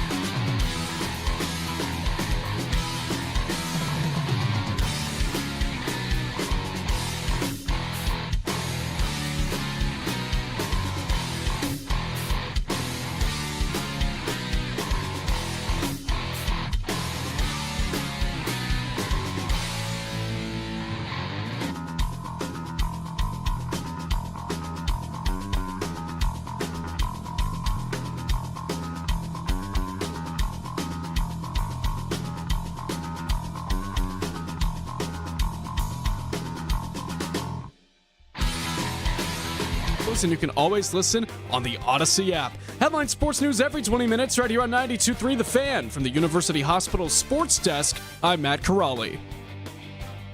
You can now stream The Ken Carman Show with Anthony Lima live on the 92.3 The Fan YouTube channel every weekday from 6 till 10 a.m. Subscribe to the 92.3 The Fan YouTube page now for free.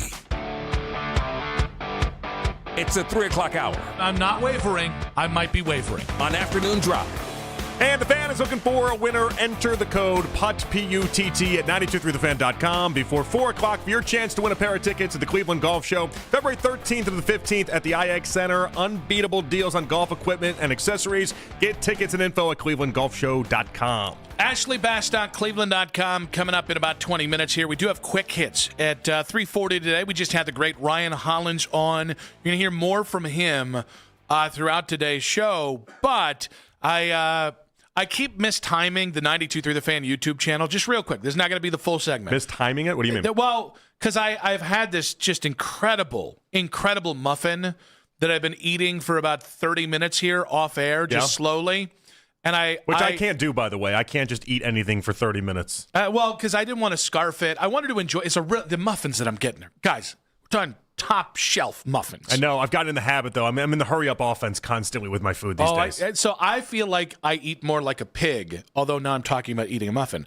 I eat more like a pig the quicker I eat. So I've tried to slow it down a little bit. Oh no, I've tried. I can't. It doesn't work for me. But I haven't accomplished it yet. As I was chewing, I looked down at the video, and we were still on. Yeah. And now, again, there's a slight delay between us and YouTube, but I was like, man, fat man eating on camera, this just feels a little too cliche. Oh, who cares? What are you talking about? There's all sorts of celebrity chefs that are of bigger nature that eat on TV all the time. His name's Guy Fieri, and he's really not that big. And I'm in the Fieri business. I don't know what Guy Fieri's doing right now. I think he changed it. Now, I think it might be a Super Bowl commercial. I think it was. And so that's fine, but I don't know. I wouldn't hate it if some of the celebrities, if they have, there's got to be a bunch of celebrities out there that have completely different setups and look completely different, and so that they're not themselves if they ever want to go to the mall or something.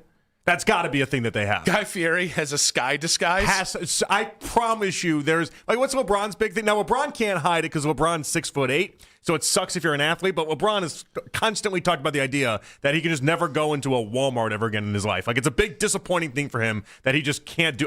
You're giving me a look. I swear, no, you're this right. is a thing I by know him. he said it. But it's like, LeBron, I've been there. And so you're okay. You could build your own Walmart and then go up and down the aisles if you want to. Oh, man, I got to pay a guy to go get my groceries for me. Legitimately just... What about my life? You could buy a Walmart and shut it down for any day you want and then just walk in and do it. But I think he misses the people interaction and what you get off of that. That's what I love, going to a store and just engaging with the people. But if you're... when somebody almost plows me over with one of those carts because they're buying for somebody, God, I love it. Give me more. Put it in my veins. You do miss some people interaction. I don't know. I like the little people interaction you have from time to time. I like interacting with little people. Yeah, but you said little people? Yeah. Not enough people are pro little people. I'm pro little person. Who's anti little person? But that doesn't mean you're pro little person.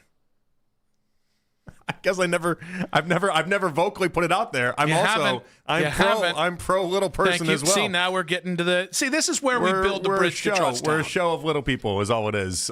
Big people that support little people. Yeah.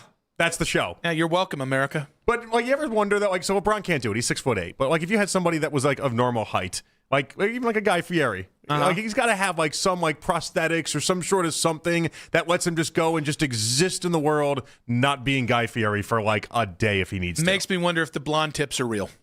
What if that's a wig and he does have normal hair under it? That might be. Yeah, same thing with the facial hair. You never know. Who knows what people are hiding these days? You saw that boxer over the weekend. He got hit and his toupee flew right up off his head. I got to tell you, that was worse than the ass whooping he took. That was a really funny video, though. And there's no shame in having a hair system, America. No shame. A little bit of shame when it gets punched off your head. Did you see how much he paid for that, too? I saw $700. Wait, $700? $700. That's the best you're doing for $700?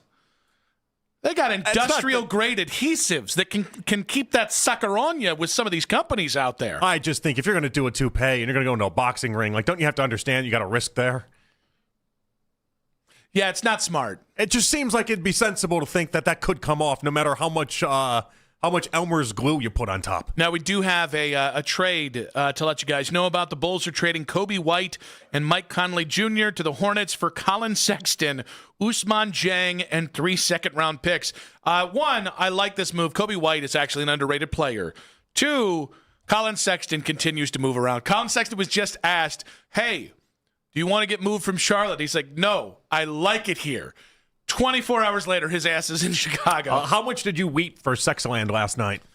Not really at all. Really? Because that was I moved on from Sexland. So that was a big component to it yesterday. I feel like a lot of people were in their feels with not only Colin Sexton, but then obviously Darius Garland, and the idea that version of the Cavs that kind of took us past LeBron and tried to usher us into a new era of Cavs basketball is just gone.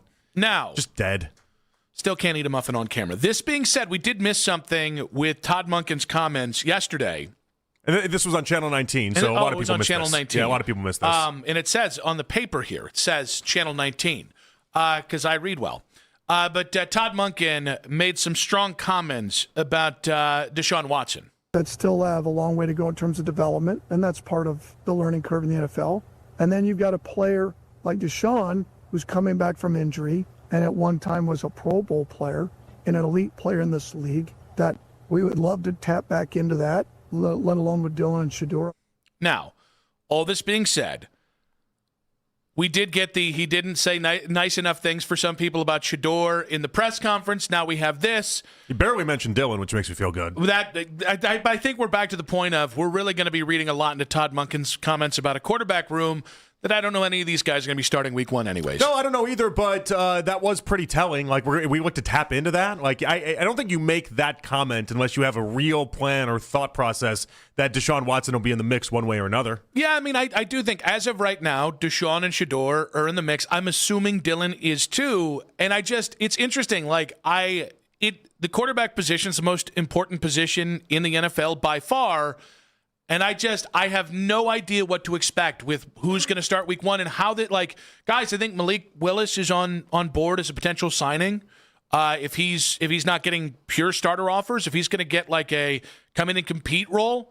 What is Todd Monkin like? Guys with big arms and guys who can move. Well, yeah.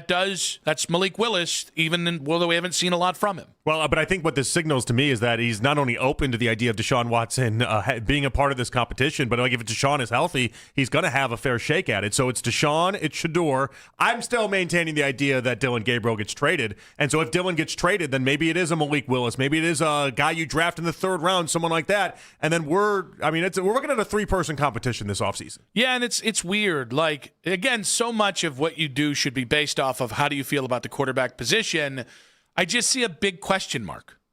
Like with Shador, I think it's fair just to put him as a big question mark. With Deshaun, the biggest question mark there possibly is. With Dylan, it's the littlest, right? Hey, like little people on the show. Yes, we do. The littlest question mark you can have. I do think, like, it's so weird because I have a burger bet on the Browns going to the playoffs, and I'm pretty confident in a lot of ways they're going to get better. But, like, could I put it past Todd Monkin to build this thing around Deshaun Watson for 1 year and see why not? Because, well, what else do you have? I really can't. No, I can't either. And I do wonder if he's going to fall for it. It just sounded like it in his voice right there when he's going over the past accomplishments of Deshaun and calling him elite. And there was a time where Deshaun legitimately was elite. It just kind of sounded like a guy that was ready to see if maybe Stefanski was the idiot in this process the entire time. Like maybe it was Stefanski's fault that Deshaun didn't end up getting there. Now, you and I know better because we went through 3 years of it. But Monkin doesn't know better. Well, listen, it's not necessarily that Kevin Stefanski was the problem with the Deshaun thing.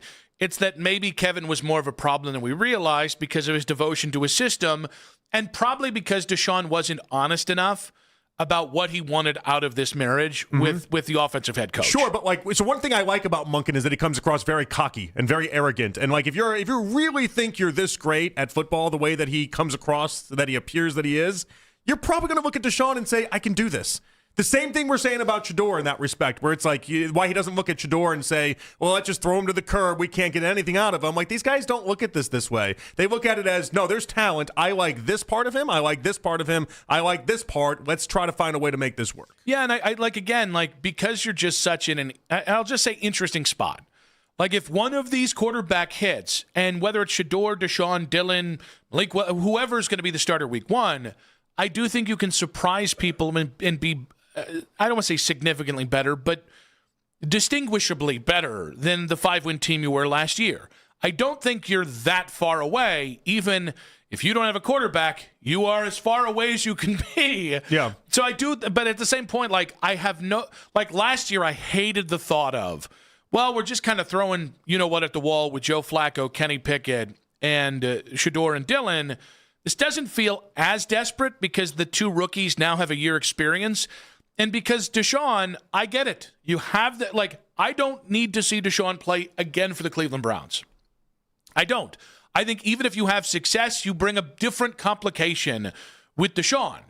But I understand that you might have to go down this rabbit hole one more time in effort to build the bridge 2027, where you probably take a stab at trying to find a franchise quarterback in the first round. And it kind of feels like that's the mentality that they all have. Now, it could go in just a disaster way, and we turn around and we're like, a year from now, okay, that didn't work. Back to the drawing board. But like Monkin is giving me the impression that he's going to try to tap into this. And I don't know. You win a national title with Stetson Bennett at quarterback. Maybe you do think you're some sort of quarterback whisperer the way that Stefanski thought he was too. 216-474-0092. What should we make of Todd Monkin calling Deshaun Watson elite? I think it's, to me, I will say, I put all of the quarterback commentary under, well, these are the quarterbacks he's talking about now. Let's hear about how he's talking about the quarterbacks in training camp, or at least mini camps. Like, once the dust settles and you know who the quarterbacks are in the room. So, but that's kind of the scary part for myself, Nick. Like, I get scared of the idea of watching him watch Deshaun Watson in practice because I know he's going to look good in practice. No, and I think choosing the wrong quarterback, there's a real chance you stall the season out at the beginning of the year. I mean, on that alone. We've all seen it. We've all been to training camps where you watch Deshaun and he just makes other quarterbacks look so the arm looks weaker, everything around. He's a very good practice quarterback. The problem was the games and not being able to stay healthy. And so like I hope Monkin doesn't get caught up in the idea that he can first off fix Deshaun, but then also get swept over with what he looks like in practice. I will say that since Deshaun has hurt his shoulder, we haven't seen him look great in practice. And I don't think we've talked enough about the shoulder injury going forward in ultimately whether that, listen, maybe we haven't really seen him at practice. Maybe the year and a half off actually helped him, so he wasn't straining that shoulder, and he's had time to build that shoulder up. Because what do we always hear about the shoulder injury is you need time. You need time to build that shoulder up, which football does not give you the time if you're playing. Maybe that's a positive, but like that to me is still the biggest question mark of health, and it's probably not like, to me it's a yes or no. Either he has that functional arm strength back, or he'll never be an interesting quarterback again in the NFL. And it should be pretty obvious because there's a lot of people still around the Browns that watched him 3 years ago when we were all like, whoa, you make Jacoby Brissett look like a toddler throwing a football when it comes to practice. And so, like, there's a lot of people that saw that, and they'll be able to tell if Deshaun just doesn't have it anymore. 216-474-0092. So Todd Monkin commented about Deshaun's previous elite moments. What do you make of Monkin calling Deshaun previously elite? We got ashleybass.cleveland.com. We'll talk about Monkin's press conference. We'll talk about the path forward with Shador and Monkin's comments on Deshaun Watson in 5 minutes on 92.3 The Fan.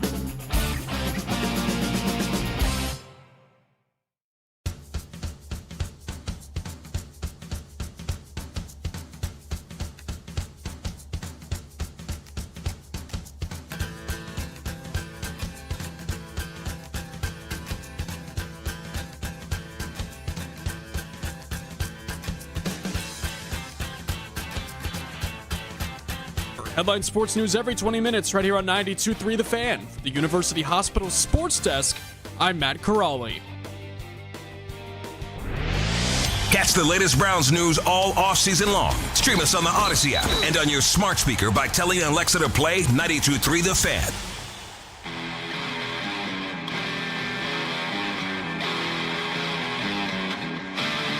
You can listen to The Fan anytime, anywhere on the free Odyssey app or by telling your smart speaker to play 92.3 The Fan. And now you can find The Fan on YouTube, including The Ken Carman Show with Anthony Lima, 6 to 10 a.m., Baskin and Phelps, 10 a.m. to 2, Afternoon Drive. Nick Wilson, myself, Jonathan Peterlin. We go from 2 to 7 live each and every weekday on The Fan's YouTube channel. Subscribe to our channel for free to watch all the best content from your favorite shows in The Fan live and on demand now. Ashley Bastock going to join us here in just a moment. We do have quick hits coming up in about 20 minutes, but a little bit of news to pass along here. T. Martin, the Ravens' longtime quarterbacks coach, is out. Why that's significant before we talk to Ashley is probably the guy that Lamar Jackson is closest to in the Ravens organization. So many people thought they fired John Harbaugh to appease Lamar, and they just fired his best friend. So we got that going for us out there in Baltimore. Seems great. Come on down to Cleveland. We're building out this Ravens staff. I've heard Lamar could be going to Baltimore. No, I'm just making up. People have talked about Lamar for the first big thing. But to talk about Todd Monkin and his comments on Deshaun Watson, to talk the nitty-gritty on the quarterback position for the Cleveland Browns and what this year might look like, we headed out to the Make It Right. Call Kyle Wright hotline. And welcome on of Cleveland.com, Ashley Bastock, who joins us every single Wednesday here. Ashley, welcome to the show. Thanks for having me, guys. Glad we have like 24 hours to digest that intro presser. Hey, we were debating whether did he win the press conference, did he lose the press conference. I think we both settled. For a show that never rides the fence, I think JP and I settled in the middle. It was average. That he neither won nor lost it. Would you concur? I would actually concur. You know, I also think winning a press conference is kind of overrated. I think you can lose a press conference. Look, I thought he showed a range of emotions yesterday. And look, that's certainly something that Browns fans have not been used to over the last 6 years with Kevin Stefanski, who is just even keel about everything. But I really thought you saw Todd Monkin's personality on display. I think that part of it is going to be a welcome change. It is kind of a glimpse into who he is, but you know, you get down to brass tacks here and it's like we still have some of the biggest questions that need to be answered, right? What's going to happen at quarterback? What's going to happen with Jim Schwartz? Who are you going to have as your defensive coordinator? Is it going to be him or somebody else? We didn't get answers to any of that. A lot of that stuff obviously ongoing, but yeah, I don't think he lost it either. So I'm fine with sort of riding right down the middle on this one. Yeah, I do have to ask you though, because I know you have a close relationship with Jim Schwartz. You did that big profile piece on him and everything like that. Have you reached out to Jim Schwartz in the past like week and a half and checked in how he's doing?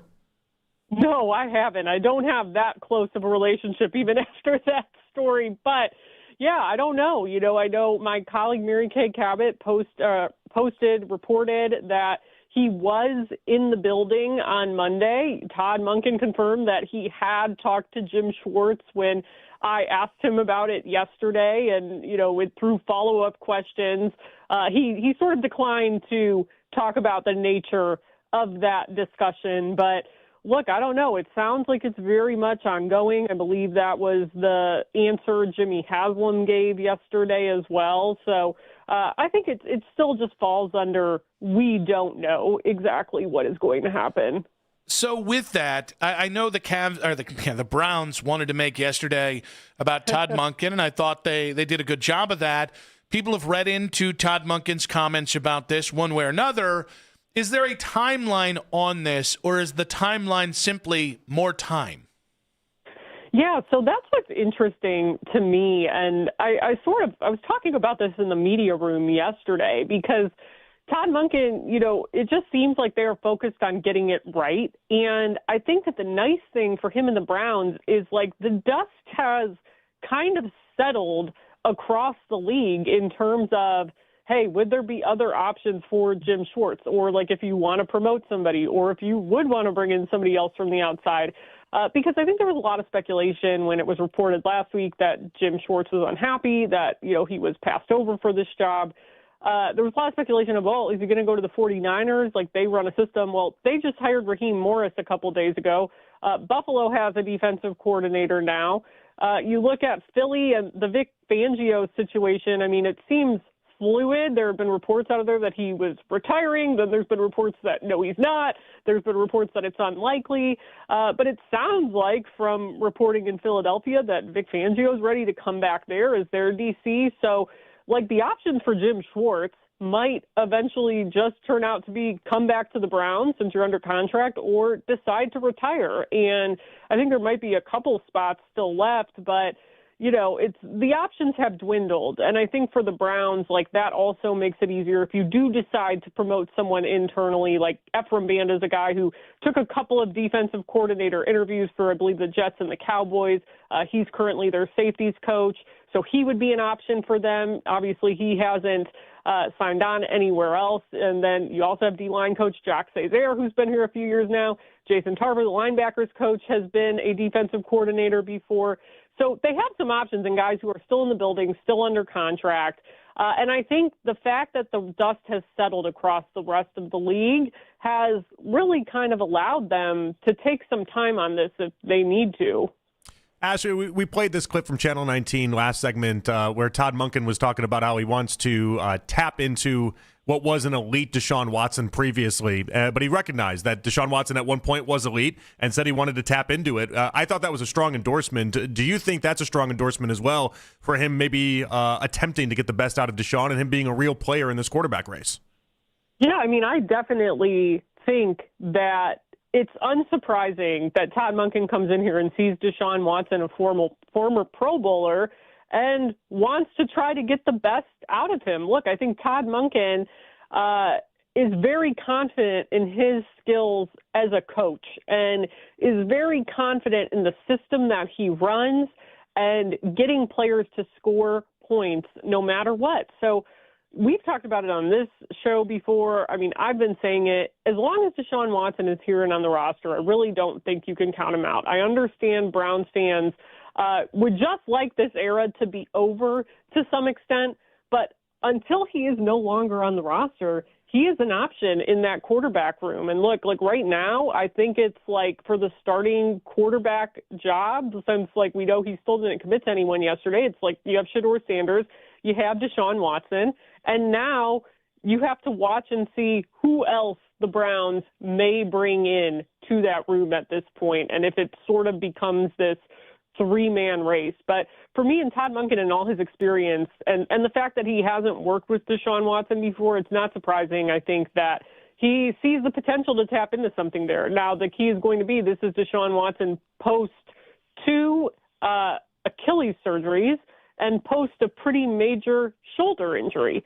So we'll have to wait and see how he looks. Of course, these guys aren't able to coach them up yet because of CBA rules, so a lot of time to get an answer on that one still.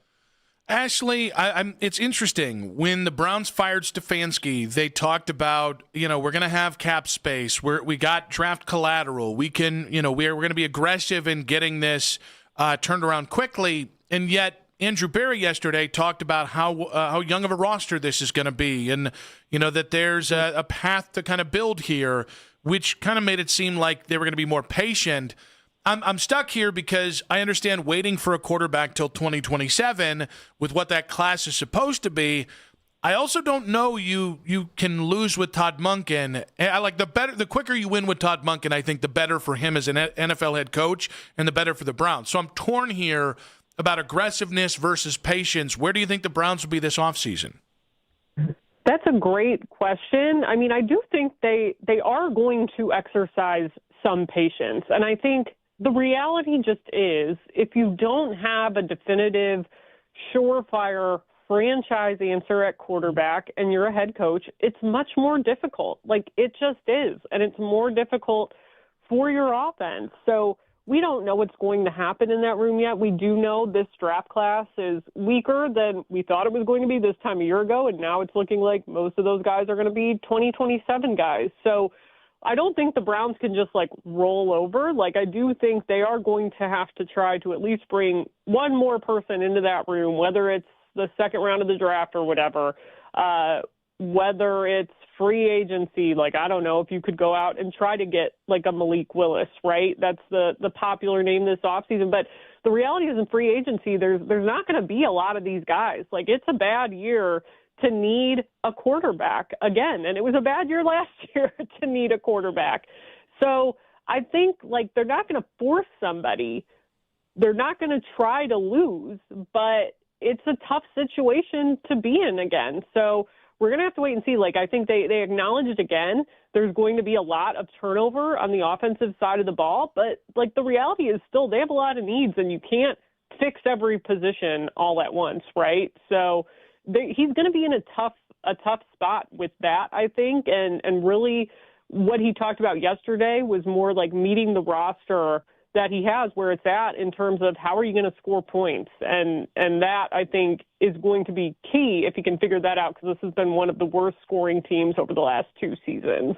Yeah, I know we're still far out from this, Ashley, but your impression right now of what they're trying to do for this upcoming season, are you in the camp of they're going to be aggressive and you're going to try to get as many wins as you can and really turn this thing around right away? Or is it going to be one of those where they're all on the same page that maybe just don't have enough talent to overturn it all in one offseason? Well, the interesting thing is, this defense is so talented. And, look, I hate playing the schedule game, but the schedule is weaker than it was in 2025. I don't think this is going to be a 3-win football team, right? And obviously they weren't last year. They came close to it, but you still got 5 wins last year in a pretty bad year. So I really think when it comes down to it, this defense alone is going to be able to win you some games. You just need to get something explosive going with your offense. So, that's why when we talk about, rebuilding or tanking in the NFL, Andrew Berry, I keep coming back to that quote that he had the day Kevin Stefanski was fired. And it was all about, rebuilding and people not using the right definition of rebuilding. And I'm trying to pull up the exact quote right now. I can't remember it off the top of my head.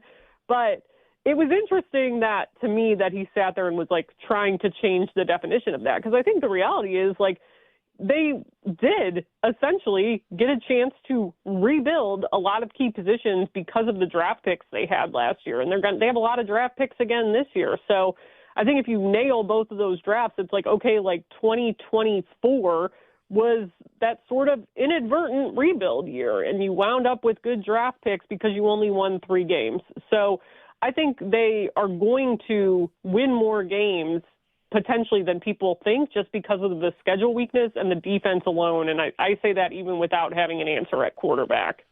Ashley, great stuff as always. We appreciate you. We'll catch up with you next Wednesday, so enjoy the Super Bowl. Oh, real quick, Super Bowl prediction.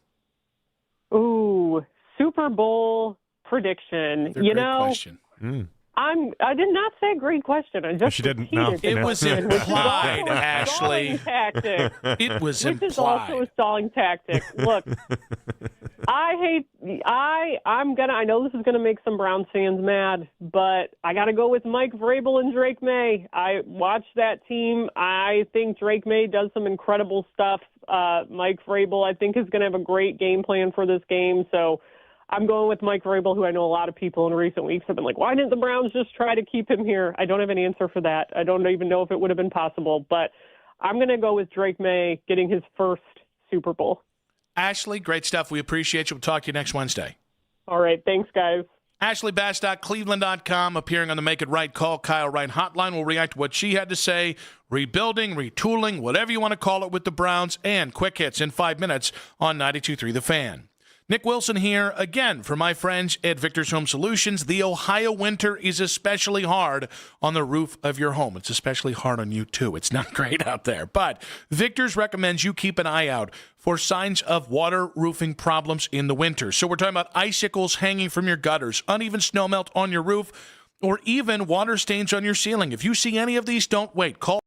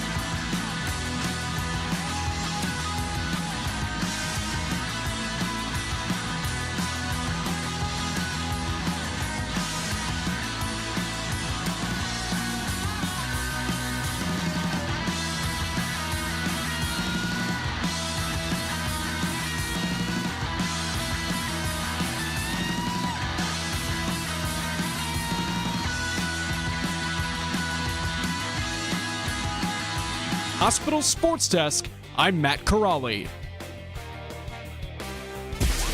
The home of Westwood One's coverage of the Super Bowl. Please welcome the Vince Lombardi Trophy. We are Sports Radio 92.3 The Fan.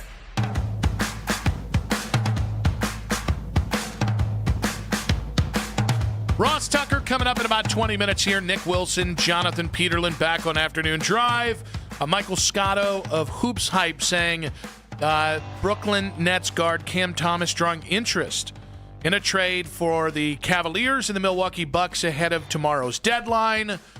How do we feel about this guard? Okay. I mean, he's having a down year, all things considered. Does Kobe have a kink for 6'3" guards? I mean, we already got Schroeder here. I know we just got rid of Donovan to then get James Harden, who's 6'5". Darius, yeah. Him too. Especially him. Him most of all, Darius Garland. That other Garland, that's a different guy. But then to bring on Cam Thomas, who's 6'3". At some point, you're locked in the playoffs to a 6'3" guard lineup. Are you trying to kill me slowly, Kobe? Is that what we're doing? Not to mention Keon Ellis, who's 6'4". Yeah, but we're trending closer to... he's a questionable 6'4". We're trending close. Well, Keon Ellis, come on. We'll get him like he's a Koro, basically. He's just going to play defense and sit in the corner like a statue. I didn't like the first Okoro thing we had here. Matt, this should be your new favorite player. Happy. He should be your new guy. I just listen. They basically were like, we screwed up getting rid of Okoro. We want the version of Okoro back. Here he is. You can't get my mind all Antetokounmpo-y and then be like, here's Cam Thomas. You can't do that. If there's a second trade to be had, and listen, I understand we'd be getting out from Max Strus's money. Mm-hmm. I think Cam Thomas is a free agent this year. So it would be another shorter-term play to open up money for this. I do understand that.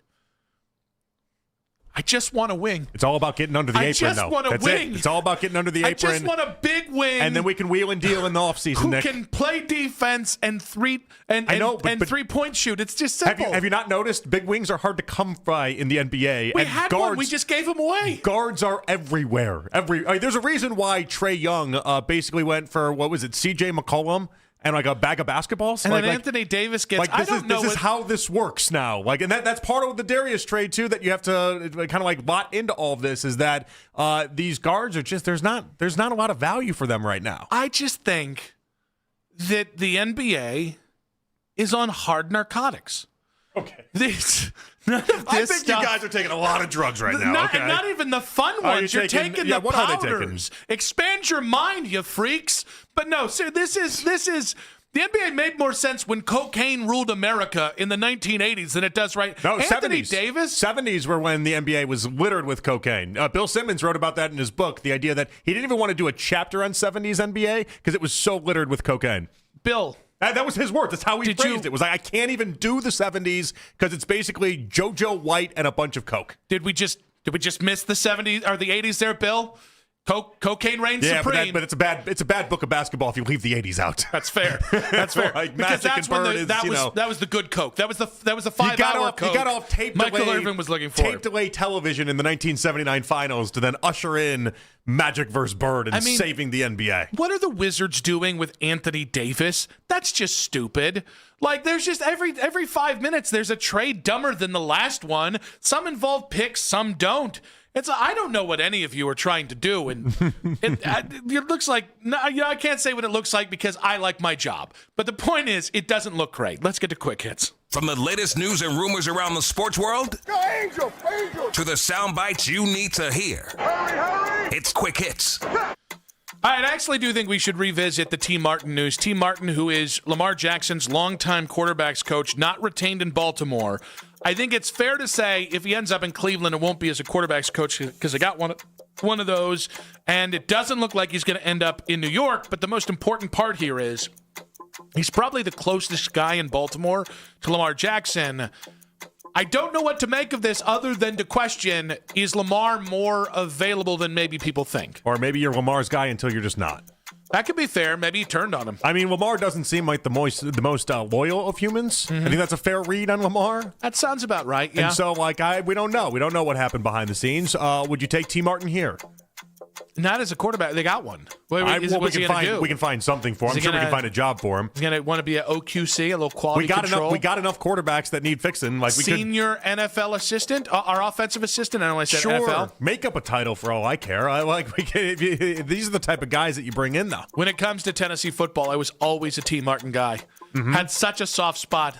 Thought he really got jobbed by the NFL. You think Jimmy's not going to throw a bag at T. Martin to go ahead and bring him in just to bring in a Tennessee guy? Ooh, maybe special assistant to the owner so he can be the new guy in Jimmy's ear. You know Jimmy misses Paul DePodesta. Jimmy, we got to fire somebody. And so T. Martin's the answer? Well, no, he's like an unanalytics friendly, like he's like a more football guy version of DePodesta. Jimmy, Andrew Berry's the problem. I do love the idea of them having, and this is all obviously a complete joke, but like in the idea of them being like, we gotta hire an anti-analytics guy to just sit in the corner, and then just anytime someone says something with analytics, we can just, hey, what does my gut say? And the guy in the corner with his gut is just like, this isn't good for these reasons. Is all this is going to prove? You also have to give him like a 12-pack before he does it. Is that we need like a handler for Jimmy Haslam? Like Des Bryant, the body man that Des Bryant had in Dallas. Do we need one of those? Do we just need a guy with like fidget spinners? Jimmy's over there thinking again. Hey, Jimmy, look at this new fidget spinner I found. Distract him before he gets into a thought. Handedly, I like this. The job is to always give him little toys to play with. Oh, hey, Jimmy, I got a piece of candy. Ooh, piece of candy. I'm just thinking outside the box here. Now, Jimmy might be accepting of like Cletus and all the little jokes you do that way. That might be the most insulting of the Haslams. No, I'm just saying. If I was Jimmy tuning in, that one might be the one where I'm like, oh, gee, this guy's never working for the Browns. I'm just saying if the problem is Jimmy gets distracted easily and occasionally that leads to calamity like trading for Deshaun Watson, okay, maybe we just have a guy to distract him. We get David Blaine. Well, what about David Blaine? He's not doing anything. Where's his latest magic trick? Keeping Jimmy Haslam away from ruining the Browns, that would be a hell of a magic trick. Oh, mister, I work for the Browns over there. Sorry. Talk to the guy down the hall. Sorry, Supreme Leader. That's on me, dog. The dictator strikes again. Pew, pew, pew, pew. You're a good company man, Mac. They appreciate that about you over here. They do. That's why you'll have this job in 3 years and I won't. I do always find it funny when people are like, oh, they just work for the Browns over there. I don't take a paycheck from the Browns. Nick doesn't take a paycheck from the Browns. Mac does, but that's why he doesn't speak that much on this show. And here's the thing. You can buy me. I've told the Browns this many times. I'm not cheap, but I'm also not that expensive. I'm affordable is what I'm saying. I don't know, man. I'm probably not affordable to them. I like to be able to shoot from the hip. I like money. This job is so much, but it's so less fun if I can't just be 100% everything that I mean and everything that I think. Yeah, but all it's gotten me is #1 ratings, working with my best friend every day. Hello, sports fan. Enjoying this great life that I've been afforded, and that's great. But you know what's better than that? Yeah? Better. Guys, if you can't tell, that was sarcasm. But also better. There's like 12 million directions I need to go. But this is the story we need now. Mr. Beast is teasing a potential video where he spends $100 million to help turn ECU into a national championship team. So, like, you've often wondered, like, what could you do to take BGSU all the way to the top? It seems like Mr. Beast is getting ready to put together a video with an awesome concept where he just turns ECU into a national title contender. Man, there's something about Mr. Beast that weirds me out. And I can't get behind this, even though it sounds fun. He looks funny. That's part of it. He's got some big weasel energy. And I don't mean that literally. He just seems like a little bit of a... But if anybody would throw unnecessary cash at this type of a project, it would be him. He just chose the wrong school. Listen, I got love for the Pirates here. All right? Yay, East Carolina. Ruffin McNeil's finest. We can do better than that. Well, all right, so how successful do you think it's going to be? If he commits $100 million and then tries to document every bit of this and tries to figure out how far he can take ECU, how far does $100 million take, assuming that they get the direction of where they spend the money and everything else? So, is it one season or is it $100 million across 3 years? So this is part of where I would imagine ECU has the control of all this, right? So, like, will they take the $100 million and will they go for 1 year to create a super roster? Will they go for a 4-year plan? Would you go for a 10-year plan where you don't even seem that impressive if you're ECU, considering that Ohio State spends 3 times as much money as that? Yeah, I mean, if you're ECU, you're trying to milk this thing dry for a decade. If I'm Mr. Beast, $100 million, 3 years, and I'm out. Because that's also not a great video either, by the way. Like $100 million over 10 years. He's not going to do a 10-year video on this. Yeah, even 3 years feels far-fetched. Now, 1 year? Now we're talking. You could have. I'm talking best in college football positions at almost every position for $100 million. It'd be cool. Year. He needs to do it for 1 year. 1 year or 2 years and just kind of make just an extreme run at it. Who's the quarterback? Who do you target? Like in the current group? Any NFL. I convinced Dante Moore to go to ECU for 1 season. How much you give him? 15? 20, whatever he wants, essentially. That's fair. Yeah. Yeah. Damn right you do. Are you going for I would imagine probably Dante Moore as well? Yeah, I think that makes sense. Arch. Are you telling me the Mannings, if you said to Arch... I don't think he can be bought that way. $30 million. But his NIL with Texas is already so extreme to begin with anyway. Is it 30? It's not 30, but like he's eaten very nice already. But there's a prestige thing that Arch can hang on to that like Dante Moore can't. He's already played at Texas. Playing at Texas, East Carolina, and being the number 1 pick. I'm just saying. You've done worse things for money, Arch. I don't know why I said it like that. 216-474-0092. Many people texting me saying, it's clear you will not be working for the Browns ever. I think that's fair. Ross Tucker, Ross Tucker Football Podcast coming up in about 5 minutes. We'll talk about Mr. Beast's $100 million idea, and we'll also get into the Browns, the Super Bowl, and so much more on 92.3 The Fan. This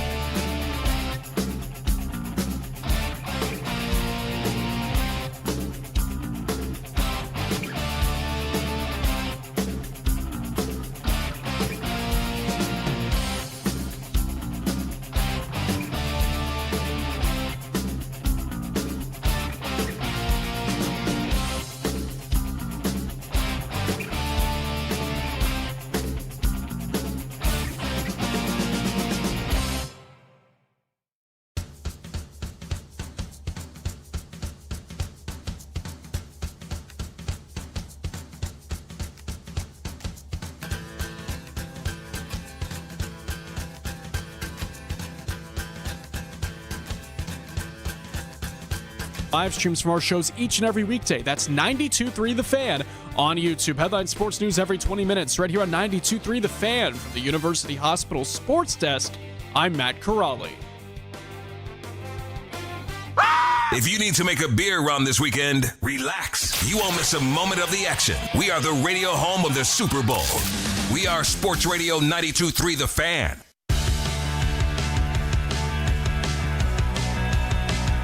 As always, you can listen to this show and all of our local shows on The Fan on Apple Podcasts, Spotify, or wherever you get your podcasts. We got Daryl Ryder coming up at 6 o'clock here. I do want to say, my bad, that last segment. For whatever. Could have been the NBA with the cocaine thing. Could have been there's a lot of things. There's a lot of things. I crossed some lines. There were some boundaries, and I didn't see them.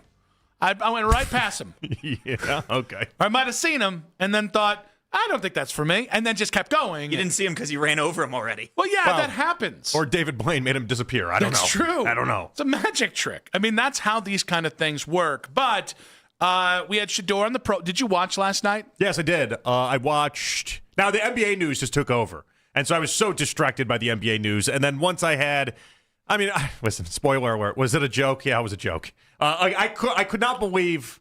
Yes, I could believe. I knew how unserious it was going to be. It even shocked me the lengths of how unserious it ended up being. I feel like there's a giant I told you so from every sports talk person on the planet on where this was going when they took away the game. We all still enjoyed watching Shador out there, though. I did not.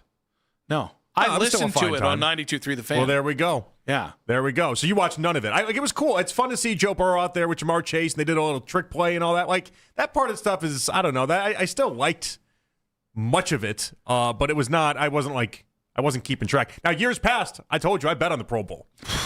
Years past, I used to. When it was a real game, though? I used to play the 3.5 with the hook. Like, we used to get into the Pro Bowl, and there was no chance anybody could do that last night. I am a sick man in many ways. I'll do many things for my love of football. Oh, no, I will not watch the Pro Bowl. Like, at any point. I mean, you didn't miss anything. It was an absolute. I mean, again, it's cool to see, like, Joe Burrow on the TV. It's cool to watch Shador, but you didn't miss anything. But to talk about the Pro Bowl, the Super Bowl, all the bowls, really. Any bowls. Bowls of cereal. Bowls of other things. We head out to the Make It Right. Call Kyle Wright hotline and welcome on the host of the Ross Tucker Football Podcast, who you can check out on social media at Ross Tucker NFL. And, of course, he joins us courtesy of myfrontpagestory.com. The great Ross Tucker joining us now. What's up, buddy? What's up, dudes? What is your favorite cereal? Fruity Pebbles. And I realize that's probably why I could be pre-diabetic. Cinnamon Toast Crunch.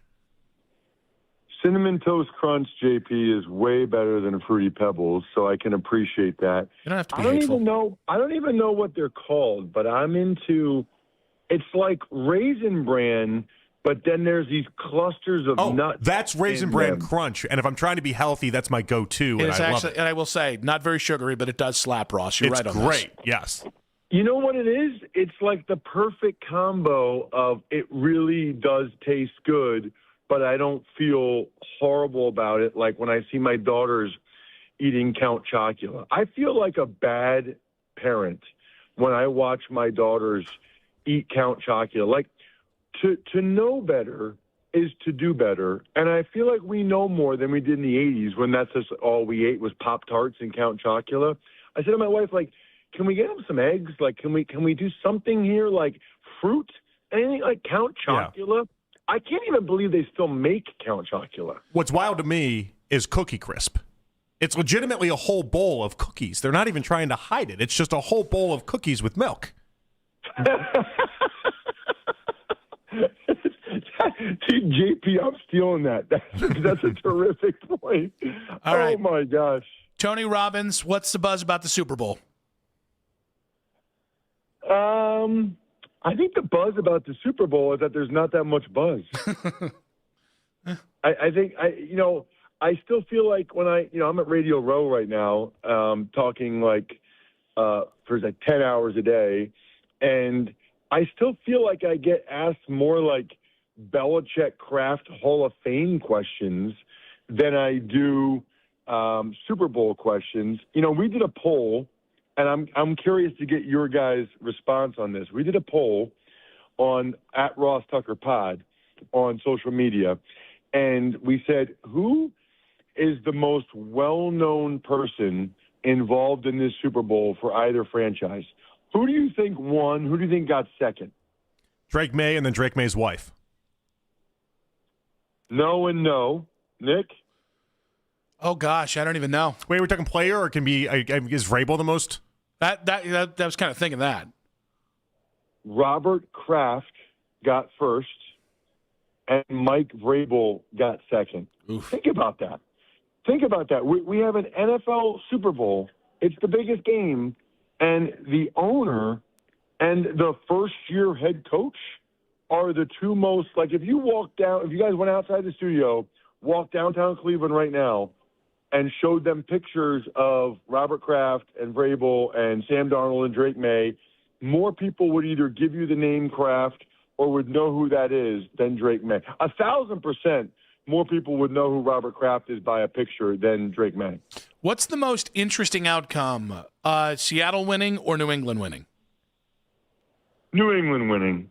Yeah, that's more interesting because then it ties in the whole Belichick-Kraft Hall of Fame thing. Then there you can say, like, is it the culture of the organization? Is this a Robert Kraft thing? And maybe Brady and Belichick aren't quite what we thought they were. And actually, it's just the foundation that the Kraft family has laid. I can just picture all of the storylines. And those storylines don't interest me as much as I love the Sam Darnold story. I think maybe we talked about this last week, but he's a fellow member of the 5-team club, and there's not many of us, and he's kind of our king right now. So I want the Super Bowl MVP to be a fellow member of the 5-team club, because if you play for 5 teams, you're not that good. Otherwise, you would have probably just played for 1 or 2, but you're not that terrible. Otherwise, you probably would have just played for 1 or 2. Does that make sense? Yeah, the math checks out. It makes sense. Ross, can you help explain Drake May to me? Like, I understand he's going to finish probably second in the MVP, but he's not had a very productive postseason. It's odd. Shador Sanders has as many 300-yard passing games as Drake May does, but, like, I know he's really good. I know he's talented, but it doesn't feel like the type of game where he's going to really just put it all on his shoulders and run away with it. You know what I really dislike, and you just did it, JP? Cherry-picked stats. Yep. Like I had to squeeze the Shador one in there. For you to act like Drake May and Shador Sanders are even close to being on the same footing, because just same number of 300-yard games is all. Same guy. It was an alarming stat to me. I was like, Drake May's only had one 300-yard passing game. I didn't put that together. Guess what? He led the NFL for most of the season in yards passing with going for 275, 288. He led the NFL in completion percentage and yards per attempt, Jonathan. Oh, I led with he's going to finish second in MVP. I know what you're doing. You're sliding it in there so that everybody listening is like, yeah, Drake May's not that much better than Shador. Listen, I feel like I'm pretty balanced on Shador. Drake May is way better than Shador. Drake May was the second best quarterback in the NFL this year. It's not even close. It's not that, like, he has not played as well in the postseason. They've gone against 3 top 5 defenses. Now they have another one, by the way, 4 top 5 defenses in the 4 playoff games. And unfortunately, the offensive line has been bad. Will Campbell, their first-round pick, has been getting his you-know-what kicked, which you guys probably, earlier in the year, you probably did a show where you were like, see, the Browns should have just stayed at 2. I should have taken Will Campbell because then they could have solidified the offensive line, but you won't admit that now because now he's playing poorly, and you don't want people to go back and listen to the shows in September and October on the Odyssey app. I'm wrong all year round, Ross, and I don't hide from it. I do want to ask you, before we get fully into the Browns here, tell us a little bit about myfrontpagestory.com. Well, I am passionate about being passionate about things in life. Football, food, beer, family, friends. Most importantly is family. Go to myfrontpagestory.com. Get the best gift you've ever gotten your significant other. There is no chance, Nick, you've ever done this. You've probably gotten her a $20 gift card to the Olive Garden 7 years running. Go to myfrontpagestory.com. You can talk. I mean, $20 is ridiculous, Nick, by the way. Go to myfrontpagestory.com. You can talk to the writer for 10 minutes while you're driving to the Olive Garden. Tell them how great your wife is. Or you can just fill out an email. They write this amazing story. Looks like it's on the cover of the Plain Dealer, written by Mary Kay Cabot, framed, pictures. She will cry. You will win. I guarantee, Nick, it'll be the nicest thing you've ever done for your wife, to the point where she'll say, who told you to do this? Who did this for you? You'll say Ross Tucker, and she'll say, he's my favorite guest you have. I actually wish he hosted the show with JP every day. Actually, she'll say who? That being said, let's get back to the Browns here. More likely, Todd Monkin resurrects Deshaun Watson. Come on now. Or he elevates Shador Sanders to being a legit starter. I like these questions. I would say Shador Sanders, legit starter. Why? Yes, I knew you wanted more than that. Yeah, I did. Because I think I'm skeptical of Deshaun. I'm skeptical that they even want to put Deshaun out there because of everything that happened. Maybe it's worth with a new coach giving him another chance. But I don't think Shador is that far away from being a solid starter. I don't think that's outside the realm. So let's say I think there's a 50-50 chance that Monkin can make Shador Sanders a solid starter. I think there'd be like a 20% chance that he could resurrect Deshaun Watson. If by resurrect, you mean like as a top 5, top 10 quarterback. If you're saying just make him a solid starter, that gets a little bit closer. I don't think they want to do that. So you make Deshaun Watson a solid starter. It would be that it's the last year of his deal, right? Yeah, last year. Yeah. So then what do you do? Give Deshaun Watson a contract extension? Absolutely not. So they're not going to do that. Yeah, that's been one of my big questions the entire time. It's like, wait, so if he plays awesome, then what's he going to do? You're going to go? Is Haslam going to be like, hey, you play for $20 million now because we paid you $230 million in guaranteed money? And they expect a discount after that? It's a weird spot to be put in. It's a very, very weird spot. It's highly unlikely. I think that they probably want to see what Shador has. The real question is, do they bring in another outside veteran quarterback, or is Deshaun that guy? So what do you think they do then? I think the sentiment right now, Ross, seems to be it'll be Deshaun and Shador, and then they'll likely draft someone between like the end of the first round up until the third round, somewhere in there, and that would be your 3 quarterbacks, and Dylan Gabriel would likely get traded or cut or something in between. Would you bring in like a Malik Willis? Would you bring in one of these other quarterbacks that we've kind of kicked around, or no? Ooh, you know what? I kind of like the idea of Malik Willis in Todd Monkin's offense. I mean, he could use him in very similar ways to how he utilized Lamar Jackson. That's an intriguing one. I'd have to go through and see what other teams, because there's people that think he's going to get a lot of money, like $25, $30 million a year potentially, because someone's going to say he's their starter. That seems a little bit risky to me. But it does seem like the Browns would be about as good a team as any from a play caller standpoint. I just don't know if they feel good enough about him to give him that kind of contract. It seems to me like they'd be more likely to do what you said, JP, which is draft somebody they like and, give Deshaun and Shador a first crack at it. And then if that doesn't work, move on to the young guy. Maybe they can maybe this is like a Tyler Shuck situation for the Browns, meaning they go with whoever, Deshaun or Shador, but they draft a quarterback they like in the second or third round and give the other guy a chance, but then have this other guy that they like high enough to draft in the second or third round, have him kind of in their back pocket because, obviously in New Orleans, they're like thrilled with Tyler Shuck. They love him. They think he's going to be really good. That seems like a plausible scenario to me. Sounds like Carson Beck to me. Real quick, Ross, before we let you go, what's the big party you're hitting this week? Give us, and let's name drop it. Just give us the details of the best part of your week and what you're living in. Well, I'm going to an epic party tonight. I'm actually going to 2 really nice parties tonight, but I'm going to an epic party tonight. I don't like to name drop. I don't like to. I don't need the paparazzi there. Is it Diddy? I will say that they, the hosts of the party, are brothers from Cleveland. Oh, so the Kelsey brothers. That's nice. And I'll leave. There's a lot of brothers in Cleveland, JP. Don't be jumping to conclusions. That there are. There's a lot of brothers in the city of Cleveland. Tell Travis we said hi. Yeah, you think Taylor's going to be there? That I doubt it. Too many people. But yeah. That's the first thing I'm going to say. Hey, Travis, haven't seen you all season. Jonathan Peterlin from 92.3 The Fan in Cleveland wanted me to say hi. And then he'll be like, great, we go way back. It's going to be awesome. Ross, we know you got a boogie, buddy. We appreciate you giving us the time.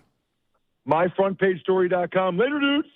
Later, dudes. Ross Tucker there. Ross Tucker Football Podcast. Ross Tucker NFL and MyFrontPageStory.com. There was a lot there at the end there. Yeah, I mean, a lot of levels there. You thought he was going to go to a Diddy party tonight. I thought. No, I asked because he said it's a big name, but he didn't want to say the name. You wouldn't want to say you're going to that party. That would be a big name. Yeah. And it also would be a reason why you'd be secretive about going to that party. Exactly. That's why it made sense. Yeah, and then he said that. it was 2 brothers from Cleveland. Yeah. And I was like, I know a lot of brothers from Cleveland. Like there's the Permani brothers from Pittsburgh, but those are brothers that could be from Rust Belt City. There are the Kelseys. Yeah. Was anybody thinking it was anybody else but them? It could be less like famous brothers. He seemed almost surprised. It could be Timmy and Tommy. I don't know. Yeah. I'm sure Timmy and Tommy throw great parties. Maybe they work for like a company around here. Ross with a photo of Taylor Swift, I think would live on his timeline forever.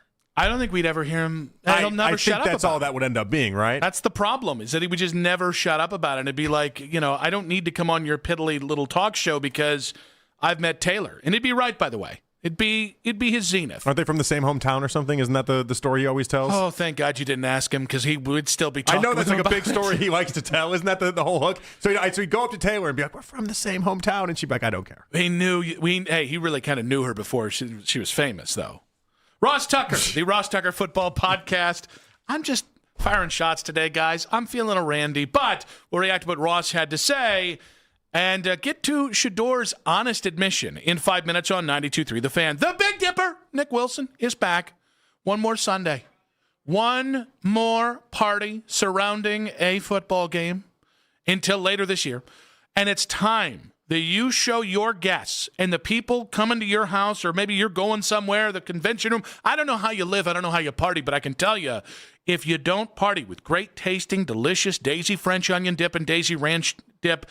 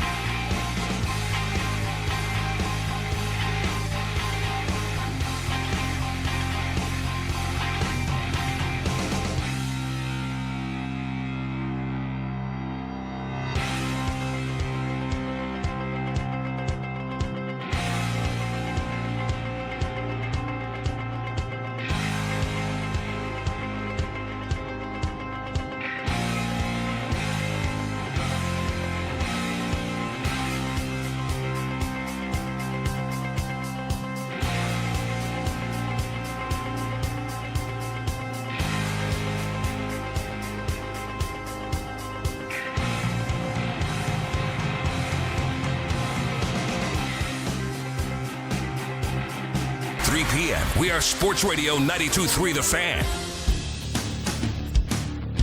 I'm skeptical of Deshaun. I'm skeptical that they even want to put Deshaun out there. Maybe it's worth with a new coach giving him another chance, but I don't think Shador is that far away from being a solid starter. I don't think that's outside the realm. So let's say I think there's a 50-50 chance that Monkin can make Shador Sanders a solid starter. I think there'd be like a 20% chance that he could resurrect Deshaun Watson.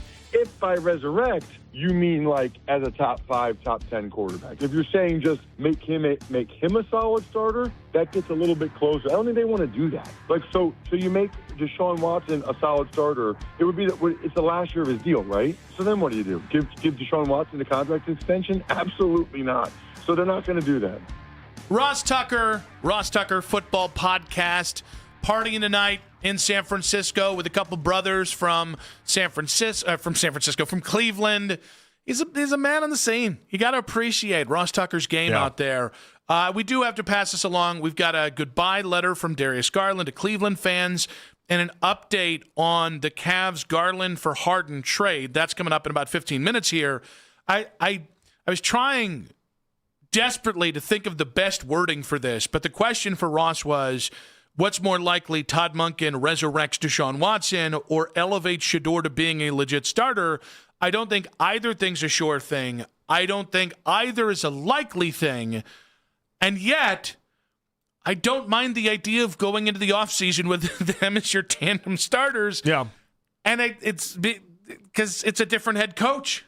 Well, and it's a different look, right? But it does. I thought the 50-50 chance for Shador, I thought that was higher than what I thought Ross was going to say. What did you think he was going to say? First off, I also thought the 20% for Deshaun was also higher than I thought he was going to say too. I don't know. It doesn't seem like Ross is like, It's weird because for the longest time he wasn't in Shador's corner at all, and then all of a sudden he became in his corner. And so, but I don't know what to think as far as his true belief on Shador and whether or not he can be saved or resurrected. But 50-50 chance that he can be a legit starter in the NFL for a while that's a pretty good odds, all things considering. Yeah, I mean, I do think that you have to see that through if you told somebody that. It's just so weird because it's not even. I think Deshaun can be, if the shoulder is intact, and we're not going to know that till we see him on the field.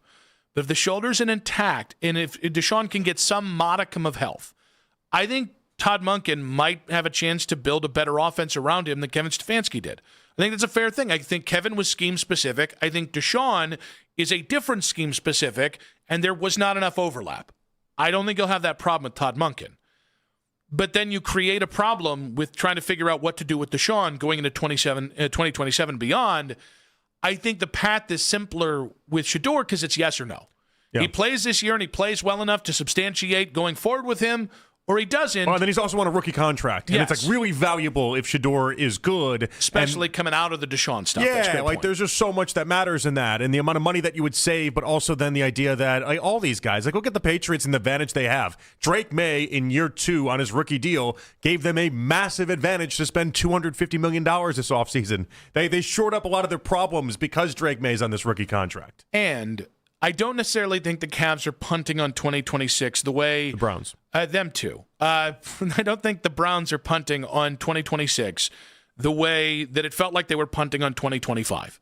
I think they're going to be more aggressive, even if I don't think they're going to go to extreme aggressives to make this team aggression to make this team as good as humanly possible. But I think in the end, there is going to be we got 2 or 3 quarterbacks. Maybe we draft another. Maybe we bring in another veteran. And then whatever happens, we can live with because 2027 is supposed to have a loaded quarterback class. There's still a little bit of we'll see there. But I am still a little bit more rosy than maybe I should be now while we're on the subject of Shador Sanders. Shador obviously being the Pro Bowl last night.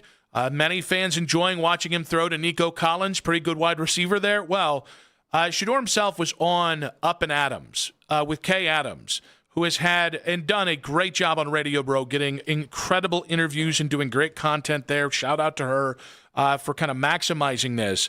But Shador talked about his confidence to dominate the league after his first year. Whenever I feel like me, then everything works out. You can see it. So it's kind of like mastering how to get to that place all the time. You have flashes. That's the most thing I appreciate about this year is I proved to myself I'm able to dominate the league.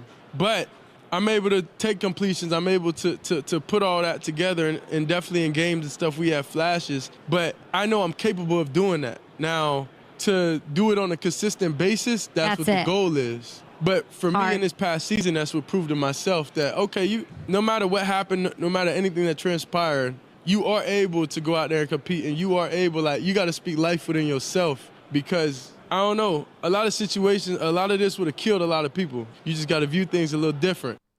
I want to give you the chance to react to that first. Well, so I mean, there's it's combo, right? It's not only the Up and Adams clip; it's also the clip on SiriusXM NFL Radio where he goes into the idea what he said at the end there, like that this would have killed most people. Let's go ahead and play that real quick. Yeah. I think overall it helped me get to myself quicker. I think I'm almost there. I think I'm almost back myself fully, emotionally, mentally, and physically. So I'm just excited to be around the game, to be around these great players, and mentally just sticking through it, through everything, emotions, like all that type of stuff. Yeah, so he's not necessarily talking about like when he got to actually start and when he got to actually play. I think it's everything that led up to that. And the idea, one beautiful thing I think a lot of people liked about Shador was that, because his dad is who his dad is and he's been through it everything at Colorado, he wasn't going to be in a spot where the moment is too big for him or it feels like it's just he's not going to be able to step into it and do all this other stuff. And it's like he's still human at the end of the day. And so like overcoming what he was able to, even before he became a starter, I think it's really important that we lock into that part of the story. And he's kind of giving us a little bit into that it did bother him at certain parts of last year. And there was a lot emotionally that he had to overcome. And I just think a lot of people just look past that as if a 4-quarterback race and being doubted by your head coach was normal. There's a little bit of, it's a little melodramatic though, no, right? What do you mean? I was the backup, and that was hard for me. Like not to reduce everything he said to the most derivative point, but that's like you just found out how the NFL works for everybody that isn't Cam Ward or a first pick. Like I don't know. Like I'm glad that you've got the perspective on that. I think in saying what a struggle that was for you, maybe it opens up to people who have said that he needs to be humbled. I have not said that. You have not said that. That maybe that there's some line in there. If this, like, he didn't go to Nam. No, you didn't, but emotionally, that was clearly a lot for him. And I think a lot of people just played with this assumption that emotionally he was 100% the entire time and he was fine as he should be because of everything that his past has done to get him ready for that spot. And that I thought was him being very, open about the whole ordeal, that it did bother him and he did have to go through a lot. And I think that's important. Yeah, but I just struggle with, like, again, that's what 96% of the NFL goes through. No, but last year wasn't normal for, even by NFL standards, a 4-quarterback competition, and then even to the spot that Dillon Gabriel was starting ahead of you, like everything in between. Like there was not much that was normal about last year's quarterback race. Dillon was a 3rd rounder. You were a 5th rounder. Even if you and I don't think the value's there, like there's a lot that goes into this. And I'm not trying to shame Shador. I think it's awesome that he talks openly. I think that's a good thing. But the kind of positioning of, well, last year was a real challenge. That's kind of the NFL, and I think it was Shador's first taste of not being the guy, and I think that's interesting when a guy says how challenging that was for him. Like, oh, are the lights too bright for him? It's a little tough to hear. The lights weren't bright enough for me. Well, I mean, you have to get ready, obviously. Like there's no excuse there. Like that's part of the deal. But I think in like the big picture side of this, March of last year, he thinks he's going number 2 overall. In like a very short amount of time, he went from thinking he was getting the Cam Ward treatment where he was going to be a team savior and come in there and from day one not have to worry about if he'd ever play in the NFL again. And then he's constantly being critiqued. He's constantly being this and that. And in the meanwhile, he's not even getting the opportunity to showcase anything that he can or cannot do. I mean, I hear what you're saying. And again, like the Browns, I think it's fair to say the Browns could have handled the entire situation better. I think it's fair to say that at least one of the guys in that building didn't want him there. It might have been the most important person in that building for the quarterbacks, even though I think Kevin turned the corner when he had to start start Shador. But it's just there is like so much of what I enjoy about Shador is there's a big humility there and there is an honesty there. I also look at this and go, you weren't the victim last year. You weren't. Like this, you were not put in an optimal position. That does not mean you were a victim. And to hear, listen, the NFL in adjusting to it, it is an adjustment for everyone. That doesn't make Shador unique or interesting on that. And I guarantee you there's a lot of guys in the NFL that might have heard that and said, how is that any different than me as a backup center working my way to being a starter 3 years into my career? No, but I do think it is unique and different from where he was in March relative to where he ended up being in, July. Isn't that part of his camp's doing, even if it's not Shador's doing? No, but you can still have your thought process and your expectations and where you were mentally to get ready to, take over a franchise, be on the billboards, have the jerseys sold, do all this while being a number 2 overall pick, and then watch and see what happens in July where you're fighting for scraps. That's got to mentally be a lot, and I think that's what Shador was saying, is that it was, where I think a lot of us just thought he just kind of put on this cape and was above all the noise. This is him acknowledging that it did get to him at times. I don't know, he should have. Should have just buried that? No, I just don't know. Like, I mean, it doesn't really change anything. It's not as if all of a sudden people are like, whoa, poor Shador, I can't believe you had emotions. Like, I bet you there are people who cling to this. And again, but it is just an acknowledgement of just how much his life did change in that few little stretches. I think the danger here is there's going to be a lot of people swaddling your ass and telling you, poor Shador. And I think there's going to be a lot of people cynically going, stop being a baby and get over it. and I this is where the myth making of Dion and Shador and all this, I understand why you do it. But to me, this is more, I don't know why you're doing that, than a bunch of yayas on social media that hate you or love you screaming about it. This is the kind of stuff where it's like, Shador, you're a millionaire. You've had a lot of success. You got put into a situation most college quarterbacks don't, and you had to sing for your supper for the first time. I'm not saying that shouldn't be humbling, and I'm glad he got lessons. I want to be very clear. Every time that you feel like you struggle, there's point in those lessons. It does not make you different than anybody in that locker room that has fought for everything, and I don't know this is the kind of path that you want to sell your entire offseason on. I don't know that he's going to sell his entire offseason on. He's probably going to focus on the dominate the league category and that part of the comment. I thought this part was interesting because I thought it was very honest. I think there's just an assumption that Shador in this aspect was almost robotic, where he was just going to be above all the human elements to this because he was built in the limelight and he was built with such a famous dad and everything around him. And it's like, no, there was a reality that existed there that was very different. Last year was very different than what he ever could have expected. Did Shador admit that sitting got to him last year? And what is your reaction to that? The latest on the Harden for Garland deal, Darius saying goodbye, and the funniest, dumbest video the NBA could possibly provide to us in 5 minutes on 92.3 The Fan. Hey, it's Nick Wilson.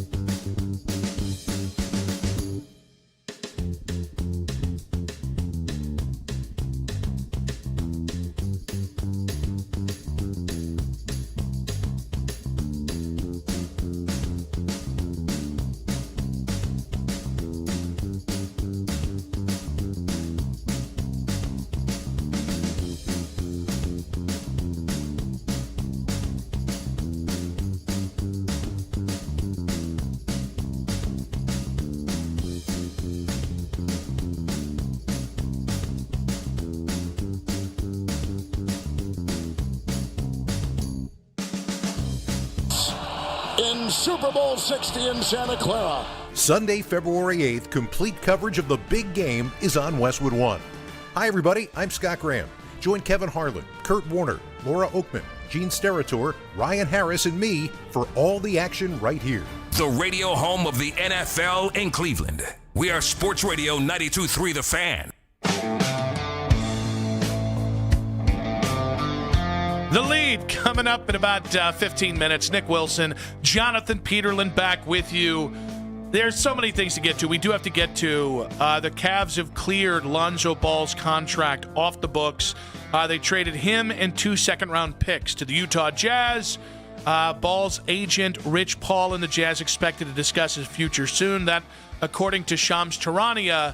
So, the Cavs get cleared of that, closer to getting... And now Dan Gilbert and Matt Ishbia, the Suns owner, who have this private feud over the last 10, 15 years or so. Not very private, very public. It's very public. Their privates have become public here with this feud. Their privates have become public. And their private feud, come on, head out of the, come on. Okay. They do have this Cold War brewing about who's going to have less second-round picks in the next 7 years. I think we have a tie. Less need. Got a real tie. Picks. F them picks. Let's do it. So 2 things here, right? Obviously, it clears up a lot of money, which is going to be good for the offseason to potentially get LeBron. Love that. And then now we have a spot for Naquan Tomlin. That we do like the Naquan Tomlin part of this. Aren't they still going to have an extra roster spot because of the initial trade? Or is that as not of right true? now, we didn't have a spot for him, and he's played 48 games. At 50, you have to get rid of his two-way designation, and so they had to make a move in some way, and you're not getting rid of Tomlin, so you had to make a move. I found myself, and we'll see if this actually happens because it's the NBA, and now that you have superstar expectations, I'm sure he'll be fired this summer. I really love the player development of Kenny Atkinson. Craig Porter Jr. is a better player, even if I still don't think he's a top 8 rotation guy in the playoffs. Naquan Tomlin, I think, is a top 8 guy in the playoffs, even if I don't think he can match up against as many bigs as I thought a year ago.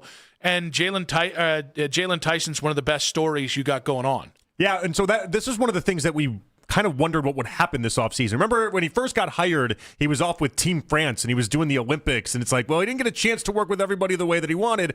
This was part of the sell of Atkinson. The development part of it was the big hook on Atkinson. And so, it's working out rather nicely with a couple different pieces. And I think the Jalen Tyson thing, I still don't think you have enough size on the perimeter, and it does feel like, man, we're going to be that one wing short again this year. But I'm really interested to see how Jalen Tyson changes the math in the playoffs, which is weird because I'm just clearly not that interested in the James Harden side of things. Well, and he's already kind of changing the math, though, right? You can get rid of Lonzo and do this because of him, and so I think that's a cool thing. So we did get the and it should be noted, I think we had said this previously, but multiple reports are saying the Cavs are trying to make a bigger deal on the agreed-upon Garland and Harden trade. So I don't think that has anything to do with the Lonzo trade, so we'll see if there is another move or moves coming. Unless people just don't have the right idea of what a bigger deal means. That's true. Maybe this is now an 8-way trade to get Lonzo to Utah. But we did have the goodbye letter from Darius Garland, and good God, if I find it here one of these times. Did he shout out Mackenzie Flume in the process? He didn't. By the way, Shams, you fraud. She beat you by an hour, bro. Oh, Shams saying the Jazz are expected to waive Lonzo, by the way, allowing him to be a free agent. But that's good. They're just going to waive him right away. L.A.? He's got to end up in L.A., right? Maybe Charlotte? I don't know. He'll end up somewhere. I'm bummed for Lonzo. It didn't work out here. There was a natural end point here. They're going to save more money with this. I understand this. Man, Big Baller Brand really cost us a really nice NBA player. He's going to be seen as a bust. It was the shoes, Nick. It was. You can't have your dad's shoes ruin your career. And the Bulls doctors. The Bulls doctors and the shoes together took a guy who went from bust as the number 2 pick in the NBA draft to being an incredibly, if you were to design a two-way player that is big enough to guard 1 through 3, in some cases 1 through 4, he can handle the ball, play off ball, shoot really well from 3, rebound, play an elite level perimeter defense. Again, not a superstar, but the Mr. Fix-It of everything. That was Lonzo Ball about 4 years ago. And then the Bulls doctors happened. Yeah, he was really atrocious this year. It was not good. I can't even. There's no lipstick on the pig. I kept waiting for him to be our Caruso. He never became our Well, and Caruso. early on, too, I kept being like, oh, yeah, but his passes are nice. Like, I was giving him the benefit of the doubt that his shooting wouldn't just stay atrocious, and his shooting stayed atrocious. Just an awful decision. Yeah, also, though, and I know Fedor and I had this out on the show a couple weeks ago. If the one thing a guy can still do is facilitate, Kenny, I just gave you love on the player development. Play the guy at freaking point guard. Like, that did drive me. If we're just talking, if I can just nitpick for a second, having Lonzo, who can't hit the broad side of a barn for three right now, having him just sit in the corner when he's arguably the best playmaker you have, that just strikes me as not smart. I'm not saying it's dumb. Kenny is not dumb. Kenny is a brilliant basketball guy. I like Kenny Atkinson. But the two usages this year that have just killed me time and time again were Lonzo Ball not being able to shoot, being played off ball in the corner when he's a true playmaker, and the one thing he does is pass the ball Purdy. And then 2 is Jared Allen. Yeah, I knew you were going to say Jared Allen. It had to Jared be. Allen That's the fourth, other part of this. Which they've come back around to it in some capacity, but yeah, it's been odd. So they could trade him. Well, so Atkinson, though, has made a lot of really weird and dumb decisions, and some of the rotations are just odd, and I just tend to think of it kind of like the way I think of baseball when you use relievers in a weird way. Typically, it's just because you don't have the right talent or the right combination or enough talent, and I think that's kind of what they're showing you right now through all these moves. Like, they clearly thought they could do something different and better, and they are. You know what this reminds me of? What's that? I've made many comparisons for the many deals that they've made.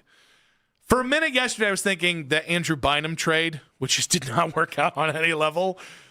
What it really reminds me of is the second half of 2018, where at some point Dan Gilbert just barged into the conference room and said, blow everything up. And you got Jay Crowder and Isaiah Thomas and bodies flying everywhere.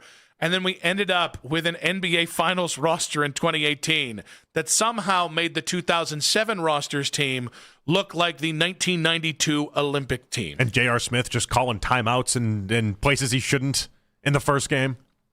I don't think that anyone out there can argue if JR just doesn't do that, you're losing 6. It's a longer series. You had Mac in the first half. He did. I did. And I could tell you were even debating it. You were debating what you wanted to say there. And I was ready to pounce. I hadn't done much this segment. I was ready to pounce. But maybe you could have lost in 7. Well, the other part, too, is that after the game, because of the loss, LeBron bashed his hand into the wall and ended up breaking his hand at that point. See? Could have gone to 7. It's great. Thank you, James Harden. You have us talking finals again in this city. I like it. But maybe you go 7 with that roster. I like it. And you get him again in 2019. You cannot tell me that Cavs team, with a little tinkering, or just never trading Kyrie, couldn't have got him in 2019. But hey, you traded him. That's fine. Here's Darius Garland's goodbye letter to the city of Cleveland. He said, "Dear Cleveland, I'll never forget the night I was drafted to Cleveland back in 2019 and everything I've gained since. The city taught me more than I could have imagined. To the coaches, front office, the Gilbert family, and my teammates, and the fans, thank you for the love and support. Cleveland will always be my second home, and I'll always carry these memories with me forever. Always love, 10." He signed it, and then he put his name under it. You don't like that. You don't like when they go numbers. He can say himself that he's 10. Other people can't refer to him as 10. When people try and talk like coaches, and they're not, I do think you sound a little bit like a loser. Okay. I am just not sugarcoating a damn thing today. No bedside manner today. I usually have a semblance of tact. He was really quick on that goodbye letter. He really wants to. I always feel like you want to turn the page. If you're really quick on it, you want to turn the page as quick as you can. He's ready. He's moving forward to L.A. If I'm L.A., by the way, I don't play him the rest of the year. By the way, quick aside on all this. Can Stephen A. shut his trap about this whole, who would give up L.A. to come to Cleveland? It's the dumbest thing he's got going. As if nobody in their right mind would possibly want to come to Cleveland ever. I hate it. I can't stand it. This is why I don't watch ESPN. You're a Fox Sports guy. You have no leg to stand on. I like Fox Sports 1. Yeah. They probably also say dumb things about Cleveland. They wouldn't say dumb things like that. Also, why is it so dumb? It's like, you don't leave as we in the biz call Wow Wow Land for Cleveland. It's like, just shut up. I can't really form an argument with you, but at the same point, that's how people think when they've never really been to Cleveland. I can't blame Steven for his ignorance. He's been to Cleveland. Yeah, they broadcasted all these finals from Cleveland. He's been to Cleveland. He's been That's downtown. the sad part. He hasn't been to Northeast Ohio, which is how we get you. Because we give you a little bit of the country, give you a little bit of the city, a little bit of that flavor, a little bit of this flavor. You got a little bit of everything here. And you know what we have that they don't have in New York or Philly, Stephen A? Nice people, friend. I'm in a high road. I'm sure there's nice people in New York and Philly somewhere. I've been to both cities. There are not. I've been to both cities, no, too. Those are miserable There's got to be people. some nice people somewhere in the city. The farther you get to the we Atlantic can't find Ocean. one nice person in all of New York and all of Philly? I'm sure. We were talking Los Angeles, by the way. But, like, I mean, there's got to be one nice person. The closer you get to the ocean, the more of a-holes there are. That's just a fact. All right? That's science. The closest you get to the ocean? And the closer you get to the equator, the better the people are, or the healthier. I don't know. Because we're on a lake and all of a sudden we're nicer? No. That's because we've been beaten down by years of weather oppression and, bad sports oppression. That's totally different. Yeah. The lead in 5 minutes on 92.3 The Fan.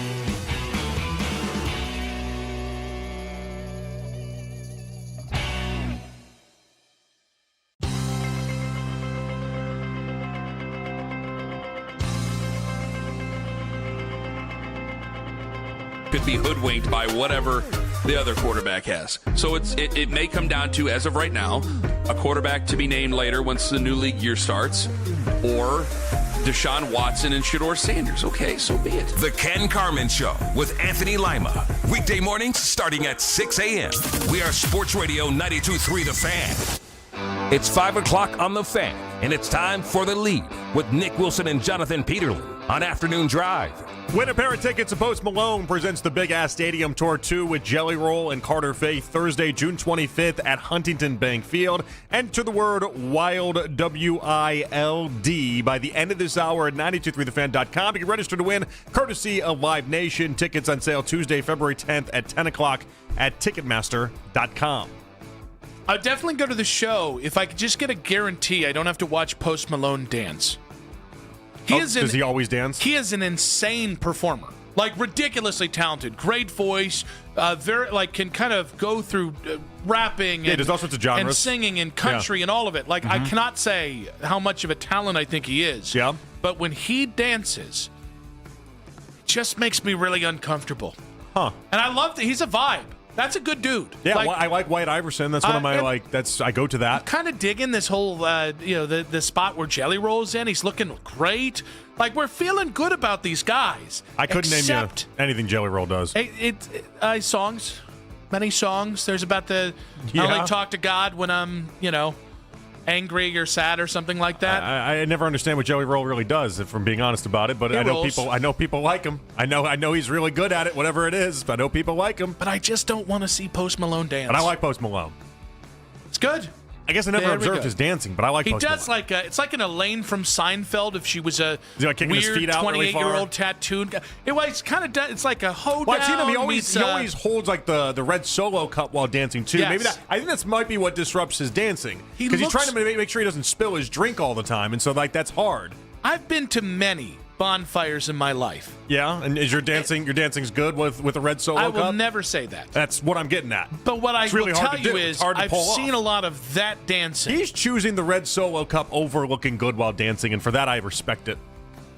Not me. Gonna need you to simmer down on the body movement there, Post. Austin, if I may call you that. But then he could go into like a George Strait concert type thing where you just stand in front of the mic and just do nothing. That seems really lame. That's better than the dancing, I'll tell you. No, you ever go to one of those concerts where the guy literally just sits in front of his microphone and doesn't move at all? Yeah, it's called Bob Dylan. I didn't know if he was alive or not. It's awful. I mean, just awful. You gotta make your way around the stage, do your fake dancing. Can I get something in between? At least give me something. Bob Dylan and Post Malone, can I just get a happy middle ground? Man, a little bit of movement, but not too much. Hard life. You need him to be like a break dancer on there? Like, that's tough. I could see him breakdancing. Daryl Ryder coming up in 1 hour's time. We got a lot to get to on the situation here, the NBA trade deadline. Lonzo Ball also out for the Cavaliers. This clears up the roster spot for Naquan Tomlin. They are now about $3.5 million away from getting under that second apron, which is all I care about. I don't care about anything else. I am so hot in the shorts for getting below the second apron. I've never wanted anything more. I'd trade the 2016 title right now if I could just get below that second apron. Oh, I thought you were serious for a second. Foolish me, because getting under the second apron signifies LeBron. That's how I look at it. So I'm very pumped at the idea of getting under the second apron. I've insulted you got flexibility. Enough Cavs basketball legends already to not bestow you that take just yet. However, the Cavs have reportedly traded Lonzo Ball and 2 second-round picks to the Utah Jazz. They do not have a second-round pick, again, until 2033. Which is fine. No, I just think it's funny. You can literally buy second-round picks. That's not even like an exaggeration. Like people in the NBA, you can buy them for money. You're not wrong, but he's expected to be waived and become a free agent. What's your reaction to this trade, and do you think more moves are coming for the Cavs? So here's the part where I don't know if more moves are coming. I don't know if more substantial moves are coming. I'm hoping that there are, but I'm not hell-bent on the idea that some massive thing is happening for the Cavs, and we're just moments away from it happening. I think Strus is the next guy to go. I don't know how they get him to Brooklyn because they don't have second-round picks left, but I would assume a Brooklyn or somebody for a lesser player. I don't even know who that would be. I think the Cam Thomas thing would make sense. Contractually, there's a couple other guys they have on shorter deals, like one-year deals. I think Max Strus is more likely to go than anyone else, which would then take another medium-sized wing off the table for the Cavs. Although Max obviously hasn't played yet this year. In the attempt to get under the apron, I could see them. Again, it's not a big move. I'm just talking moves in general. You're going to dump Larry Nance Jr., I would imagine. I mean, you got to keep 13 guys in the roster, though. Yeah. I know. So I don't know. You need to. I mean, it depends on who you trade, and the point that you're making, because I'm not trying to dismiss your point, because it is a good point. Larry Nance Jr. could be traded hypothetically. Thomas Bryant could be traded. The Cavs do have a couple different ways to get under this. Overall, I'm just bummed for Lonzo. I think, as I kind of said in the last segment, I think that's a guy whose career has kind of been robbed from him through no fault of his own. And if it worked out, I really think he could have bridged the gap and bought you some more time and won you more games if he had just been the guy he was 3 years ago. 10-year NBA vet Ryan Hollins joined us today at 2:40. He said that he likes how James Harden fits on this Cavs roster. I think it works. You just needed to shake things up, and it shows that Cleveland, gave a commitment to see what they can do with their group. I don't think people realize how good of a year James Harden has been having. And unfortunately with James, people jump to conclusions and they think that he's not a winner. He's a ball hog. He shoots these contested shots. And James Harden shares the basketball. He hits you in the pocket or wherever you are when you're open. He's incredibly smart. He can tear apart your game plan. I really like it for Evan Mobley. He's going to be best getting lob dunks, getting pick and pop jumpers, somebody feeding him. Definitely intriguing with the push that Cleveland's making. I think what's interesting is Ryan within this also admitted it's not the perfect fit. This may be a better fit than Darius at this point. Watching James Harden over the next 3 months is going to be one of the most fascinating things. Between he's a good passer, great passer. I can say great passer. He is a great scorer. Does not play like a defense. Does have moments where he gets in his own head, and that's obvious on the court. He also plays a brand of basketball with embellishment and trying to draw fouls that I think there's going to be a lot of ugly basketball moments, and it's going to be a roller coaster ride. We'll see. Yeah, the foul merchant part of his game, I'm not bothered by, but it is a part of his game. I mean, that's why we talk about like true shooting percentage, which accounts for what happens and going to the free throw. And he's got a higher true shooting percentage this year than Devin Booker, Cade Cunningham, Jalen Brunson, and Jaylen Brown. Like, he has been wildly efficient, especially for age 36, in what he's been able to do on the basketball court. I think the name threw people for a loop, and I think now after 24 hours, it's been an adjustment for people to be like, whoa. He is having this great season where he's one of 4 players this year averaging 25 and 8, and he's doing it in a way that is just, to me, is very impressive. I do think what's interesting to me is how people who've been on board with the James Harden thing have said it gives you a better chance to win a championship. And I'm talking about we got to chase a championship. And I saw several of those people today saying, well, you're pretty much playing for second place anyways because you're not going to beat the West. And I found that to be an interesting pivot for people. That if you just are better than you lose in the second round, for those people, that's a win. And I don't inevitably. You never know what can happen, though. Is the other side of that? Like, you can get into a series in the West, and all of a sudden, an injury to Shai Gilgeous-Alexander completely changes the math on everything. It's a little hard to hope for a blown Achilles, but I get it. You got to put yourself in the equation, right? And so, but I don't know. I mean, because you're the one that wanted the idea that like you get to the NBA Finals, but the West is that much better. So like, what's the point? I have a hard time thinking that a lot of fans out there are like, well, what's the point if you're going to go up against a West team and just get waxed? Shador Sanders was on Up and Adams this week and talked about his confidence after starting 7 games in his rookie season. Whenever I feel like me, then everything works out. You can see it. So it's kind of like mastering how to get to that place all the time. You have flashes. That's the most thing I appreciate about this year is I proved to myself I'm able to dominate the league. But I'm able to take completions. I'm able to put all that together. And definitely in games and stuff, we have flashes. But I know I'm capable of doing that. Now, to do it on a consistent basis, that's what the goal is. But for me in this past season, that's what proved to myself that, okay, no matter what happened, no matter anything that transpired, you are able to go out there and compete, and you are able, you got to speak life within yourself because, I don't know, a lot of situations, a lot of this would have killed a lot of people. You just got to view things a little different. I agree with him. I think this season would have killed a lot of people. It didn't kill him. Who did it kill? Dylan Gabriel. No, it didn't kill him. He's still on the roster. Well, he'll live again. Not literally kill them. That's an extreme there. So maybe it's the hyperbole, which is ironic. Maybe it's the hyperbole with which he's speaking. It was a test, and I think that's fair to say it's a test. But this would have killed a lot of people. No, it wouldn't have. I think a lot of quarterbacks would have been like Will Levis in this type of situation, where you're just moment that happens, you're shot, you're never recovering, and it is what it is. And his mentality instead is, wow, I had a game where I threw for 360 yards. I did it once. All I need to see is I can do it once, and then I can do it multiple times. And now it's about getting out there and being able to do it multiple times and becoming more consistent with it. But the idea that he's looking at last year as a positive, I think, is a really nice thing. I'm rooting for Shador. Nothing would bring me better joy than him balling out this year and having compelling football out there. I understand that this last year was a different challenge than he had ever faced before. I do think he was speaking a little hyperbolic and turning this into Vietnam when it's just the NFL. And what Shador experienced is what most fifth-round picks experience. It's what most third-round picks experience. The NFL is hard. Yeah, and it is cruel, and it is indifferent to you as a human being. But what he's saying is he feels like most people in that spot, if you're a fifth-round pick, if you're a third-round pick, if you had to go through what he went to, you're mentally shot at this point. And he's just displaying he's not. He's in a good mindset of it all. I mean, we have fifth-round picks every year that rise above what is, again, it's brutal. If you're a young person used to success, it is an adaptation process. But we see guys succeed in this all the time. I guess there's nothing about what Shador went through other than the extraordinary circumstances that the Browns put any of these guys in.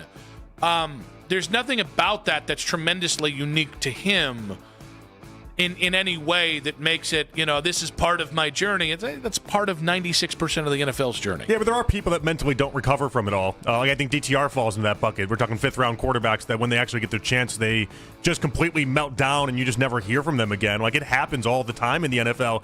I think his response in this is, it didn't happen to me. I think DTR sucked at UCLA. And I don't think he was ever going to be a good quarterback. I think that might be the DTR That might be thing. part of it, but that's also him getting out in games and seeing oh no, I don't have it. And that ultimately is what kills them. Kills their quarterback career, obviously not literally killing them. The pressure on Deshaun Watson in 5 minutes on 92.3 The Fan. The real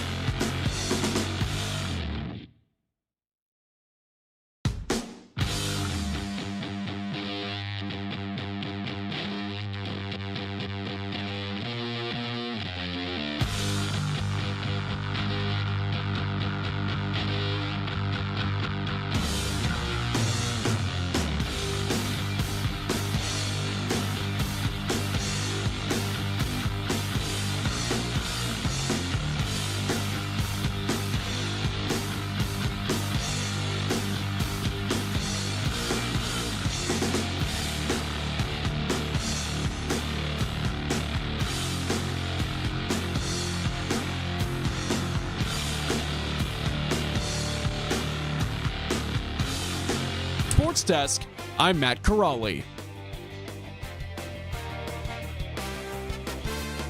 This is what Breaking Browns news sounds like. Am I excited about Shador? Am I excited about all the quarterbacks in the room? Am I excited to coach this football team? Absolutely. I can't wait for them to get back and for us to get started. This is the radio home of the Cleveland Browns. 92.3 The Fan.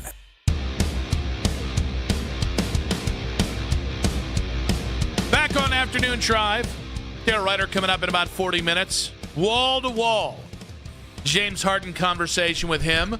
He actually, if you guys didn't see it, he did a great YouTube specific for 92.3 The Fans YouTube interview with Mackenzie Flume. And you know, obviously, if you guys didn't realize it, Mackenzie not just working for us as a 2020 person, but she also does some reporting for us, covering games for us. Mm-hmm. And she actually had the James Harden for Darius Garland trade at like 30 minutes before, 40 minutes before. It was like an hour, maybe even 2 hours before, yeah. And so, in fairness, I don't know Sham's orbit. Shams has not credited anyone else with that, nor I guess he doesn't have to, but it should be noted Mackenzie Flume had it first. I want to make sure we gave her that credit, but yeah, it's weird that whole reporting world they're different. Unless you are a person that breaks news consistently, they don't ever give you the tip of the cap that way. We got Adam Schefter breaking hockey news. I'm going to mute him. You break one more hockey story, you're muted. I don't need you breaking hockey news, Schefter. State of football. I mean, I get what it is. It's his bosses at ESPN saying, "Hey, we want to get more traction in the story. Can you send this out?" Don't care for it. And by the way, don't make that guy analyze football. He's not a human. Only person on the Cavs beat that would get Shams to legitimately give him a tip of the cap if it happened is Fedor. I think, and by the way, we have to say this now. Fedor did just send out a text saying the Darius for Harden trade is official, and so it's officially official. They will not be expanding it upon the deal that they already agreed upon. So you can take a breath over there. It went. What's the breath I got to take? When they were expanding it, I saw a lot of people a little anxious on what this could mean. We didn't know. Was he going to pass the physical in LA? It turns out maybe that second rounder was enough to look past those toes. I mean, I got worried Darius wasn't going to pass the physical. Isn't that what we're talking about? Oh, I thought you meant Harden. I thought you were worried about Harden not passing it. No. He'll pass either one is a liability to have something pop up. Now, I'm going to try and have this conversation without you and me having a fight. Well, that's the goal here. So I don't know. We can start off with it with a cordial agreement to start, but I know how this has gone over the past couple days. It has been. We've been feisty at each other. I've been feisty about this. Yeah, I noticed. Because I feel like a lot of this is to blame because Kobe Altman sat on his hand for 4 years, and that I'm a little frustrated at where this has ended up. And I don't love being talked into thinking desperately. And I know the the NBA rather is a big hope machine, and trading guys and moving. It's all just NBA trade machine for a lot of people. I will tell you. Yeah. I'm going to give you my definition of whether the James Harden trade will be successful or not. Okay. And it's actually wide-ranging. One, if now that you're $3.4 million away from the second apron, if this allows you to trade for Giannis Antetokounmpo, no matter the price, and I said earlier, I would consider moving forward with Mobley as my centerpiece. Mm-hmm. If you get Giannis, oh boy, am I there in a big way. Okay, good. All right, two. I want this to happen not only for our happiness, but also for you to be happy about the Cavs again, by the way. It doesn't take much. It's only Giannis. Two, you get to the NBA Finals. I think you are going to lose in the NBA Finals unless somebody pops their Achilles on the opposing team. I don't think you have a chance against the Western Conference, and I don't love the idea of moving all these deck chairs around just to lose in the Finals, but it would be a success this year because Donovan's never been to one. Three, and this is the conditional, you keep Harden this summer and you bring LeBron home for his last season in the NBA, at which point you kind of, with Mobley, Donovan, LeBron, and Harden, chase a championship next year. So this is the juicy part of this, because I don't. This is not just something that we look about for the next 3 months and then all of a sudden have some big declaration on what Kobe did or didn't do here. You go into the summer with a bunch of flexibility and the idea that you can acquire LeBron. Like, so much of this is about setting up for LeBron coming back next season. And so, there's a beautiful part of that, not only for every Cavs fan listening, but just for every basketball fan. It's a great story, everything about it. But LeBron can still be wildly productive, because he's been wildly productive this year as well. Can I ask? This isn't a charity case. Can I ask? Yeah? What if he just retires? It's on the table. He might. But even if he retired. And Harden leaves. And so it's just Donovan and Evan. Then you gave yourself a bunch of flexibility this summer to then go out and get another piece or try to make a big run at another piece. And in the process of it, what you did in the previous 24 hours is admit that Garland and Donovan weren't going to do anything this year. And like that admittance is a lot for me. That admittance and just not sitting back and just waiting for something to happen. It went a long way with myself, and I think it went a long way with the fans. And I think fans are now energized and excited about the possibility of what this playoff run can be, where we knew where it was going with Darius was going to be on this roster still. Now, there was a dynamic change that I think has to be addressed, and we talked about, it started an absolute Donnybrook to start the show. If any of you missed it, we were legitimately screaming at each other, and again, we do that. We do that. I don't really take it personally. I don't think you do as well. No. But we just both believe in what we believe in. Yeah, but I do think it's going to be an interesting dynamic change to watch, because it took the Cavs fans in general about a year, really, to turn on Darius. I think people have already kind of soured on Evan. I think with Donovan taking more of an active LeBron-type role in using his power to facilitate moves that give him a better chance to win, I think there's the obvious what if it works out and how good that looks for him.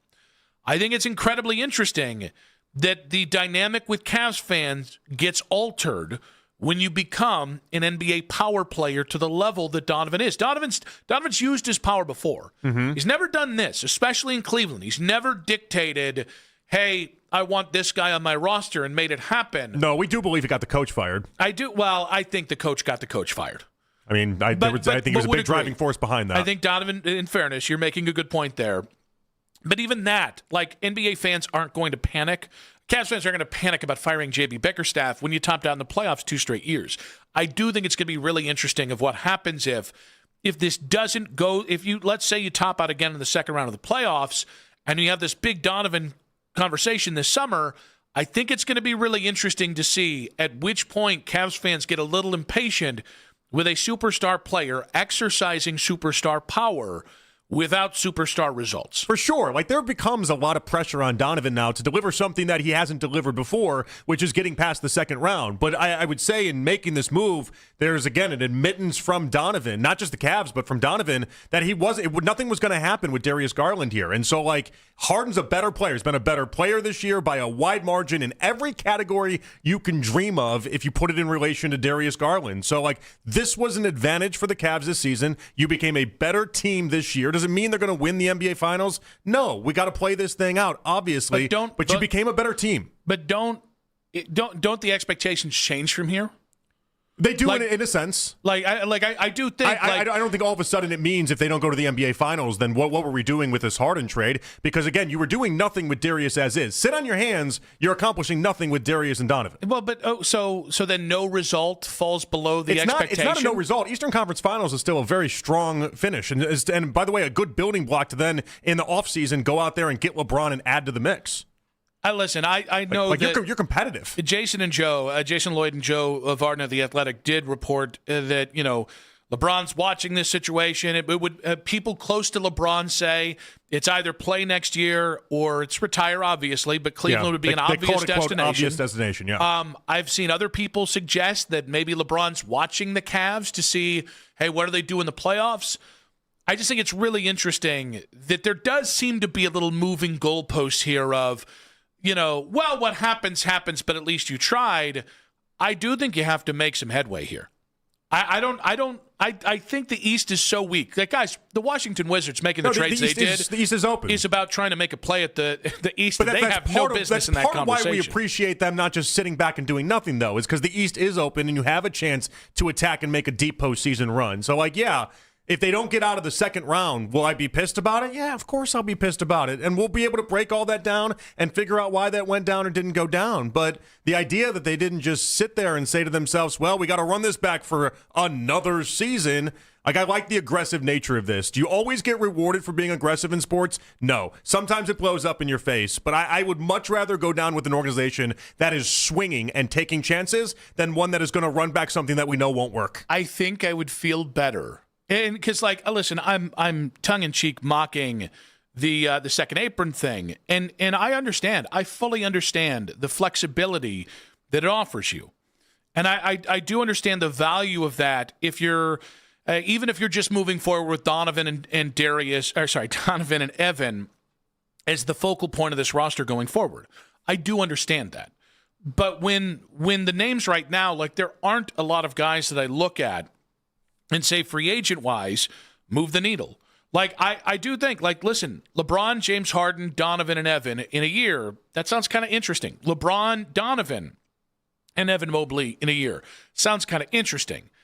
I don't know that I can say that that's going to win you a championship. And again, like, I can respect anyone who wants to chase a championship.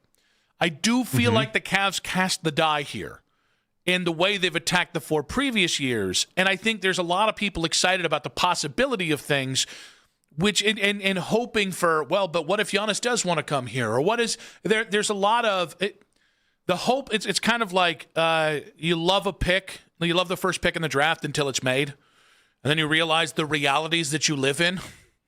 Like, I think there's a lot of people looking for hope in a way that it might just be a one-way ticket to okay town. Well, it might be. I mean, this is sports. There's no guarantees in any bit of it, right? So it might end up working that way. But the idea that you are taking the swing is the part I appreciate. Like, this season was dead to me. There was no chance that the way the team is currently assembled, when it was with Darius Garland, that you were doing anything. Real quick, they were just the 5 seed, and they hadn't been healthy together with Struth, with Darius. And they weren't going to be healthy. There was always going to be some injury with Darius and something that popped up. You might be right with Darius, but this idea that this was like his Fiddler on the Roof, it's the worst of time, it's the worst of times. That's how I was looking at it. It's not really that bad. It's how I was looking at it. Like, guys, 5th seed, 2 games out of the 2nd seed is not awful. Life, but Harden breathes life into this team in a way that it didn't exist 48 hours ago. Like, it's a shakeup. It's a little bit different, and it's a different look that they've needed. So we were just bored with the level of success we were accustomed to? What level of success? What are we talking about? Wait, do we think that we have seeds? Is this a good team or a bad team? Being to the second round of the playoffs each of the last 3 years. What are you arguing, though? Is it a good team or is it a bad team? Because there's part of you saying you think this is a good team, and there's another part of you saying, when have what's I said the point? It's a bad team?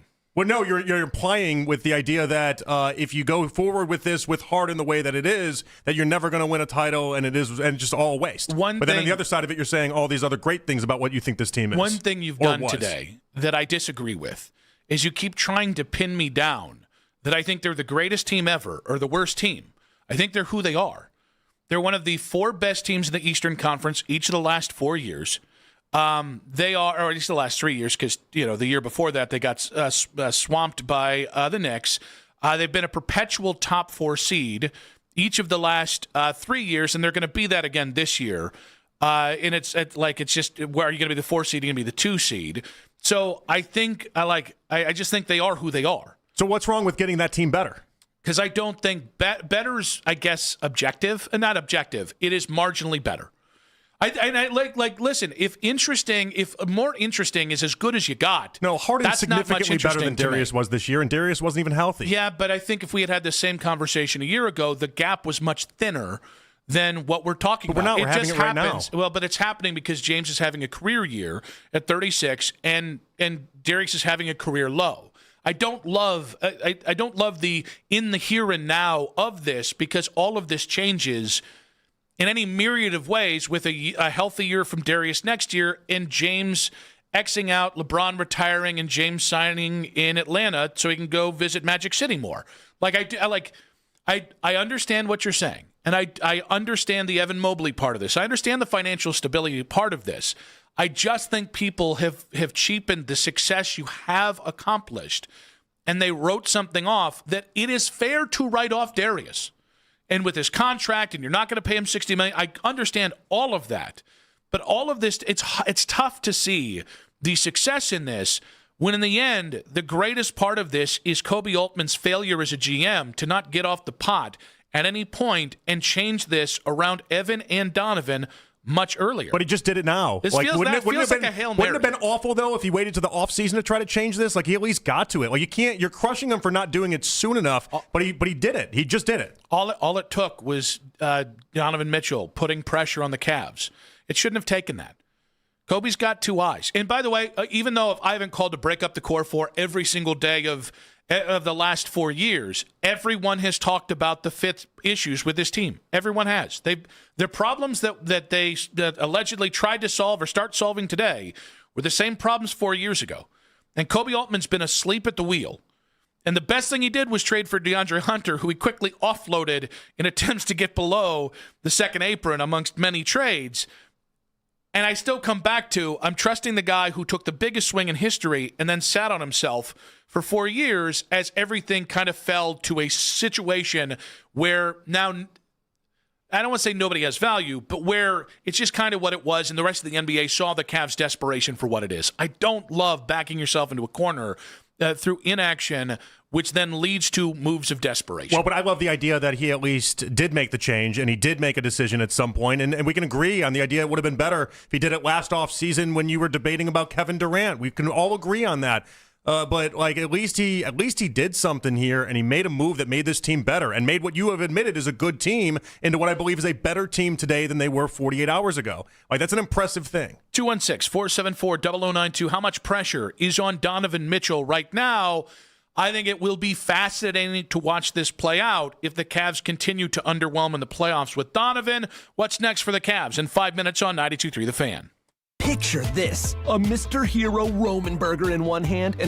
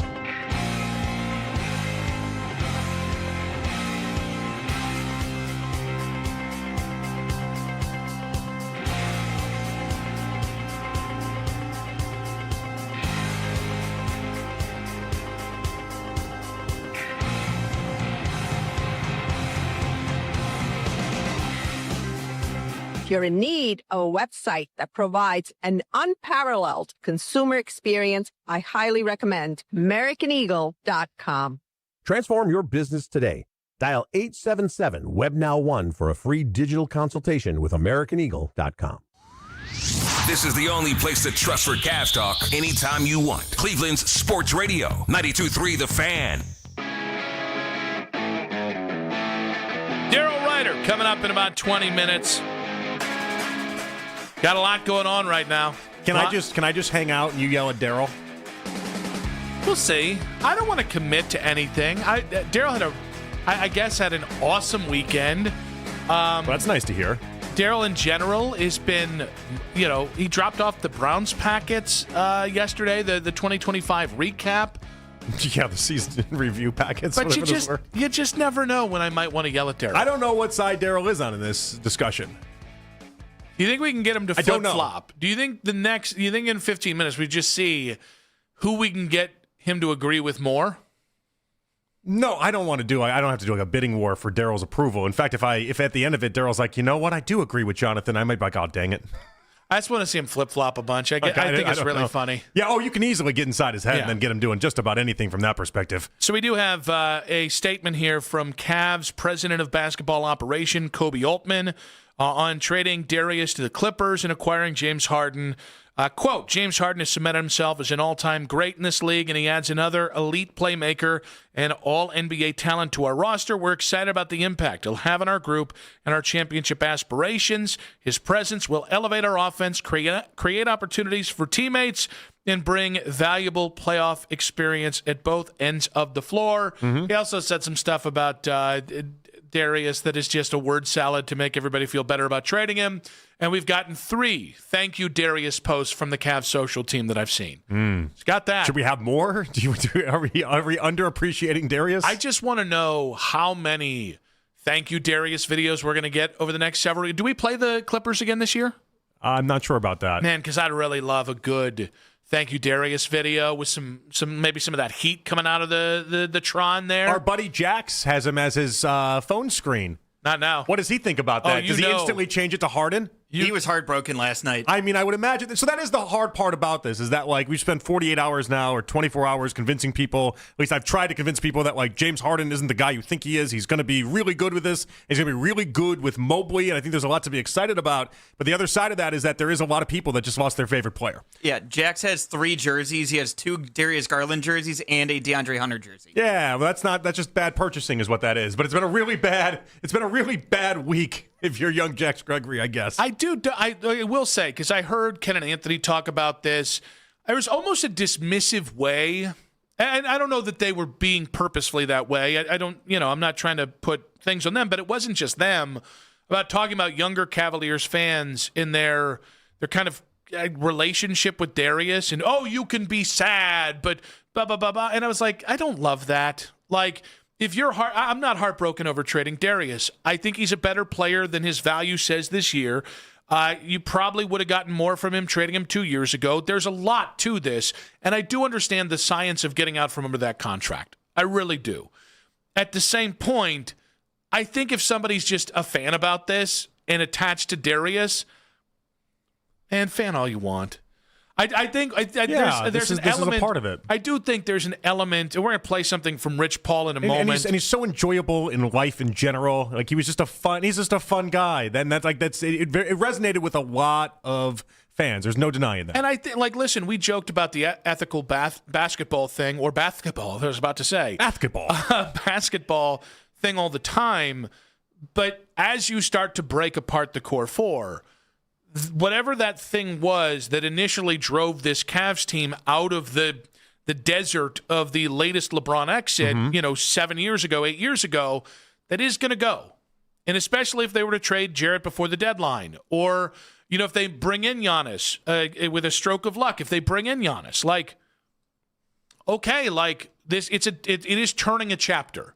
You're closing a book, and the thing you loved about the Cavaliers is probably not going to be the thing you love about the Cavaliers going forward, and it's going to be a little bit more zero-sum. I saw one guy online, and it was just a fan that I follow, and he was making the reference point of basically Darius being the Cavs version of Baker Mayfield for a lot of fans. Now, he ended it with like a funny joke of like, and both players got a Houston-made player in order to be the one that disrupted it all, right? Between Deshaun Watson and James Harden. That's funny, right? But like the idea is still there, is that there's such an investment in some of these guys that even if, and in the Baker instance, there was a lot of Baker fans that were like, no, this is the wrong decision. We don't like this. I think there's more people accepting of what the Cavs just did with Darius Garland and accepting of the idea that this is what you have to do in order to get better. But the parallels do exist there, and they exist for a reason. And like there's just there was such a fan base for Darius that I think it's just important to just recognize that. So I will also say this, because I think with Donovan now,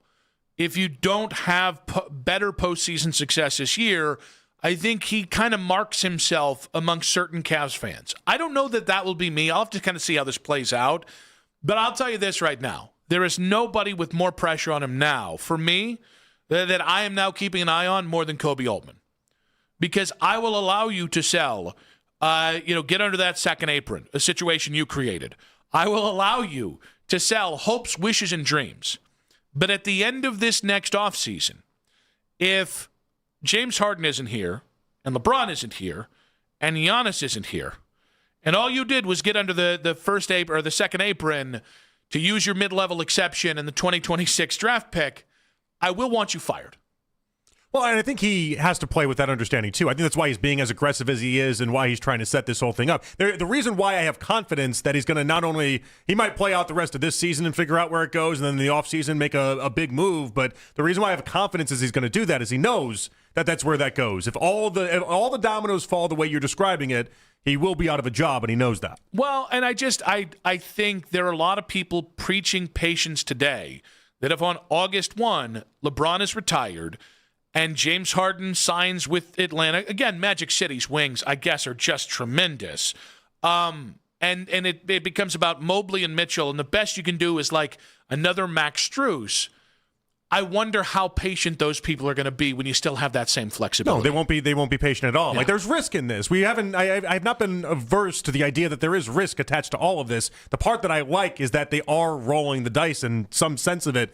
Because, again, I just didn't care for them just sitting on their hands and acting as if it was all going to clear itself up while not making a move. Do you trust Kobe to get it right? Yes, I do. He's earned that trust with me. And yes, we've gone through all sorts of battles where I've thought at times he should break up the core four and he should have been doing this and he should have been. Is he a perfect president of basketball operations? No, he's not. But he does have that killer instinct in himself and to pull the trigger when he feels like he needs to.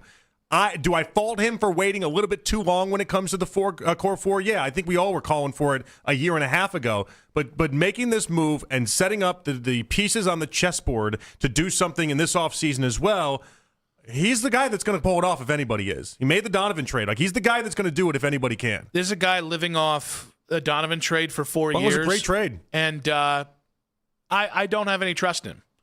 I think him waiting too long. I think he's getting a bit of, not the Peterlin pass. Definitely not. But I think he's getting a pass in all of this. And his inaction has led the Cavs to where they are. I mean, last segment you just waxed poetic about how great their record was and how good of a team this has been and what the accomplishments they had. I mean, they have had accomplishments. They just haven't had the accomplishments.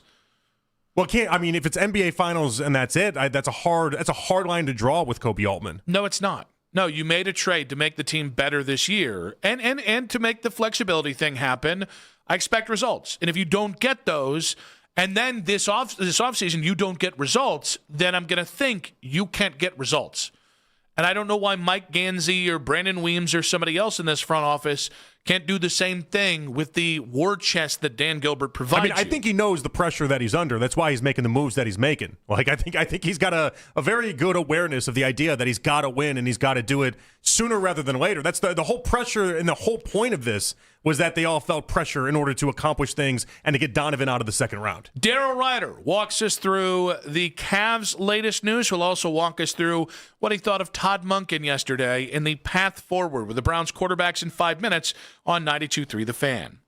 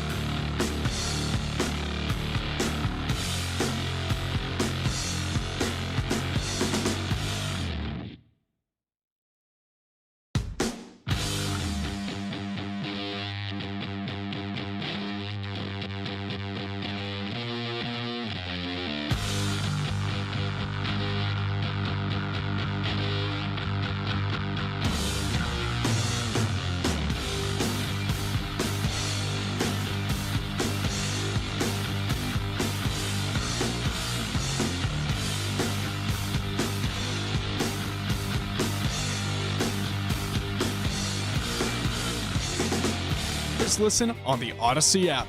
Headline Sports News every 20 minutes right here on 92.3 The Fan. From the University Hospital Sports Desk, I'm Matt Corrali.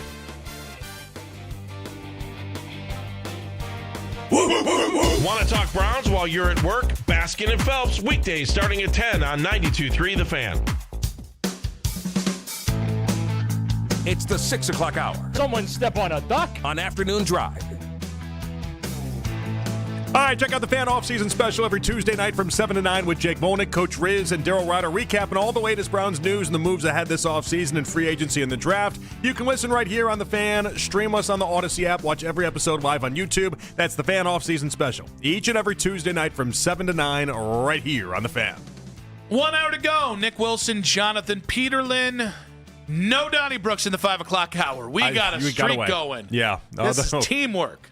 Well, it got close. I mean, it did get close. We got close. It got close a couple times. But together, we bridged that gap. Well, there we go. There we have it. And now I just want you to go back and forth with Daryl. I might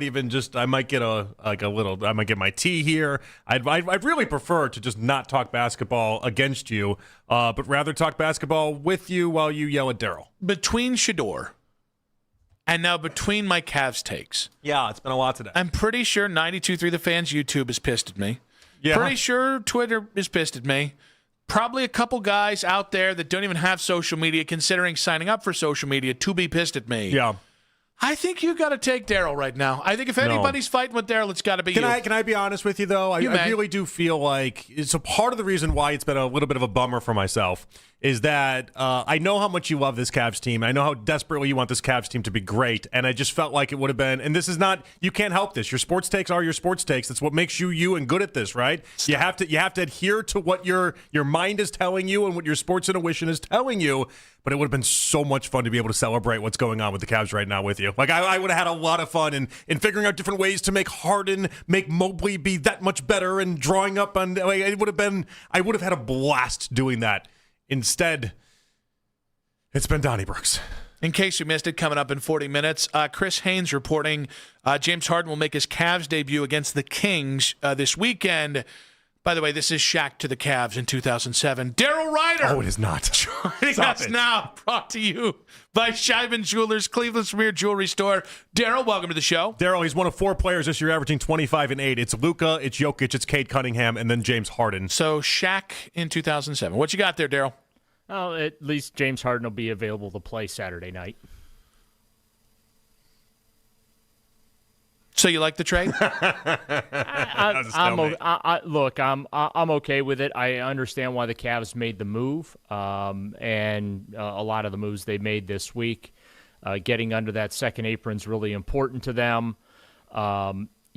He's a lot bigger than Darius Garland is, so we'll see how he and Donovan Mitchell mesh together. There's been reporting out there that Donovan specifically wanted James Harden. We'll see how that works, but I am concerned about the reputation that Harden comes with, and that obviously is one who tends to bail on his teams the moment the times get going tough. And as we've learned the last couple of years with the Cavaliers, unfortunately, times do get tough with them. So I understand moving out Darius Garland. I thought that was something that they needed to do maybe a year ago. And maybe we all overestimated his actual value in NBA circles from a trade standpoint. All right, Daryl. I like Nick's answer better than what your answer was, just so the record shows. I'd rather go with the Donnie Brooks than the let's see it play out, but I appreciate I like the thought. flattery, so I'm going to accept everything here. So you think this was Donovan's You're like call. Todd Monkin. You like to have your ego stroked. Anything, really. So I did like yesterday how he corrected himself and said, but in a good way. Is there any other way? Now I'm just thinking of the video of Andrew Barry. What'd you make of him saying he likes Daniel Ofusi better than you? He was just having some fun with me. I know there were some people on social media saying that Andrew owned me, but I guess you had to be there to see what happened. It was nothing malicious on his part, and he wasn't trying to send me a message or anything like that. He was just having some fun in the middle of the press conference because 8 of us were shouting questions at him at the same time. All right, back to the Cavs. You hinted that this is Donovan's call. If this is Donovan's call, is he the one that takes the heat if it doesn't work out? Yeah, I think he has to, right? And it's clear that the Cavaliers recognized the core 4 thing was no longer working. Again, I could have told you that a year ago. So they break it up. We'll see if they break it up further this offseason. I don't know that they're going to be able to do a lot between now and the trade deadline tomorrow. Maybe they get under that second apron by dumping that remaining, 3.8, 3.9 overage that they have right now. But the window is the window, and as we talk right now, and I'm not saying that Donovan Mitchell's LeBron James, don't misunderstand me, but the situation is similar. The clock is ticking on Donovan Mitchell and his contract, and so the front office needed to do something, anything, to put them in a position where you feel a lot better about them getting through that second round of the playoffs. Whether or not Harden is going to be enough to do that remains to be seen. But again, he's available to play more often than Darius Garland is not. And, that's not Darius's fault. When he is healthy, he is a dynamic, electric player. But, again, not available to play on a consistent basis, and he's always getting hurt. So I certainly understand why the Cavaliers did what they did this week, and we just got to see if it'll ultimately pay the dividends come April, May, maybe June, because I think that's going to have a tremendous impact on what the rest of the year looks like, especially in those summer months when it comes to making additional roster moves. All right.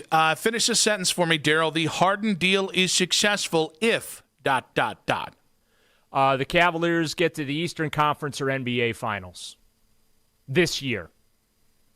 This is not. I'm not looking at this Harden deal, what they do next year. No, I'm talking this year. If they get to the conference finals, they get over that second round hump, if they get to the NBA Finals, then I think it's a successful trade. Also, can I add something else on there, Nick? You may. They don't extend his contract. He only needs to be here for 2 years. After that, I think we're good. Do you think we're going to land LeBron this offseason? I do. I think I think it's one of 2 options for LeBron, because he's done with the Lakers after this season. He's either going to retire or he comes back to the Cavaliers on I don't know what the money will look like, but he'll come back to the Cavaliers for a farewell tour. It won't be max money, and I think that all this is kind of being organized and set up there, and also, too, for them maybe this offseason to take a swing at Giannis, assuming that Giannis will be available. All right, Daryl, let's get to it here. Todd Monkin talking up Deshaun Watson with Channel 19 in town. Didn't necessarily talk up Shador Sanders, but didn't talk him down. So I'll ask you, what is more likely that Todd Monkin pulls off in 2026 as the Browns head coach? He resurrects Deshaun Watson from the fiery ashes of suck, or he elevates Shador Sanders to being a legit starter? I think elevating Shador Sanders to a legit starter is more likely. Deshaun Watson hasn't resembled anything close to elite for 6 years. That's a long, long time. And there's also been injuries that have occurred over that period of time as well. The body isn't the same. So, yeah, I think Shador growing into a tangible, legitimate NFL starter is a lot more likely than, turning Deshaun Watson back into an elite quarterback. Because it's one thing if he sees the field and he plays, and I don't have any expectation that he will play well. Whereas with Shador, I think that there's a lot more hope and promise there that maybe, you can find something within him and turn it into something. But I'm definitely not on the Deshaun Watson rehabilitation bandwagon by any stretch of the imagination. So were you then alarmed with Monken's comments where he says he wants to tap into what made Deshaun elite and said all these great, wonderful things about him to Channel 19? No, I wasn't alarmed because I certainly don't expect him to say that, well, Deshaun's washed up and there isn't much we can do about that. I think that he is, in a lot of ways, this is what's available to him. So I think what he's trying to do is project that they're going to try and make the most of whatever hand they're ultimately dealt. So, no, alarmed, no. A little surprised that that's the language he used? Yeah, a little. Because, again, we're 6 years removed from that, and a lot has transpired over that time. And quite frankly, I just don't think there's a lot of it there, especially when you're talking about someone who ruptured the Achilles twice within a 3-month stretch. And I think that there's something to be said and recognized for that from a realistic standpoint, that there are going to be limitations there. He is not going to be the same dynamic, explosive playmaker that he was with the Houston Texans and that the Browns hoped they were getting, giving up to 230 fully guaranteed millions worth of dollars, as well as, of course, those 6 draft picks. So I'm of the opinion that Deshaun's best days are well in the rearview mirror. But again, Todd Monken's got him. He's got Shador Sanders and Dylan Gabriel to work with, and it'll be interesting to see if Andrew Berry has any other solves this offseason at that position. But I am infinitely more optimistic about Shador's future than Deshaun Watson's, because the Browns can't get out from under that contract fast enough. Daryl, it's interesting, the Browns' messaging over the last month. When they fired Kevin Stefanski, Andrew talked about and presented this front of, we've got a young core, we're going to have a lot of cap space to spend this offseason. We got a lot of draft collateral. This isn't going to be a huge turnaround. They won 8 games the last 2 years. Right. And then, Andrew did say yesterday, we got a young team and there are realities you face with that. I look at this and go, I think it's really important Todd Monkin, as a 59-year-old head coach who maybe doesn't walk, talk, and act like the contemporary coaches of Kevin Stefanski, I think it's crucially important he wins this year, more so than Kevin did, but they seem to be patient. What do you expect? How do you expect the Cavs to tackle this offseason, and how aggressive they might be to take that step forward this first year under Monken? Well, and that's why I asked Jimmy Haslam what I did about the whole reason you fired Kevin, or you said you fired Kevin, was you didn't win enough games. Now, that was the message from Jimmy Haslam. It was a different message from Andrew Berry, and that was, well, independent of the game results, there wasn't enough progress and development behind the scenes. So you've got two conflicting messages. And so I asked Jimmy yesterday, hey, you're going to win a lot more games this year? Is that the expectation that fans should have? And then that's, he said that, hey, let's, not get too carried away there. But the expectation is they will win more than 5 games. So I think anywhere, just looking at the schedule, or I should say the list of opponents, I think anywhere from 6 to 7 wins is realistic. And again, that's having zero clue who's going to be on the offense, what the system's going to look like that they're going to try and run.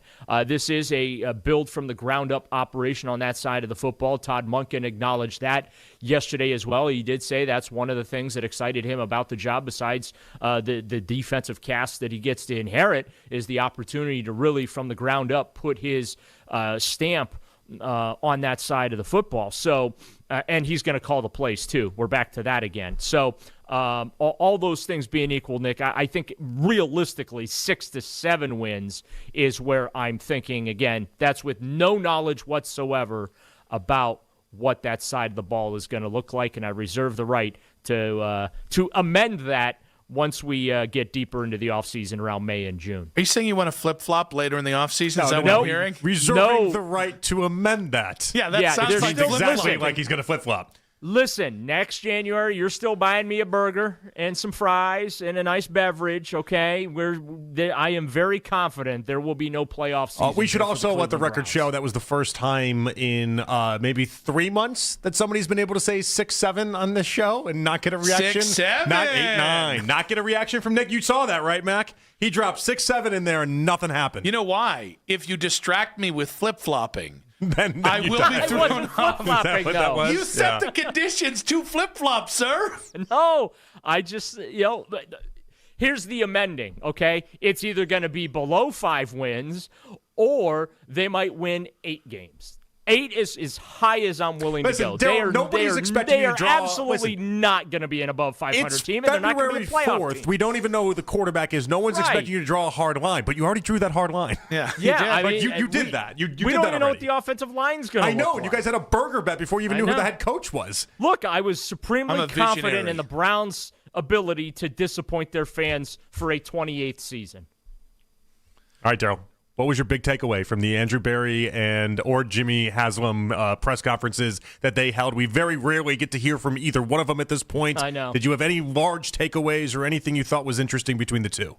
Not really. I mean, they said exactly what you would expect them to say in that position, that Todd Monkin was their top candidate all the way through the process. What were they going to say? We had like 3 other guys who wanted to hire before Todd, and he's the only one dumb enough to take the job. So, I mean, I'm just saying, like, what else were you expecting these guys to say, about this whole process? So, I'm just comforted knowing it took them 24 days to arrive at that conclusion that Todd Monkin was, in fact, their guy. Daryl, do you remember the performer Snow, who had the big hit in the 90s, Informer? Yes. Okay. I do remember that song. All right. How's Try it go? to forget it, but I do remember. How's it go? I'm not sure how that goes. Yeah, I'm not singing it. Nick can do it. That's fair. It's not a good song. I want to hear it.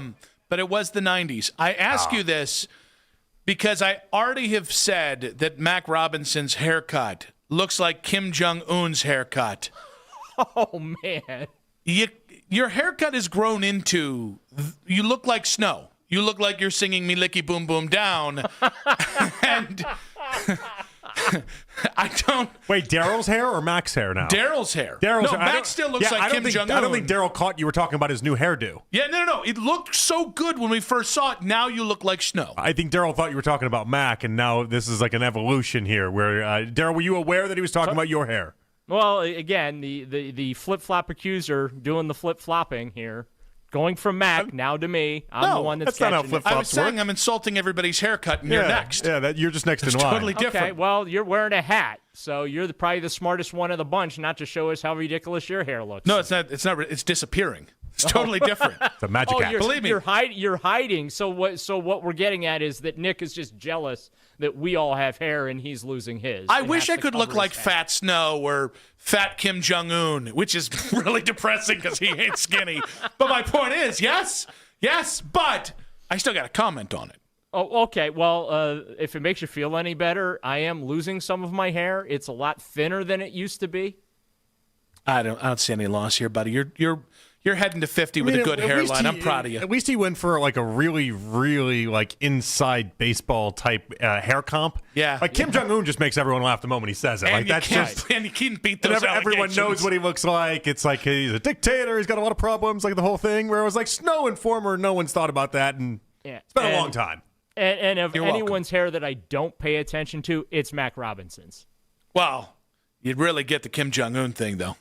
That'd be pretty funny. Daryl, we appreciate you, buddy. You bet, guys. Have a great week. Daryl Rydery, Licky Boom Boom Down right there. Brought to you. What?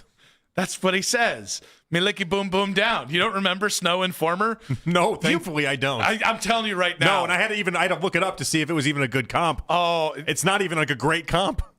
I mean, it's not my comp for Kim Jong-un over there, the dictator. It's a strong comp. I think Mel Kiper Jr. is closer to what Daryl was putting out there. He'd like that too much. You know I can't do that. Yeah, maybe not. Brought to you by Scheiben Jewelers, Cleveland's premier jewelry store. I like that I got a twofer there.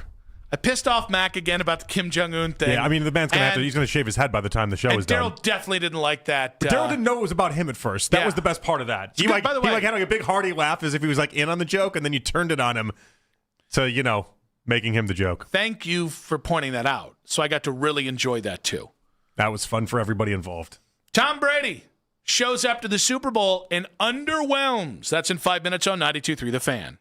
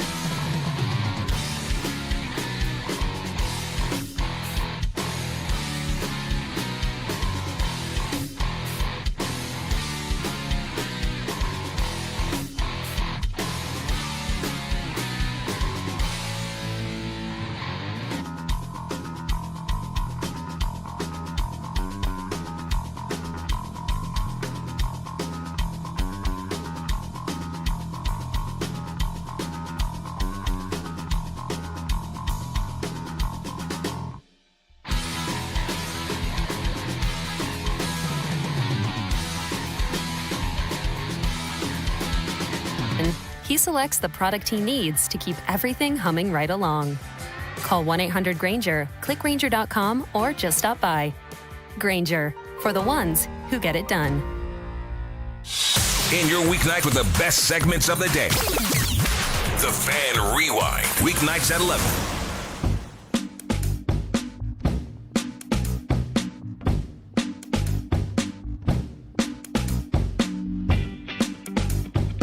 In case you missed it, coming up in just about 15 minutes here, Nick and JP back on Afternoon Drive. I really thought the show would go different today. Oh, really? I did too, if I'm being honest.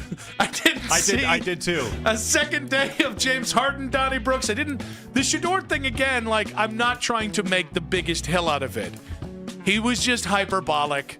But we got one of the aunties is pissed at me on social media. Mm-hmm. She sent 3 tweets. When you send 3 tweets, you know they're not happy with you. I told Keith how I thought today was going to go because we talked before the show and like all day I was like getting myself in the right mindset of it all because I really thought you were going to come in here and be like, you know what, guys, I slept on it. I like James Harden. I like what I think they needed to do this, and I told myself, I'm like, be so cool about it. Don't be the guy that's going to be like, but yesterday you said that. Like I'm like, Nick's going to be so happy with how I handle this. I'm going to let him flip flop and move over to my side, and I'm not even going to bring it up because I'm just going to be so happy that he got here that I'm just going to encourage you coming on over to this side.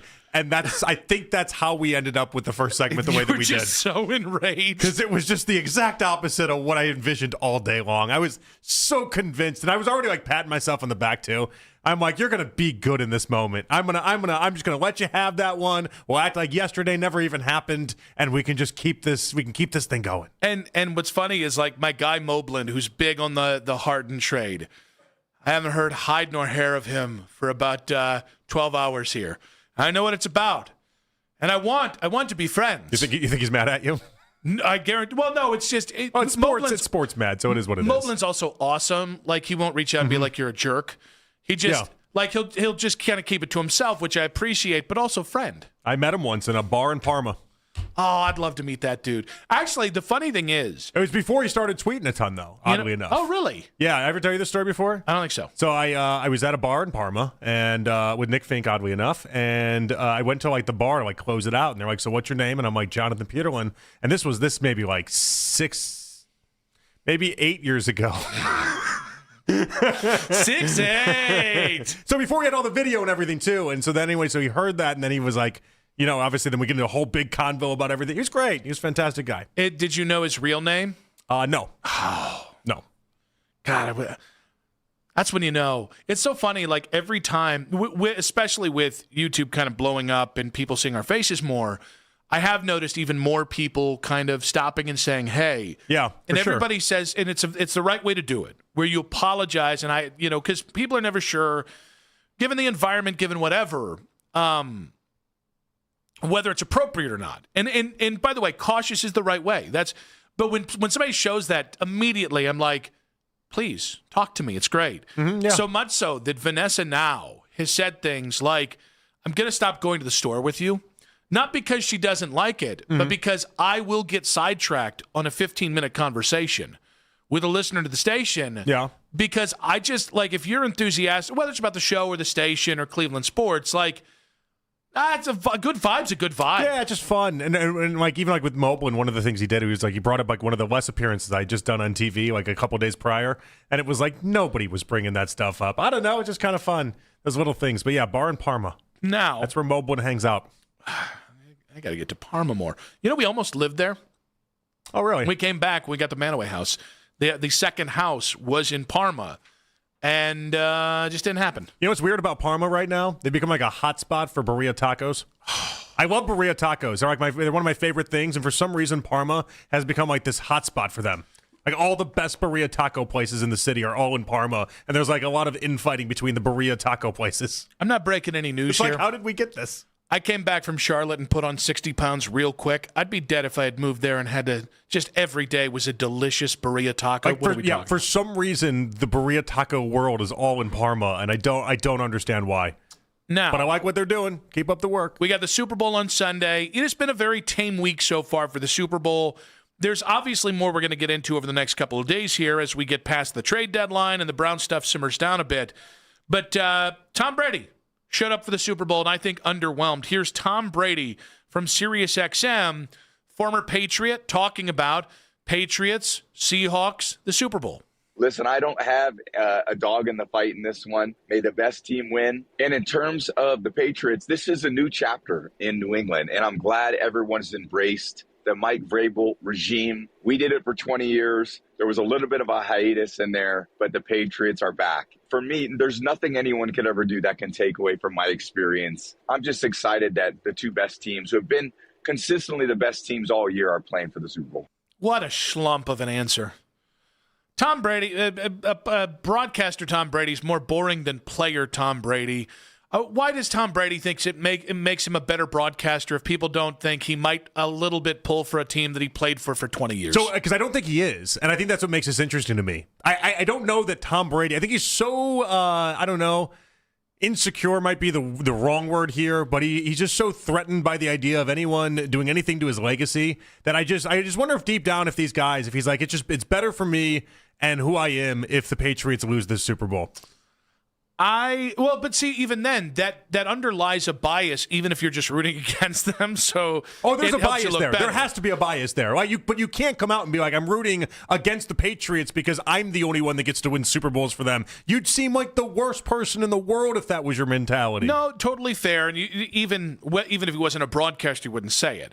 But I've had the chance to work with people, both full time and sporadically, who really push this, I'm objective and I don't have biases, and it's the least human way to talk ever. Well, and that's why the reason why this answer stinks is because we all know deep down the answer is he wants the Patriots to lose, but he can't come out and say that. Yeah, and like Tom Brady in general, like, you know me, I'm fascinated by the fall alleged of Tony Romo and the drive of Tom Brady. There's a big glow up. And it's all perceptional. Tom Brady has not gotten better at broadcasting. He's not. And in fairness, guys, I don't think it's ever harder to be a good play-by-play guy or a color analyst. The game has never moved faster, and so your thoughts have to be sharper and quicker. And if you are even a second off, it is just brutal. So I don't think it's a broadcaster problem. I think it's a product problem in how hard it's become, that how much the rhythm has changed in calling a game in like 10, 15 years. At the same point, Tom Brady is maybe 10% better than he was last year. He's not worth $480 million, and Tony Romo was never really that good, but it's not like he's just completely checked out now. I don't think either. Sure. This is not like an Al Michaels situation. Oh no! What I find interesting though, less about the broadcasting side of things, more about the idea that he won't say he's rooting for the Patriots because he's not rooting for the Patriots. Like would the Patriots win diminish Tom in any sort of way? I tend not to think so. Did Steve Young's Super Bowl win as the Niners quarterback diminish Joe Montana? I don't think so. I don't think so. But then it also was brings an extension of it. Yeah, and so all right, let's think about it this way: if Donovan wins this year before we have a decision on LeBron, is LeBron rooting for that to be the outcome? There is a better story for LeBron to be the only person to have won in Cleveland, to be the only person to, in the entire time we've been doing this, have brought a championship home. It doesn't make the title any less, but it does add another person to that equation. All right, on this same thread, because I think you're pulling at the right strings here, it would be fascinating if LeBron is rooting for the Cavs to get to like the Eastern Conference Finals this year, but maybe not to the actual finals. So that LeBron, so he can be the one that puts him over the top. Yes, 100%. For sure. Like, think about how LeBron thinks, and think about like what we know about LeBron. Is that crazy to think that? No. Of course not. Not at all. And so like it's part of maybe what's driving the Tom Brady part of this conversation as well, is that thinking that like deep down there's got to be a part of him that's like, I can't believe Drake May is doing this already. They're supposed to think I'm the greatest of all time, and they're supposed to be upset about not winning for 20 years before they end up winning again. I just think what's interesting is and Michael has this. Michael Jordan has definitely expressed thoughts that I've felt this way about. Certainly Tom Brady with what you're driving at. LeBron, there's this insecurity while being seen as the greatest or second greatest to do the thing that you've done. That, like, I'll be honest with you. I don't think Jose Ramirez has that problem in Cleveland. Like, oh, what if somebody's really good after me? I don't think Bernie Kosar feels that way. Like, and I don't think guys who are still elite at their thing worry about it the way that seemingly guys who are on some level psychopaths to be great and the greatest do. Like, because this was supposed to be a layup of a question. Oh, 100%. This was supposed to be, who are you rooting for? And then the answer is like, well, I'm always rooting for Robert Kraft. I love this Patriots team. Drake May's great. Who else would I be rooting for? And he couldn't do it. He had to say I have no dog in the fight because we know deep down he's rooting for the Seahawks. I just think there's an insecurity that maybe I've just found self-contentment and not being the greatest at anything. Just pretty good at some things and really atrocious at other things. But I could not fathom being Tom Brady, LeBron James, Michael Jordan, and being so obsessed with how people view me that it affects me after I play, let alone affects me while I'm still playing. Jasko on Twitter, by the way, saying, I said Berea tacos and saying it's beer-e-a tacos. I'm cool with saying it how I said it. I'm fine with that. I'm okay saying Berea tacos too. Yeah, I'm fine with that. Yeah, I don't know what Berea is, but I know what Berea is. No, he is right. I always just I feel like you sound like a jerk if I was like the Berea. I can't even do it right. One thing about I don't have to go down that road. I'm cool with Berea. I'm cool with calling it how I called it.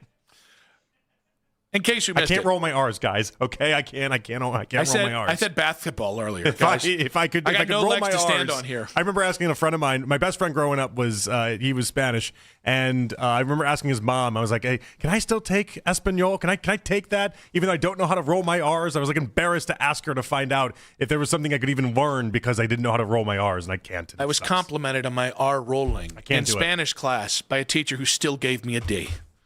And if you wonder why. Because I was a D. Gonna shock everyone there. Hey. I didn't say it. This is Senora Geis. I didn't say it. Senora Geis. Put some respect on Senora Geis. I didn't say it. But you know Miss Carble, my Spanish teacher, was the best looking one in my high school. I'm horny. She's no Mama Pat. We all know that. In case you missed it. I wish she was. In 5 minutes on 92.3 The Fan.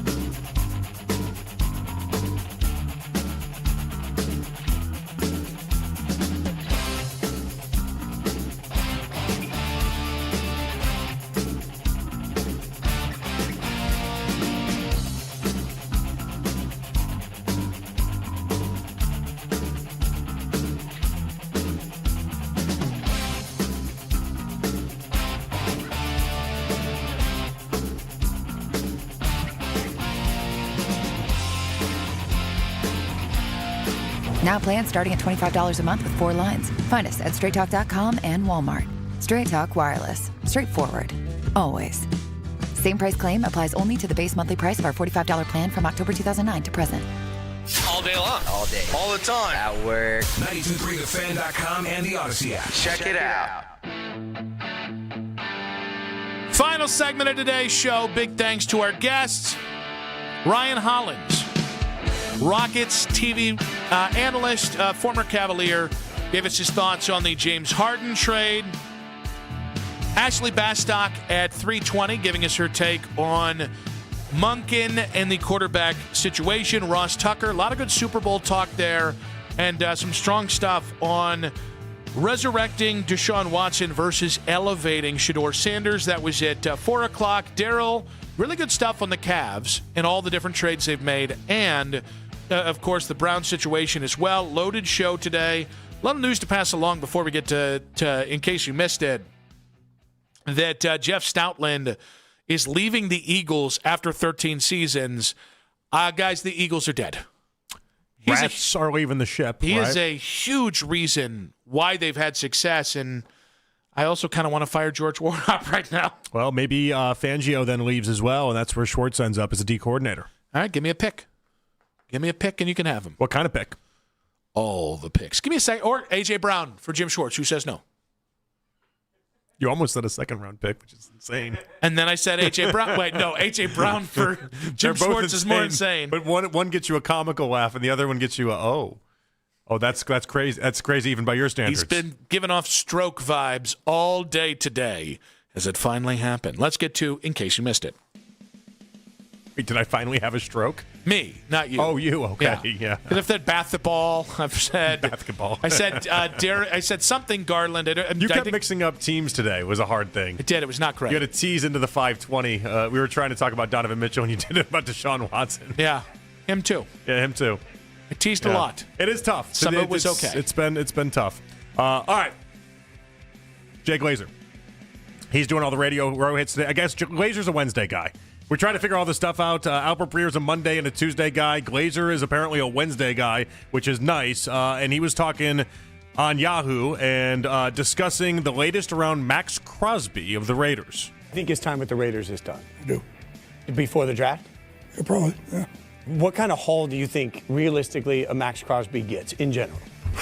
He, probably more than Micah. So the day it happened, no less than 20 teams called me and asked, dude, is this real? Can we get him? What's it for? I'm like, God, we're not there yet, but yes, it's real. He was just like, I'm not going through another rebuild. All right, so Max Crosby's going through his, I think what Myles Garrett did last year, essentially. The difference here is that Max Crosby did just get paid, a year ago, maybe 2 off seasons ago? Now he's underpaid. It was like $35 million a year. He's underpaid for how good he is. But is this a contract thing, or is Max Crosby legitimately going to be dealt? I can't tell. I do think it's weird that you might finally have the quarterback. Like the quarterback you've been searching for since Derek Carr got traded.